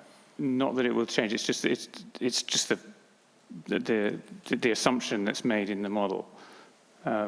So if the activity rate is this, and if the commuting rate is this, these are the number of houses that you'd need. So I'll ask again. Well, to reduce the economic activity rate to 0.77 would need the activity rate for Oxfordshire to fall. So that's the case, isn't it? Because you're saying it would be a good thing if the activity rate in Oxfordshire fell to the southeast average. If we had the activity rate that was the same as the regional rate, then you would then start to reflect the regional characteristics of in Oxfordshire, or you'd get closer to them. Yeah. And that would mean lower house prices and a bit less commuting. Yeah, I appreciate all that, but I'm just trying to deal with the issue there that there may well be double counting, because if your objective, you have one objective to reduce activity rates down to the regional average, and you've explained why that would be a good thing. You've also got another objective to reduce commuting back down to 2011 levels, and you've explained why that would also be a good thing. So in both cases, your assumption would be based on a change of circumstances from the present position. It would be based on less people commuting into Oxfordshire and an increased activity rate. And the increased activity rate, as you explained before, would be created, a reduced activity rate would be created by more workers living in Oxfordshire. So in both cases, it involves people who currently don't live in Oxfordshire moving into Oxfordshire. So is that not the same group of people? No, sir. If I can explain this in simple terms. As you put it, sir, are we looking at a change in circumstances from the current position? Yep. Yes. Yep. We are. Why are we doing that? Because the current position, because national policy tells us we need to respond to market signals, and we have market signals pointing to housing market stress and an economy that's been running ahead of housing delivery. So are we looking for a change in the current position in those terms? Yes, and we need to because national policy directs that we should do that. What are we doing to address that? One, we're looking at a labour market that becomes less tight. And two, we are looking for less Oxfordshire's economy to need to draw in net terms less on areas outside of Oxfordshire over time. Now those two things are separate matters, but are both a response in those terms to addressing the affordability issues which exist. I appreciate they're separate matters, but there's no overlap in those between the two concepts. Are we not talking about the same actual people? No, we're not. Because we're talking in commuting, so we're just talking about the balance between people moving in and out. And we're saying we want that balance to change over time. We're not saying we're not going and identifying, well, X, Y, Z has to move house. So that wouldn't be realistic. The stamp duty costs of moving for many people are significant. What we're looking at is the balance between people who are being forced to commute into Oxfordshire from outside of Oxfordshire in net terms changing over time to improve that balance between workforce and population in Oxfordshire. We're not talking about individual people moving. No, the mechanism that you see to achieve that is to have a higher housing need, so therefore more people can live in Oxfordshire and don't have to commute into Oxfordshire. So yes, but that's a direct response to market signals, which is what national policy requires us to do. It's just the point of whether it's the same group of people. I know we're not talking about specific individuals, but if you talk in generality. It's not the same group at all. No. And if we were to leave one of those, if we were to look at one of those components and not the other, we wouldn't be fully addressing the issue. The evidence is showing two separate and related issues associated with labour market stress. The evidence is showing that the labour market, in terms of people working and living in Oxfordshire, people living in Oxfordshire, is very tight.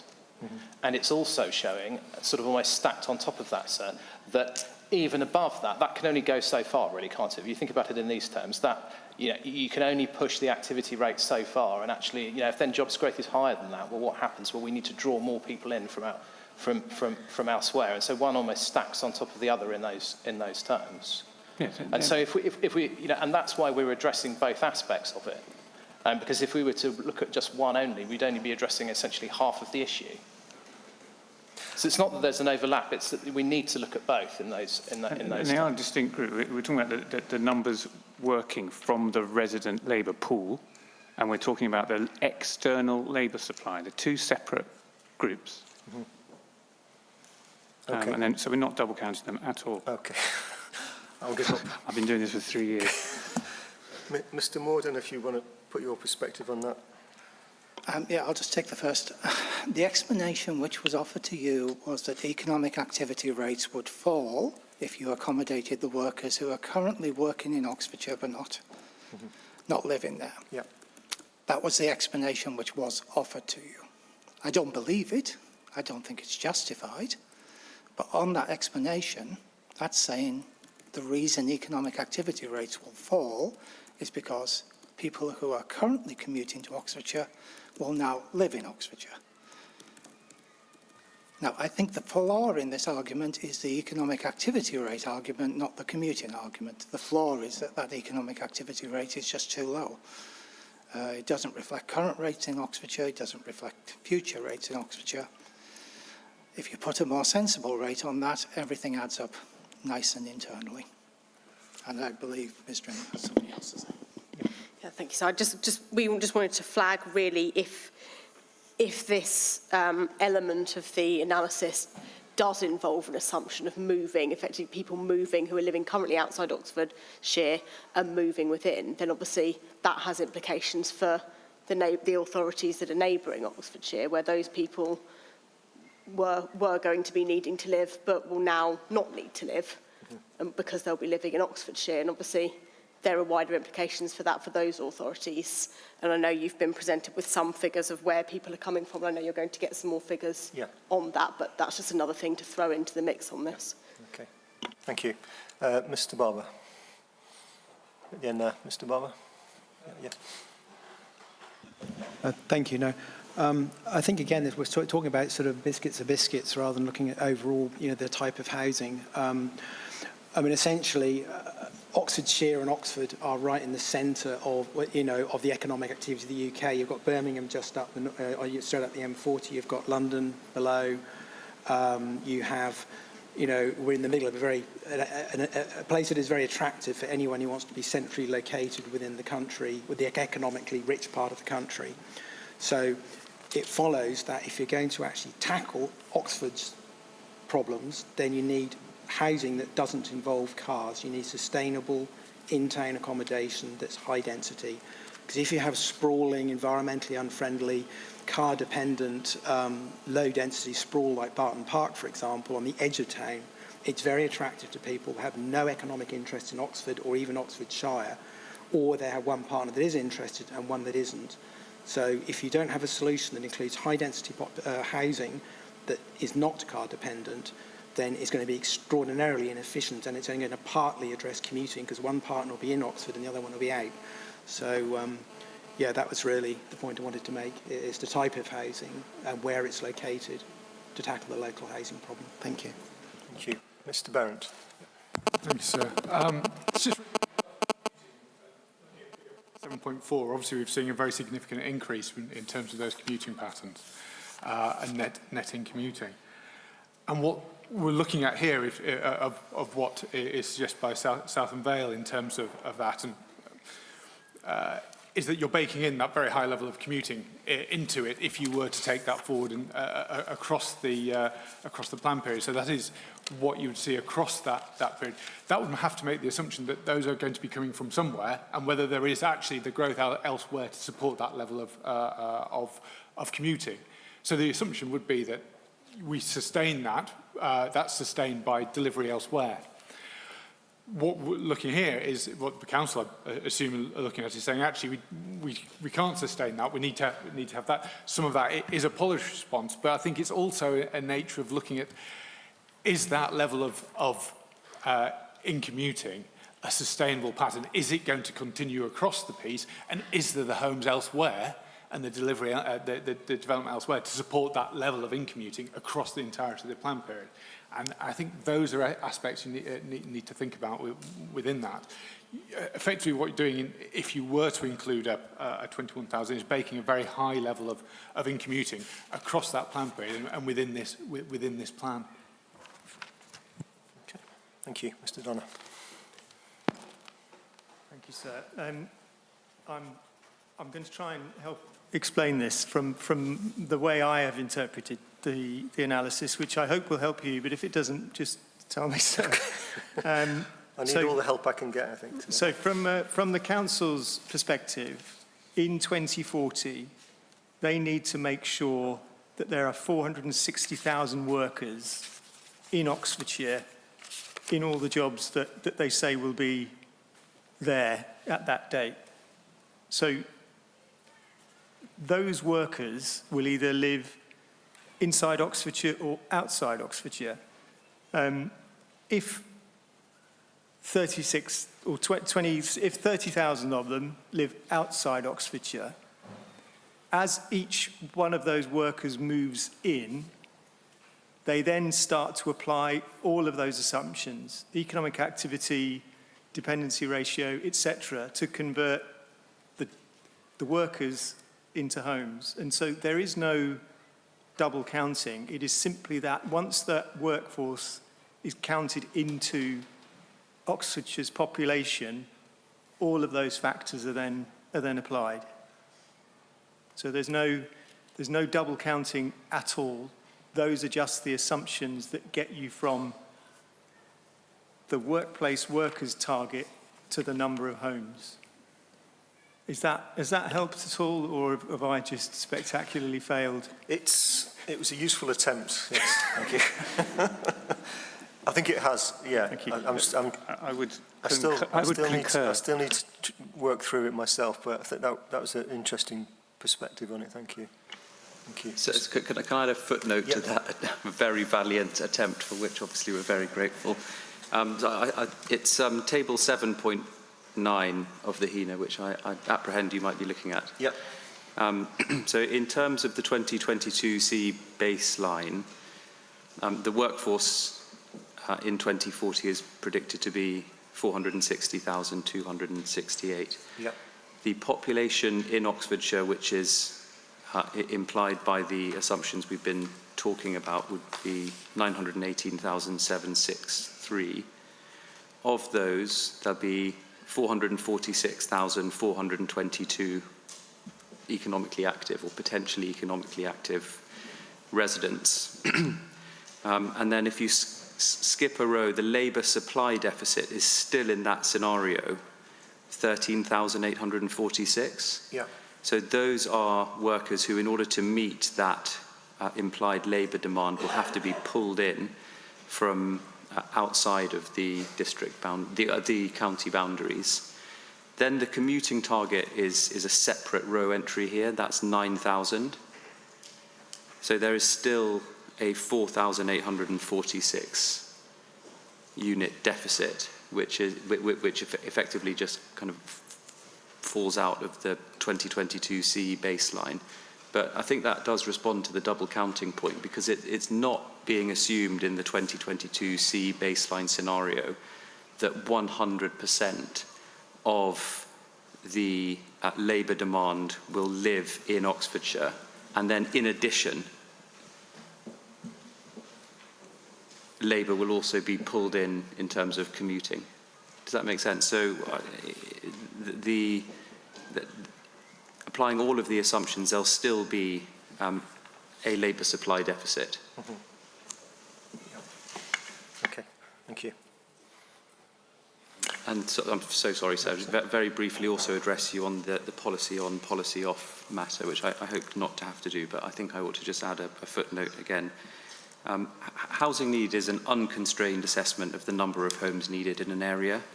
So what we suggest is that in an unconstrained environment, the sound methodological assumption ought to be that new homes would map onto the location of new jobs arising. And it is in fact policy that impedes this currently. So the debate about in-commuting is not being driven by a policy on desire to bring about a world in which people drive fewer miles to work. Rather, it is wholly a policy-off analysis to the effect that where jobs are created, homes will be needed in the same geographical unit. Okay.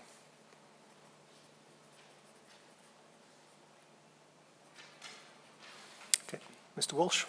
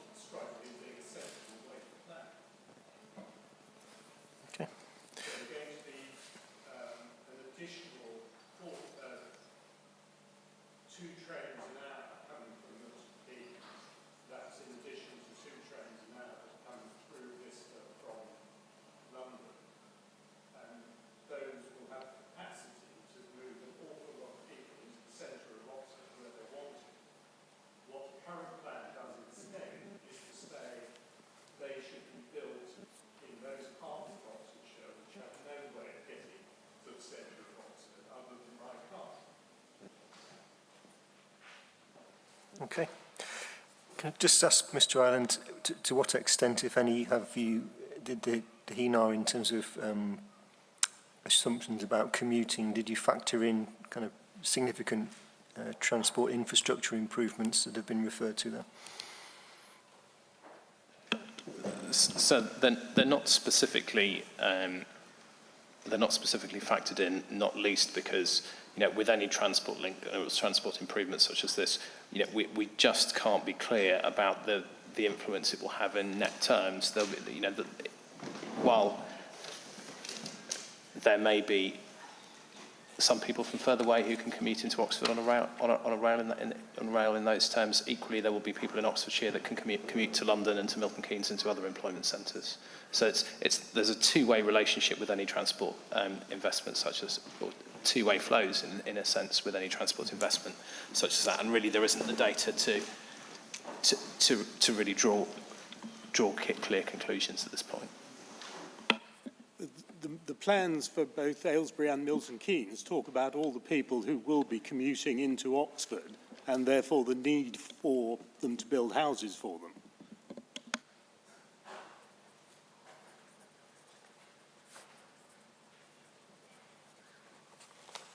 Okay, Mr. Donner. Sorry, colleague. Yeah. Yes, good afternoon, sir. Mike Knott from Stantec. I was almost somewhat taken aback by what I thought was a plea for the reintroduction of the Oxford-Cambridge Arc. What actually I think is being advanced is a spatial strategy over a larger geography, which is simply let's ship everyone into Oxford from the rest of the region, which I would put to you is not a particularly sustainable strategy. Just like to make that point, sir. Thank you. Okay, thank you. Sorry. Also, just to add that, of course, for those areas, they are, of course, looking at their own geographies, their own commuting patterns and meeting their own needs. Thank you. Particularly Milton Keynes. Okay, thank you. From Oxfordshire. Hi, I'm Lynette Hughes from Oxfordshire County Council. It's worth noting that Oxfordshire County Council did its local transport and connectivity plan after the HENAR. I suppose it got adopted in July 2022. It does recognise the importance of rail to help support employment growth in Oxfordshire. But it also talks about the need, well, probably even more so, talks about the need to improve on active travel, on walking, cycling and public transport, which is why, you know, we really would be looking for housing need in Oxford to be dealt with as close to Oxford as possible, so that you can get those benefits of active travel and reduce the cost of infrastructure, obviously, because, you know, while, you know, absolutely, if the government has lots of money to put into rail, that's really good, but generally we don't have a whole lot of money to put towards infrastructure, so we're very concerned about the need for more infrastructure as a result of more need for housing, and which is, you know, is why, you know, inflating the numbers of need as well therefore causes that problem of how to deal with it from an infrastructure cost point of view. Okay, thank you.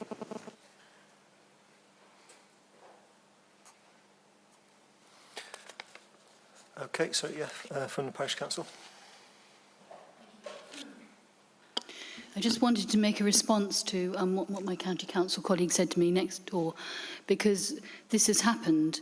The last Oxford plan, they exported their unmet housing need to the green belt around Oxford, specifically to my parish.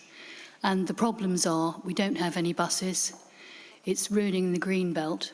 And the large proportion of our parishioners that do commute into central Oxford at the moment will have to go through all the traffic that's generated by the new developments, and it will be unsustainable for them. There are very few buses, there's no alternative, there's no cycleways.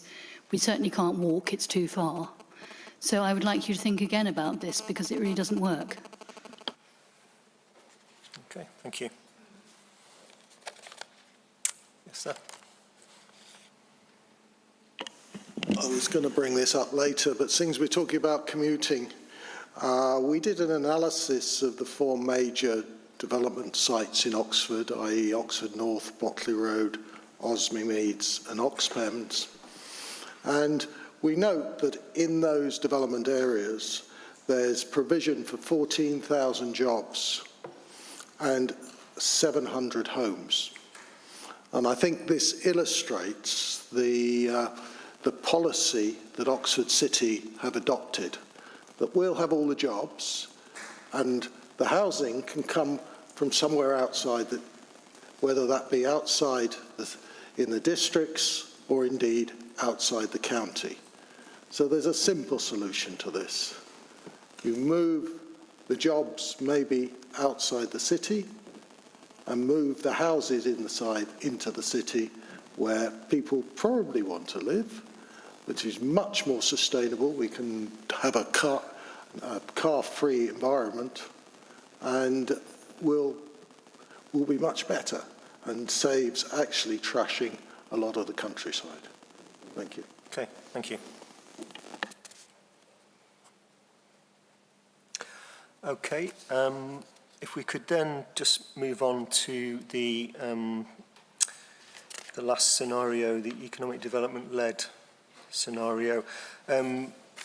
We've been through the assumptions and the background to them that apply to both economic scenarios, so this should be a lot quicker to get through. So really all I wanted to do for this scenario is, because we'll come on to the implications in due course, but just wanted, I suppose, again, a quick overview and also what the basis for the jobs growth, the scale of jobs growth, which is assumed in that one.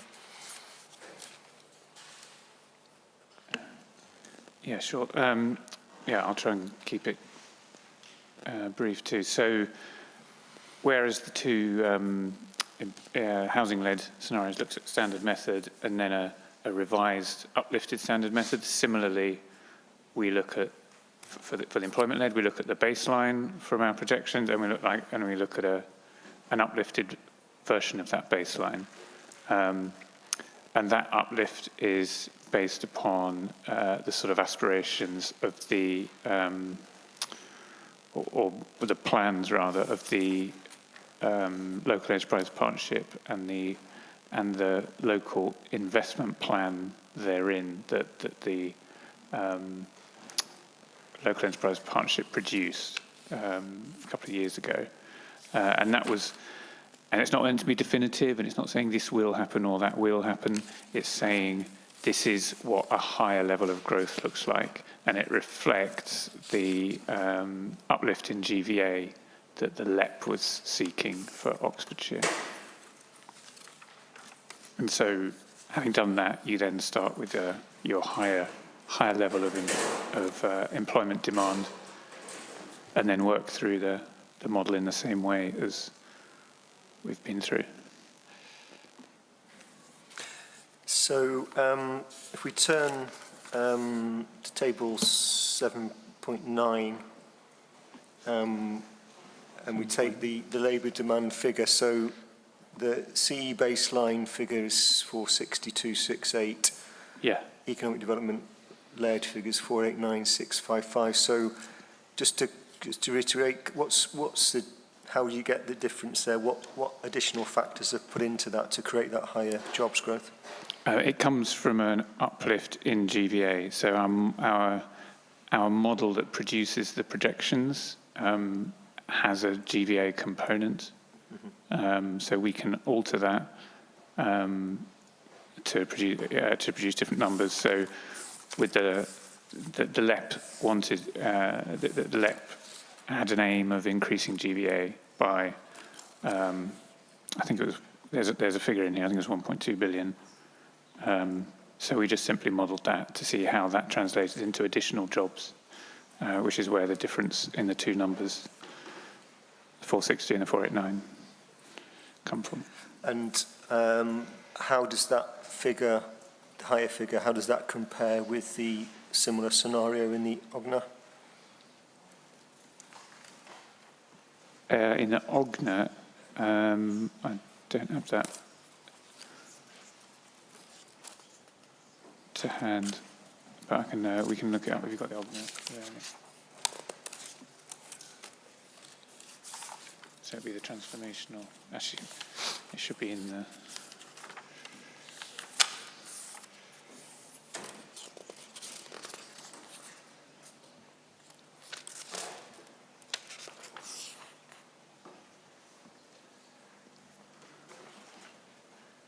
Transformational.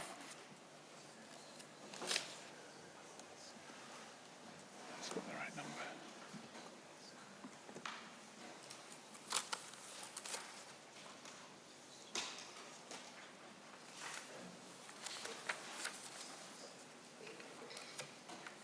That doesn't give you the number of the transformational.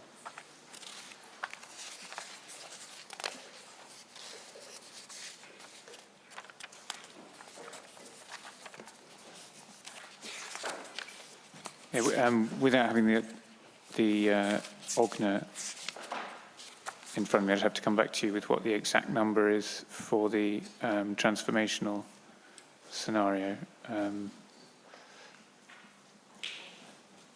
which was in the OGNA. But I can come back to you with what that figure is. Okay, thank you.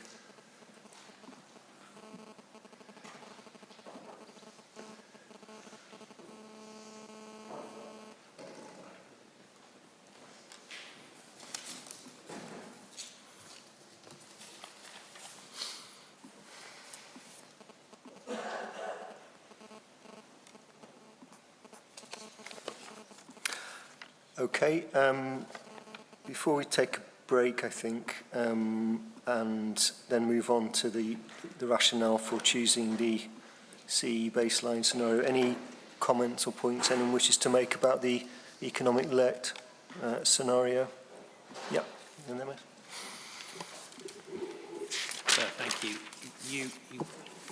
I hope you understand that the points we made earlier apply similarly to this particular scenario as well, in terms of the level of growth that they represent. We say that it's too low, and I think, Mr. Callender, you've got something to add.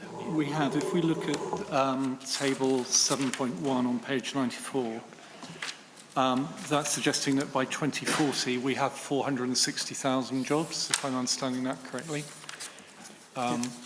Sorry, that's figure. Okay, so table 7.1 on page 94. So we have what's called workplace workers 2040. Sorry, which document are you? Yeah, sorry, in the HENA. Apologies, Hannah. Table 7.1. Yeah, on page 94.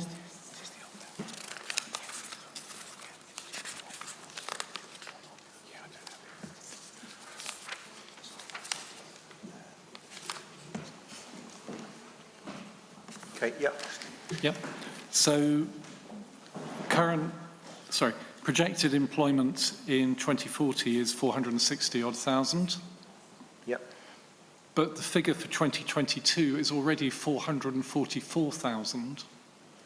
So that is implying over 18 years a growth rate of only 0.2% per annum, when we've seen 1.5% per annum over the last decade.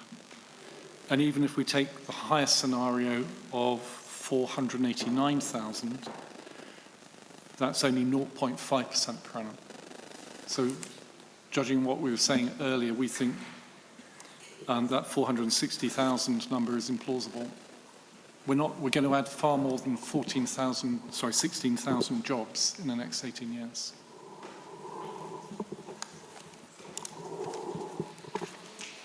But you, in terms of the higher economic-led scenario, does that tally with your thoughts on likely growth? No, if we were to follow our projection based on the growth in knowledge-intensive industries, we would end up with 554,000 jobs.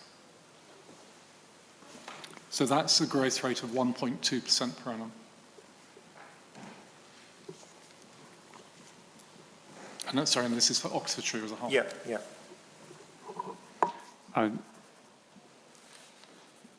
also have the number, if you want it now, for the transformational. Yes, please, yeah. So the number of jobs in the OGNA transformational scenario was 520,636 by 2040.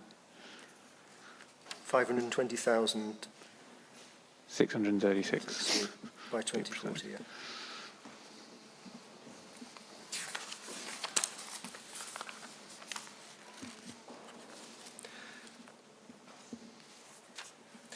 So can you just explain why that was lower in the HENAR? Probably, well, I don't actually, because I wasn't involved in the OGNA, so I don't know the precise methodology for how the 520 was reached, but I do know why, I can tell you why ours is lower, because it's still based on the CE baseline, which we know is lower, and colleagues, am I right of questioning whether it should be higher? And that's why, as a result, the uplift, obviously, on top of the lower number means that probably is the reason why it's lower than the transformational trajectory, which would have used a higher baseline pre-COVID, etc. Okay. Thank you. Yeah, Dr. Harding. Thank you. I'd just like to point out, as I mentioned quite a bit earlier, that the original strategic economic plan of Oxfordshire, which dates back to 2014 or before, was replaced last year by a new strategic economic plan produced by the LEP and the councils, and that emphasises far more sustainable development, working with partners elsewhere in the UK to support levelling up and sustainable growth outside the Greater South East. So it's assuming that things like the universities would collaborate more with the northern universities, for example, where maybe the houses and the talent is.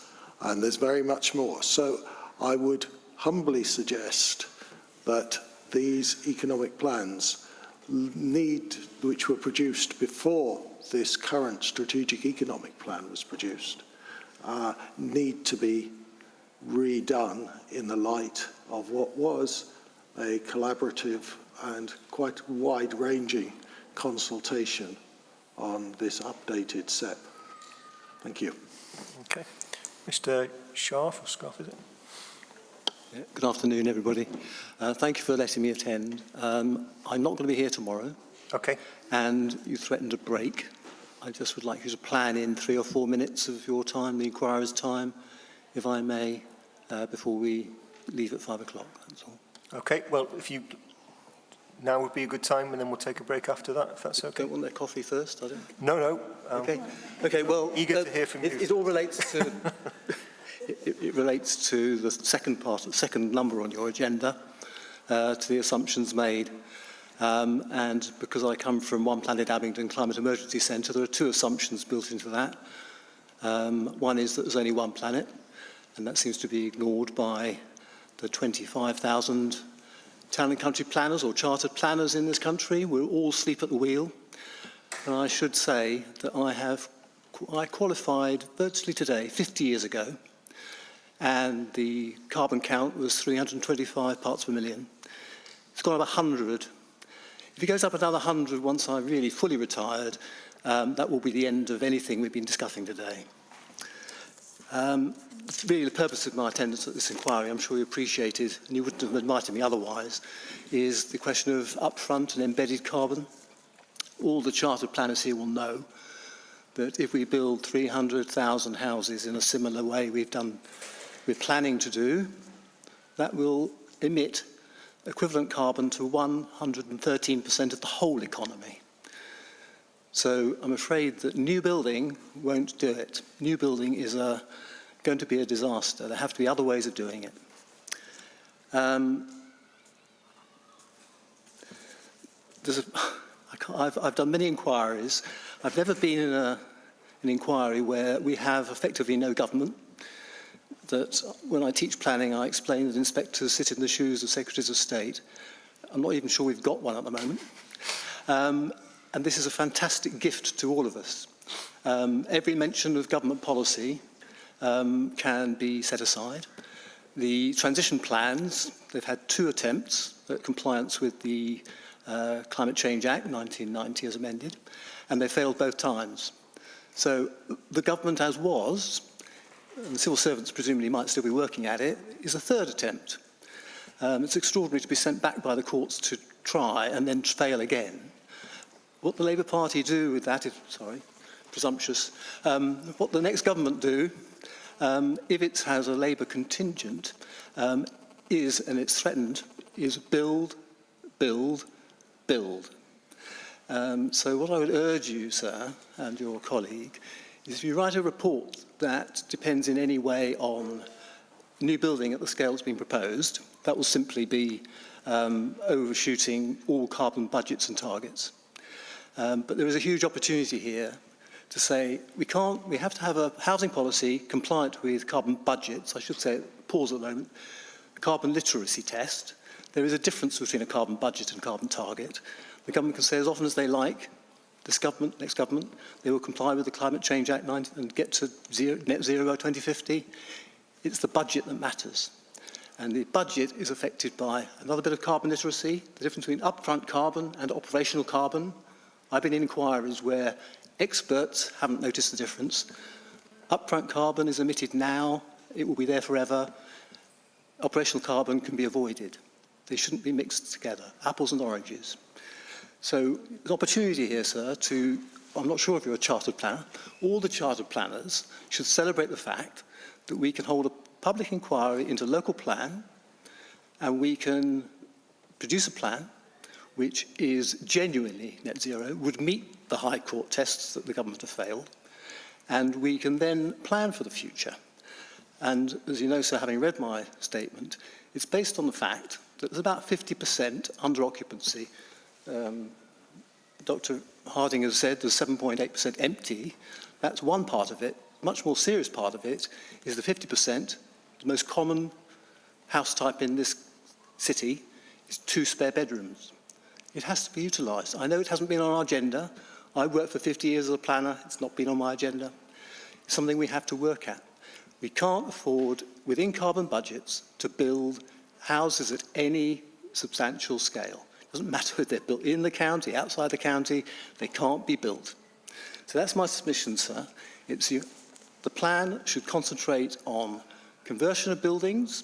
The council have quite a good policy on upfront carbon on that. But basically, and most importantly, subdivision of existing housing stock, which will actually bring that housing stock up to energy efficient standards at the same time. At the moment, you go build a new house, you still have an inefficient house that needs refitting. If you convert that house and subdivide it, you provide a new dwelling of a suitable size at a good standard and possibly good mobility standards as well. So thank you for hearing me out, everybody. You can now have your coffee, I think. Thank you. Thank you. Okay, yeah, we'll take a short break then. I'd like to come back and deal with the basis for choosing the CE baseline scenario ahead of others. And I think that's probably going to be enough for the day. We'll break and then we'll return tomorrow to move on to the issue of the apportionment of housing need, etc. So if we take just a short break, 10 minutes perhaps, if we can return at 5 to 4, and we'll try and just finish that next point then. Yep, thank you. I don't think I can face any more of that.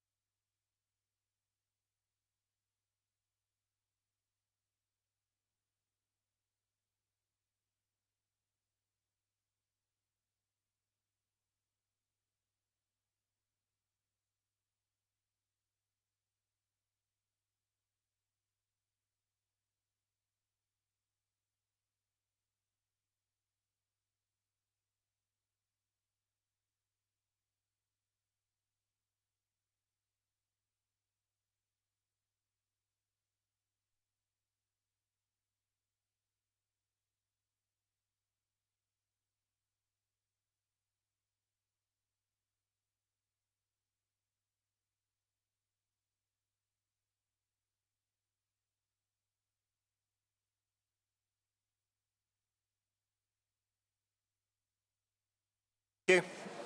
If we can take our seats again, thanks. So I just want to finish today by hopefully dealing with the next point, which is just to bring all that together, I suppose, and just for the council, first of all, to explain, I think, essentially the basis for choosing that CE baseline scenario ahead of other scenarios. So perhaps just an overview of the rationale for that to start with. Thank you. Thank you. The Cambridge Econometrics baseline scenario was chosen because it assesses the number of homes needed to support the realistic expectation of economic growth, and it acknowledges the intrinsic link between the creation of jobs in Oxfordshire and the creation of housing need in Oxfordshire. It was thought to represent the housing need that we were going to have to 2040. It accounts for economic factors that have previously led to strong economic past performance, and where these exist, they tend to remain strong and support ongoing high levels of growth, including access to a highly skilled labour market, high rates of innovation and investments. It looks at the performance of a broad range of economic sectors, including those quite specific to Oxford and Oxfordshire, and it makes individual forecasts for each of those, which is aggregated, making it a strong evidence base on economic growth. And at the same time, it does reflect the negative GDP shock of the COVID-19 pandemic, as well as economic uncertainties around Brexit and more recent demographic trends and evidence, for example, from the Ukraine war and inflation and so on. So we do think it's a very realistic forecast of economic and jobs growth expected. And to not attempt to understand this need and provide the homes to support it wouldn't be a responsible approach. We've identified issues with access to housing, including high commuting levels and housing inequalities and a lack of affordable housing, which choice of this scenario should overcome. Of the four scenarios, the standard method scenario bakes in many of the issues of this suppression of meeting household need that we've had over a long period of time in Oxfordshire. The census adjusted scenario overcomes many of those issues, and it comes out with a very similar number to the CE baseline scenario, which demonstrates the robustness of those approaches. But because essentially what we're trying to do is understand what jobs there will be and meet those with housing. That's why we chose the CE baseline. The high growth scenario, whilst it was slightly lower than the OGNA assessment, is still based on an economic strategy, really, which there's a lot of uncertainty around. And the CE baseline was thought to better reflect the slightly uncertain circumstances. Okay, thank you. So as you say, the census adjusted scenario and the CE baseline scenario are similar-ish in their outcomes. Just to explain again why you prefer the CE baseline scenario ahead of the census adjusted one. I think there's a number of reasons, and I think we wouldn't have been uncomfortable with choosing the other scenario either, but it's a number of factors, including not all of the census releases were out at the time, so there was some uncertainty about that. And also, just because at the heart of what we were wanting to do was understand the economic growth that we expected and to meet that with housing need, which is why this scenario was chosen. Okay. So on the issue of economic growth, and just I may have not understood the tables properly, but if we take table 7.8 and 7.9, so if we take 7.8 to start with, we have the census adjusted scenario.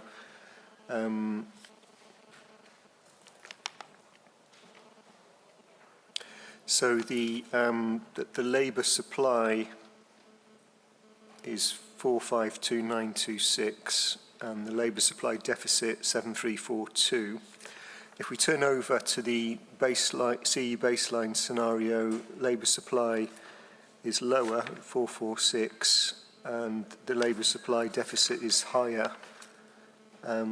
So am I correct in thinking that in terms of jobs to be supported by labour supply, that the census adjusted figure would work better? Is that too simple an analysis of that? Yeah, that is the case, because it is a higher number, so it would support more jobs, and that's what it's showing you. So, given that economic growth was one of the driving forces here, why didn't you choose that scenario to go for a higher level of growth there? We chose a scenario which was based on what we thought was a accurate assessment of what the economic growth would be. And it's as simple as that. Okay.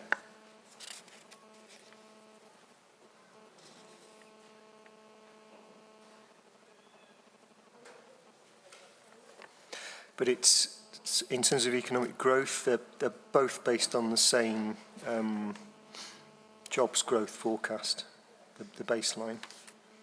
It's the labour supply that's different. Yep. The census adjusted is a demographic scenario, so that's what it's worked up from, the number of houses you need in that demographic scenario. So it's only the economic one that looks at the number of jobs and then matches the number of houses and does it the other way round. Yeah, but there are the HENAR assesses the consequences in terms of the labour supply deficit, and so presumably one of the objectives that you have would be to reduce the labour supply deficit. Is that correct?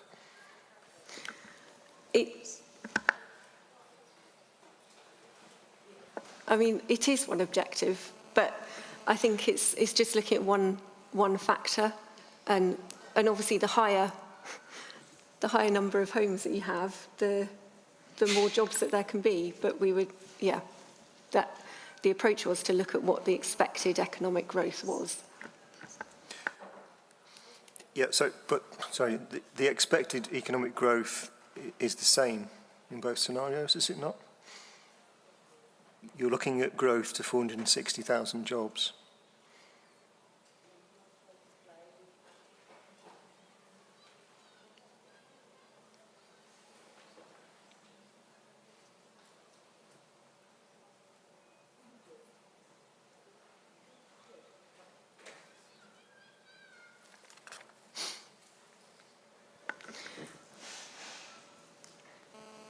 I don't think I'm going to satisfy you very much with the answer. I think I'm not sure what more to say. It's because over the last day or so, it's been very clear. The council's position is very clear. It sees the economic growth driver as very important and wants to facilitate that and ensure there's enough housing to do that.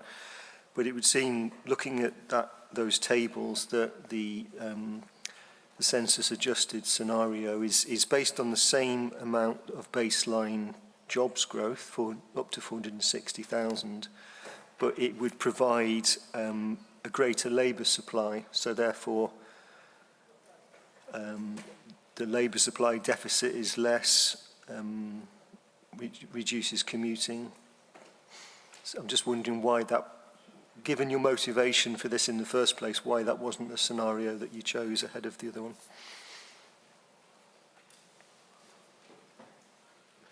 I think my colleague has explained to the best of our ability how we got to that point. We went through a thorough process where we tested a range of scenarios, two that built up from demographic, which we believed had some flaws in the approach, but were worth testing nonetheless, and two which worked down from the number of jobs. And the level of confidence that the City Council had in the CE baseline approach is what led us to making that choice, despite what might come out in other people's representations. The City Council didn't have an objective of a number of homes or a number of jobs to deliver here. What was the intention of the HENA was to try and uncover a genuine representation of need. We have a good level of confidence in that CE baseline. To us, it strikes the right balance. It's not growth at all costs, neither is it building in that suppression of household formation, household need. That appeared to us to strike the right balance and was founded on a strong evidence base. So that's what reflected the choice of scenario. But presumably you feel that the 21 census adjusted scenario is founded on a strong evidence base, or you wouldn't be promoting it as a viable solution? We felt it was... You say that you could have chosen either option. So we could have. We felt it was worth testing it as an alternative scenario. I don't think we found that anyone in the room believes that was the right option either today. But we felt that on the balance, the baseline one was built up from the right objective, was based on the right evidence base, and led us to the right overarching objective for the plan. So that's why we landed on that one. Yeah, just if we can turn to BGP 001, with the background paper on housing need, paragraph 6.9. So this is the section of that document which talks about the scenarios and merits of each one. So 6.9 says the two scenarios give very similar results, which are in the middle of the other two. Robustness of these is demonstrated by their similarity. Either could be selected. On balance, so there's 2 points which would appear to be the rationale for choosing one over the other. Because the census releases are not complete, and because one exceptional circumstance that justifies departing is because it does not directly account for economic needs and therefore runs the risk of making existing housing shortages worse. So looking at the table 7.8 and 7.9, the 2021 census adjusted scenario provides for more homes, and it also provides for more a greater labour supply. So I'm querying why given your motivation to set out in paragraph 6.9, why you didn't choose that scenario ahead of the other one.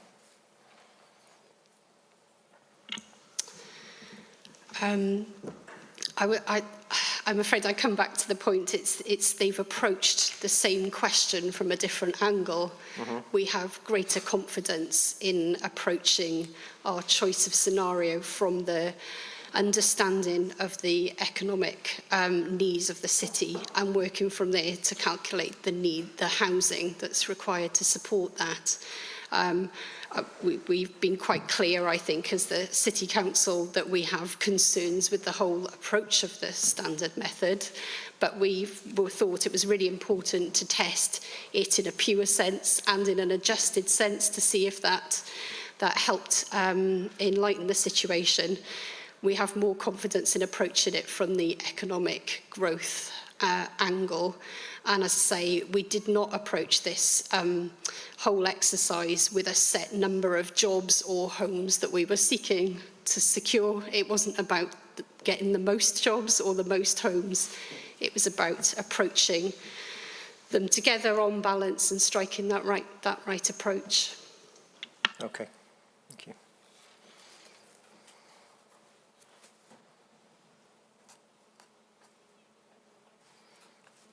Okay, Mr. Donna. Yep.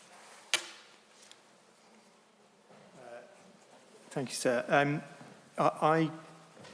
I find it difficult to understand why those scenarios were chosen and why not the economic development-led scenario when the HENA on page 75 makes it very clear that the higher growth scenario, the economic-led scenario, is realistic. It's based on the economic impacts of a realistic set of known development plans. It goes on to say that public funding constraints may slow projects down or lead to some not progressing. So every indication in the HENA is that there is the expectation that they will at least go part way and a considerable way towards achieving the higher jobs aspiration. That being the case, going with the baseline projection is undershooting housing need. So I don't see anywhere in the HENA, as was expressed just now, that scenario is in any way unrealistic. And what we've heard from Bidwell's actually is that it's probably undershoots job growth potential. So hence we say the council should be looking more towards the higher end of the employment growth projection. That's the basis for us arguing that the housing need should actually be 5,000 dwellings per annum across Oxfordshire and 1,500 in Oxford. And that's been the basis of our representations throughout the process. And it is firmly founded on the fact that, as far as I understand, the council does believe that scenario to be realistic, and potentially it's already on its way to being achieved. Thank you. Okay, thank you. Okay. Any other points to be made about the rationale for choosing that particular scenario ahead of others? No? Okay. How are we doing for time? 1:15. I think I'm probably going to draw things to a close for the day, because when we move on to the apportionment of housing need, we may get into some lengthy discussions on that. Sorry, yeah, at the end there, colleague. Yeah. Thank you, sir. Just to check, earlier on in the proceedings, you, I think, mentioned that tomorrow would be a morning. I think given the amount still left on the agenda, are we more likely to be looking at a full day? Just thinking about shuffling diaries and so forth. I would say, I wouldn't imagine it an absolute full day, but I think it's a bit uncertain. So I think if, probably to be on the safe side, if you make yourself available all day, I would hope that we don't need a full day. I suspect we might go on into the afternoon, yeah, but we'll see. Okay. Yeah. Forgive me, sir. Can I just please seek some guidance as to how you would like to be assisted by the City Council in relation to the penultimate bullet point under topic 1, which is comparison with approach in adopted local plans, and specifically just to check whether you were referring to the adopted local plans in Oxfordshire or generally, because it's a point that we were going to reflect on and obviously want to help you as much as possible. Yes, sorry, it should have been clearer. It is a question in relation to, so we'll start tomorrow looking at taking the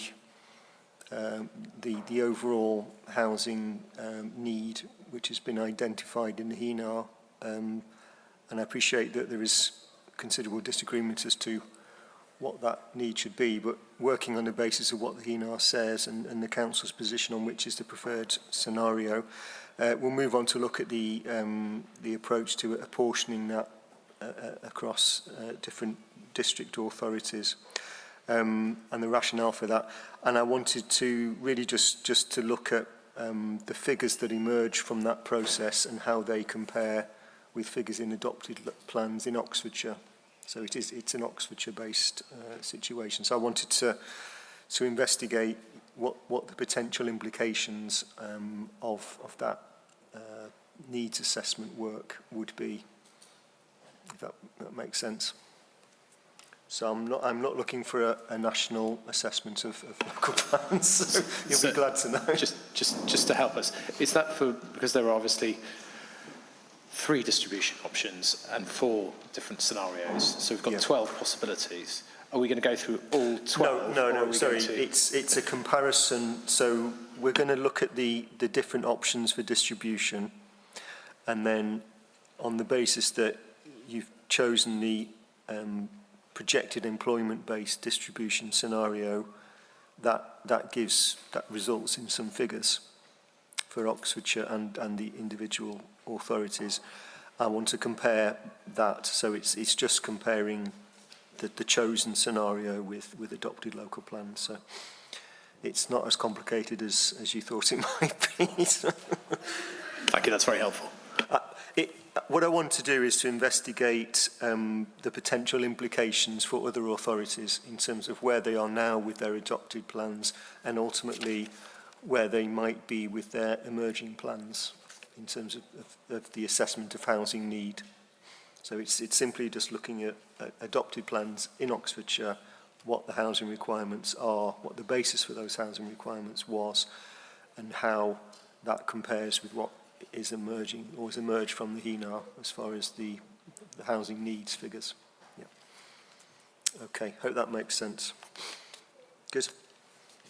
Okay, so we'll adjourn for the day and we'll resume again at 9:30 tomorrow morning. So thanks everyone for your participation and a slightly early finish, which is always good. Thank you.